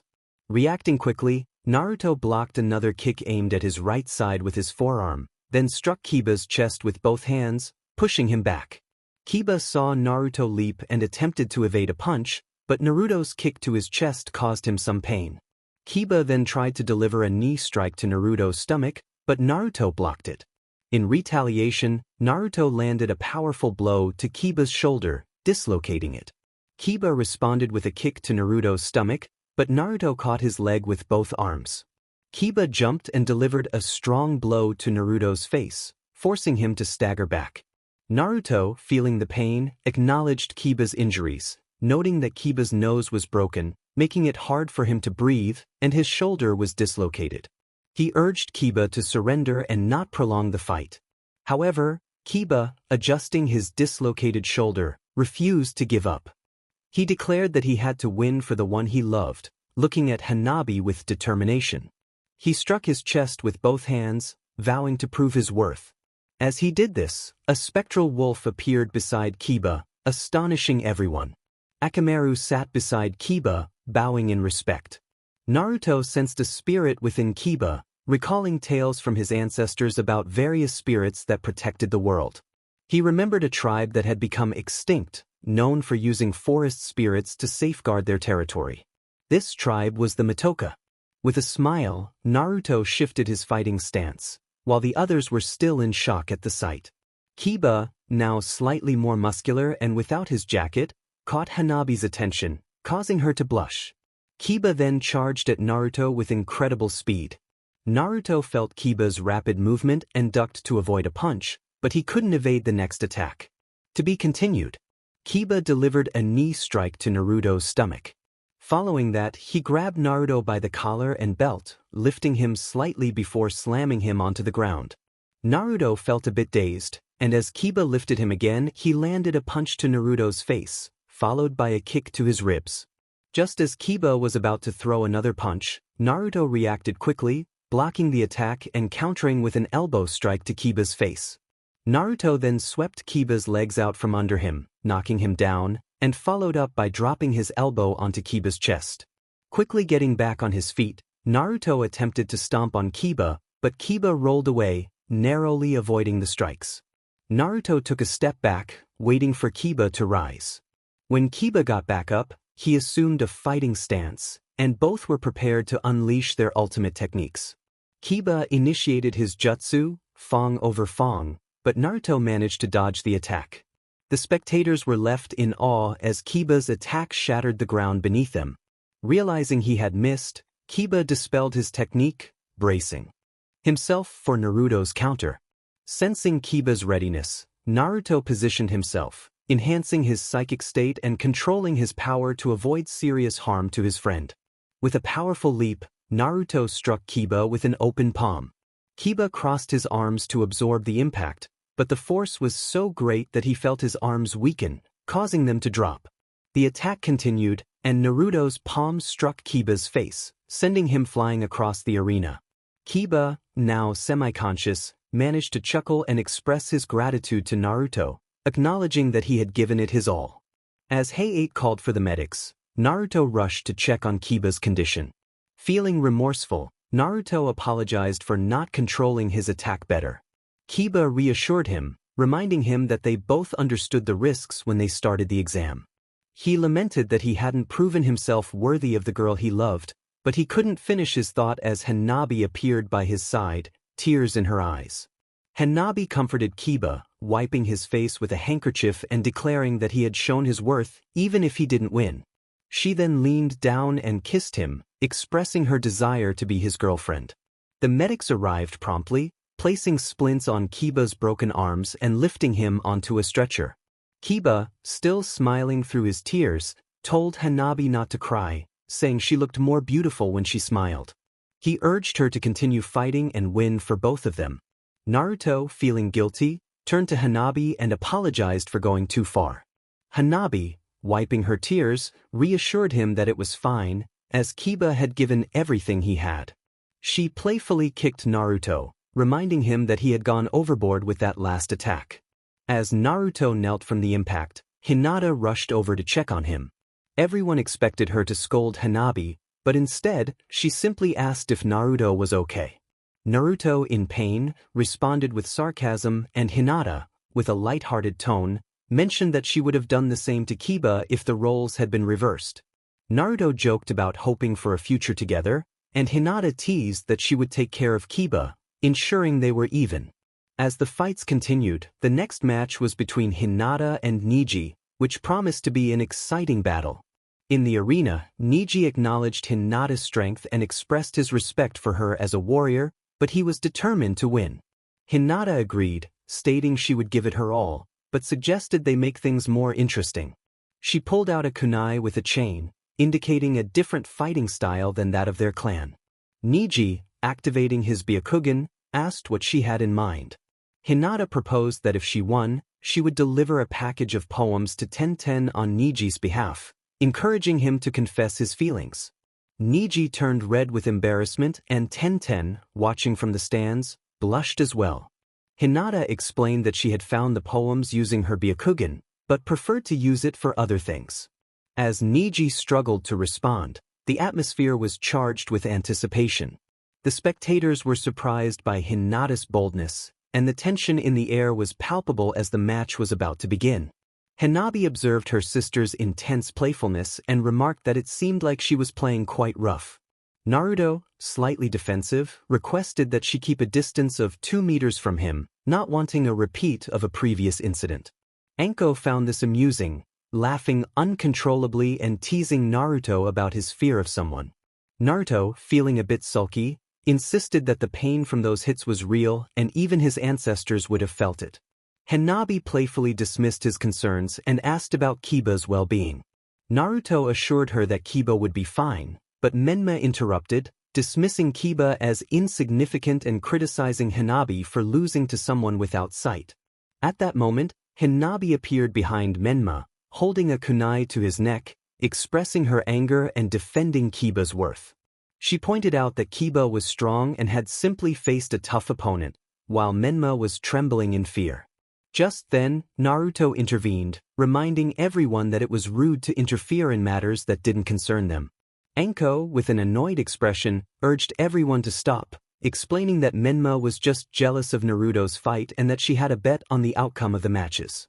Hanabi quickly returned to her original spot, realizing that her intervention was more about her bet than preventing a tragedy. Naruto agreed with Anko and turned his attention back to the fight. Meanwhile, Hinata encouraged Niji, who confidently declared that if he won, he would reveal Hinata's secret to Naruto, which made Hinata blush furiously. The secret involved her collection of Naruto-themed plushies and a dollhouse where she imagined their future together. Hinata, flustered, warned Niji not to speak of her thoughts, threatening him if he did. Naruto, sensing the tension, found it amusing, while Niji proposed a fair bet. If he won, he would reveal Hinata's secrets, but if she won, he would have to deliver love letters to Tenten in the hospital. Hinata, determined, prepared for the fight, reminding Niji that he would be delivering those letters from the hospital. As the match began, Hinata took on a unique fighting stance, different from the traditional Hyuga style, while Niji confidently assumed his own. Naruto, watching from the stands, felt the excitement of the upcoming battle and wondered about the secrets in Hinata's room. Hanabi, nervous, suggested it might be better if he didn't find out, while Anko expressed curiosity about the contents of Hinata's room. Suddenly, a kunai with a chain flew into the stands, narrowly missing Anko, who realized that Hinata was serious about keeping her secrets safe. In the arena, Hinata firmly declared that no one would learn about her room until the fight was over, warning Naruto not to read anyone's thoughts. The stakes were high, and the tension in the air was palpable as the battle was about to unfold. A kunai without a blade was presented, causing everyone to swallow nervously. Naruto, however, protected himself and tried not to read the minds of Hanabi and Niji. The words of Hinata echoed in the minds of many, as they were unaware of Naruto's new ability. At that moment, some began to connect the dots about why Naruto often predicted movements and plans he could read minds. Yet, doubts lingered about the truth of this ability, creating intrigue. Niji chuckled, believing he had finally found Naruto's weakness. It was good to see the odds leaning slightly in his favor. He began to run toward Hinata to initiate the combat, but Hinata smiled internally, pulling out a package from her kunai holder. Upon realizing it was Niji, she paused and asked if he wasn't going to attack her. Niji, shocked, wondered how she had hidden her weapons.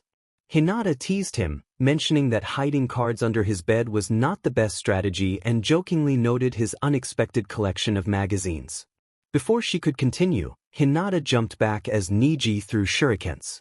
With his Byakugan activated, Niji challenged Naruto, suggesting he might want to know what his girlfriend was writing. Just then he dodged a kick aimed at his face from Hinata.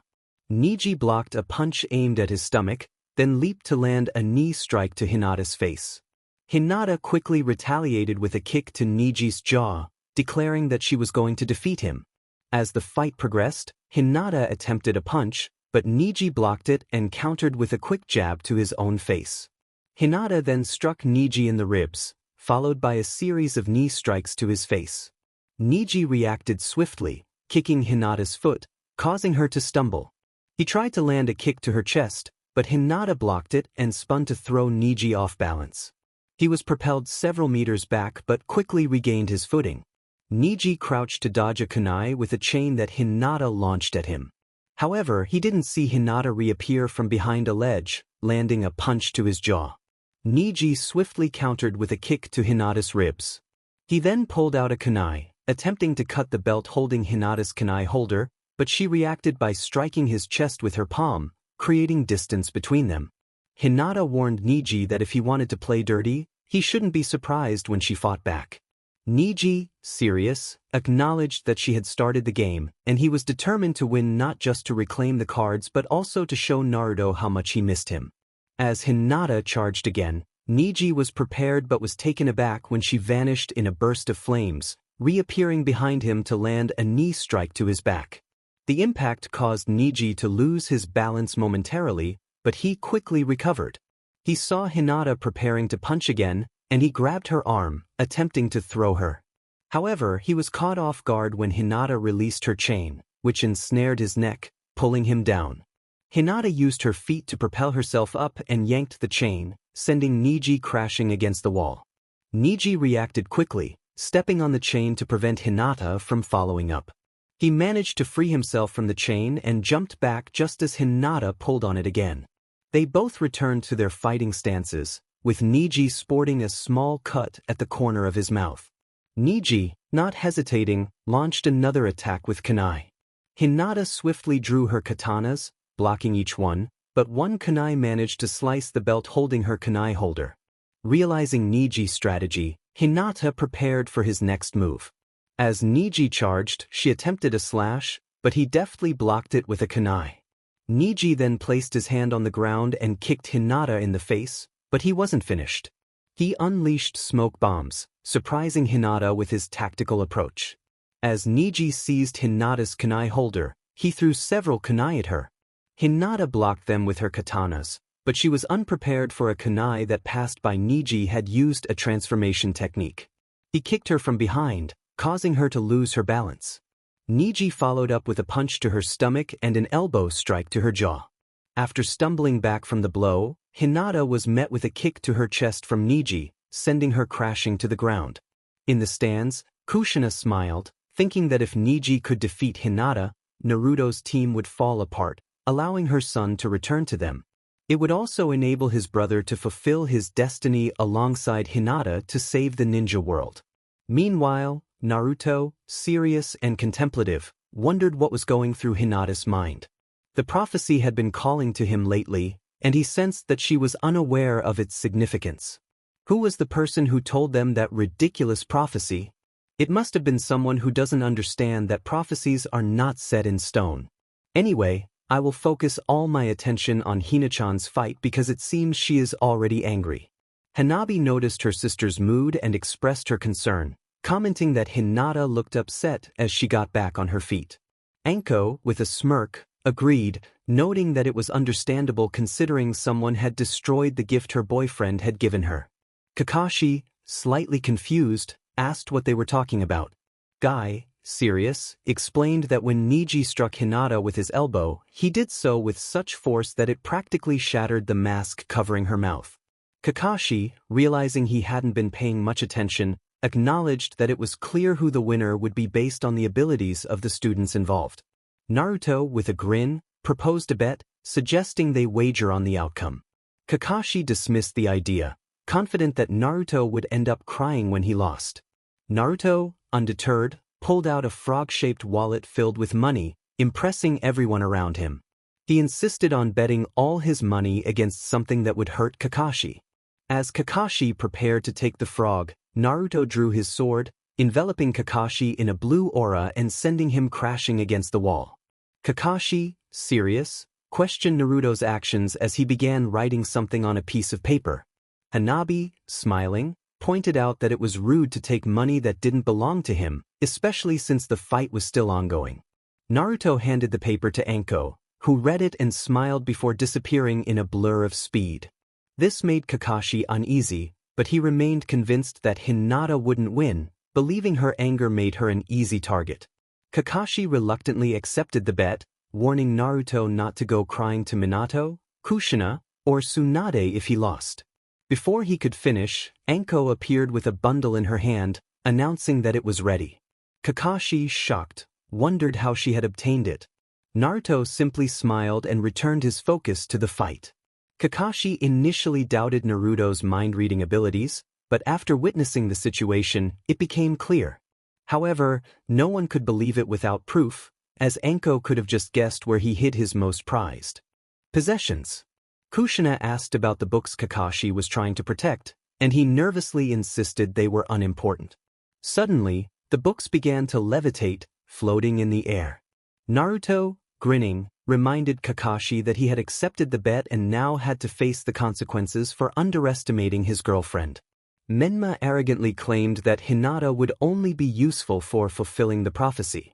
Mito agreed, asserting that it was clear she would lose, and in the next match, they would defeat him for taking their inheritance. Hanabi, serious but smiling, revealed a secret about her sister. She explained that Hinata had always held back, and now they would see a different side of her. Despite her sweet and protective nature, she could be fierce. This worried many, especially Kakashi. Tenten, concerned, urged Niji to be careful. In the arena, Hinata, with a slight smile, acknowledged Niji's bravery and reminded him of the gift he had broken. Niji, swallowing hard, pointed out that she had started it by bringing the first gift from Naruto. With a chuckle, Hinata activated her Byakugan, declaring that she would hit him so hard that his first date with Tenten would be in the hospital. As she charged at Niji, she leaped into the air to strike from above. Niji attempted to use his rotation technique, but to his surprise, Hinata vanished. She reappeared beneath him, pulling his feet out from under him. Niji struggled to break free, but Hinata's swift movements left him vulnerable. She stomped down on his head, sending him flying through a vortex of energy. Niji tried to recover, but Hinata was relentless. He crossed his arms to block her incoming attack, successfully deflecting her kick. Seizing the opportunity, he grabbed her leg, trying to counterattack, but Hinata reacted quickly, delivering a sharp elbow to his head. She spun to escape his grip and landed a kick to his face. With Niji momentarily defenseless, Hinata pressed her advantage, but Niji retaliated with a series of punches to her stomach, attempting to land a hit to her jaw. Hinata, however, caught Niji's head and delivered a powerful knee strike to his face, sending him crashing against the wall. As Niji struggled to regain his footing, Hinata followed up with another knee strike, this one so powerful it broke through the wall. Height, the referee, considered intervening but noticed Niji had reacted, kicking Hinata's feet to knock her down. He then landed a punch to her face, causing her to stagger back. In a desperate move, Niji pulled out a kunai, aiming to stab Hinata in the leg. To immobilize her, he didn't want to hurt her because they had become like family and got along well. However, this was an exam and a battle. When he saw this, Hinata skillfully deflected Niji's kunai. What surprised everyone was that Hinata struck the kunai with such force that it shattered. This left the onlookers in awe. But the fight was far from over. Hinata managed to grab Niji by the neck and delivered 3 knee strikes to his face. Niji managed to block a 4th knee strike with his hand and then flipped Hinata over his shoulder, slamming her onto the ground. Just as Niji prepared to deliver a final blow to block her chakra points, Hinata vanished in a swirl of energy and reappeared in front of Niji, delivering a powerful punch to his face that sent him staggering back. Hinata was determined to prove herself. Hinata's kunai pierced Niji's shoulder, and she quickly pulled him closer, delivering a powerful kick to his stomach that sent him flying several meters away. The spectators were astonished by Hinata's boldness, But what shocked them even more was Niji's resilience as he stood up despite the injury. His shoulder was dislocated, but he activated his Byakugan and adjusted the bone with a swift motion. As Niji regained his stance, he noticed Hinata rushing toward him, leaping to deliver a kick that he narrowly dodged. When she missed, she spun around to strike him with her forearm, but Niji blocked the attack. However, Hinata followed up with a swift kick to his face, leaving him slightly dazed. Seizing the moment, Hinata charged at him with a punch, but Niji reacted just in time, throwing a punch of his own. Hinata ducked, pulled out a kunai, and stabbed Niji in the leg, causing him to grunt in pain. Not stopping there, Hinata struck his knee, forcing Niji to the ground. She then delivered a punch to his face, followed by an elbow strike, and grabbed him by the neck, throwing him forward and knocking him down. Niji struggled to rise, returning to his fighting stance. He saw Hinata launching another punch, but he managed to dodge it, turning to deliver a light kick to her back, causing her to lose her balance. Niji attempted to strike her with a palm strike to the back, but Hinata blocked it with her arm. In a swift move, she grabbed his arm, spun around, and struck his stomach. Then she kicked his feet out from under him, sending him crashing to the ground. Hinata took hold of one of Niji's feet, using her own foot as leverage to pull him down while she yanked at his neck, causing him pain and attempting to restrict his breathing. Niji, feeling the pressure, struggled to respond, expressing his discomfort and fighting through the hold. Hinata, with a serious expression, reminded him that he had destroyed her most treasured gift and that he deserved a punishment. She pulled harder, trying to bend his back further. After a few moments, Niji lost consciousness from the lack of air. Despite this, he summoned his willpower and managed to push himself up, breaking free from her hold. Hinata quickly stood, noticing Niji, with the little energy he had left, trying to deliver a final blow aimed at closing Hinata's chakra points. Just as he was about to reach her, Hinata dodged, and when Niji turned to face her, he was met with a kick to the jaw that knocked him out completely. The announcer declared the match over, announcing Hinata Hyuga as the winner. Concerned, he watched as Hinata approached her cousin. She grabbed Niji by his shirt, reminding him that he owed her a mask before delivering a strong punch to his face. The spectators could only watch as Hinata walked toward the stands, colliding with Tenten, who rushed to check on Niji's condition. Hinata reassured Tenten that Niji would be fine, mentioning he had a few broken ribs, a stab wound in his leg, possibly lost 2 teeth, and a mild concussion, but nothing serious. Tenten, in tears, lamented that it wasn't necessary for Hinata to go that far. Hinata defended her actions, stating that she had warned him she wouldn't hold back and that he had given it his all. She assured Tenten that Niji would recover. Tenten, frustrated, questioned Hinata's confidence in Niji's recovery. Hinata, with a half-smile, explained that it was because Tenten was taking care of him. Tenten was taken aback and slightly blushed at Hinata's words. Just then, the medics arrived to take Niji away, who had regained some consciousness. He groaned, jokingly asking who had run him over. Tenten held Niji's hand, clarifying that it wasn't a carriage but a wild mule that had kicked him hard. As Niji was taken to the infirmary, Tenten smiled through her tears, reminiscing about the cards Hinata had taken from him. In the stands, Hinata, with a vein popping on her forehead, playfully protested Tenten's comment about the mule, causing laughter among the crowd. Tenten retorted that Hinata was like a wild mule herself, unable to control her strength. Naruto and Hanabi held Hinata back, as she seemed ready to retaliate. Kakashi, noticing his precious books on the ground, saw an opportunity and stealthily moved to retrieve them. However, the books began to levitate again. Naruto told Hanabi to handle Hinata, while she expressed that it was difficult when Hinata was in such a mood. Naruto warned Kakashi that it was bad to back out of a bet, and now he would have to pay the price. Kakashi, nervous, pleaded for mercy, but Naruto insisted that Kakashi would have to wear a frilly dress for the rest of the exam. Kakashi, kneeling, begged him not to make him do that. The crowd watched in disbelief, sweat droplets forming on their brows as they wondered what those books contained and why they were so important to Kakashi. Kakashi found himself in a challenging situation, as the stakes of a bet made by Naruto loomed over him. The rounds of the preliminary matches were set, with Gaara facing Sasuke, Mito against Hanabi, Menma battling Naruto, Temari taking on Shikamaru, and Kankuro up against Hinata. Hay8 announced that the remaining 5 matches would have a full month for training, prompting everyone to disperse. Kakashi sighed in relief, thinking the ordeal was over, but then Naruto grabbed his shoulder with a smile, reminding him of the bet he had to fulfill. Kakashi's eyes widened as he saw Anko and Hanabi approaching with a maid outfit. He stammered, trying to negotiate privately, but Anko, with a mischievous grin, insisted it was time to uphold the wager. Hanabi chimed in, noting that the dress was specially made by her mother, making it a waste not to use it. Kakashi pleaded for help, but his friends merely stepped aside, leaving him to face his fate. Hinata, with a smile, prepared makeup, and Kakashi, overwhelmed, cried out in despair. After a few minutes of his protests, Anko, Hanabi, and Hinata finally dressed Kakashi, who now radiated an aura of defeat. Guy, struggling to contain his laughter, remarked that the outfit didn't look too bad on him, while Asuma added that he was glad he hadn't made a bet.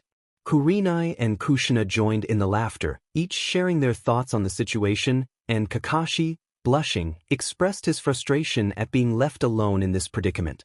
That day marked one of Kakashi's most embarrassing moments, and with a month still ahead of him, he knew he had to endure this humiliation while fulfilling his duties. He was aware that using a clone would only lead to Naruto discovering his ruse, and the thought of losing his cherished Ika books was far more painful than this temporary embarrassment.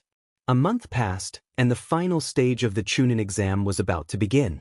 However, beneath the surface, a sinister plan was unfolding, even as everything appeared calm. Inside the stadium, Guy noted the large crowd, speculating it was due to Sasuke's match. Mikoto corrected him, stating that most were there to see Naruto face Menma, as that match held significant importance, especially with Menma vying for leadership that Naruto had taken from him. Kurenai observed that the audience seemed to favor Menma and Mito to win the tournament, while Anko expressed her confidence that her students would be the only victors. Mikoto, though frustrated with her son's attitude, acknowledged that he had grown stronger. Guy pointed out that offering Menma the eyes of her clan was an insult, as he would not have been able to see regardless. This statement irked Mikoto, who turned away in silence. Asuma, with a slight smile, noted that Anko's team was the first in Konoha's history to reach the finals with all members intact. Anko countered that the Suna team also had all their members present. Asuma clarified that no team in Konoha had ever achieved this feat in the final phase of the Chunin exam, which was remarkable. Kurenai lamented that her team could have accomplished the same if Kiba hadn't been so stubborn.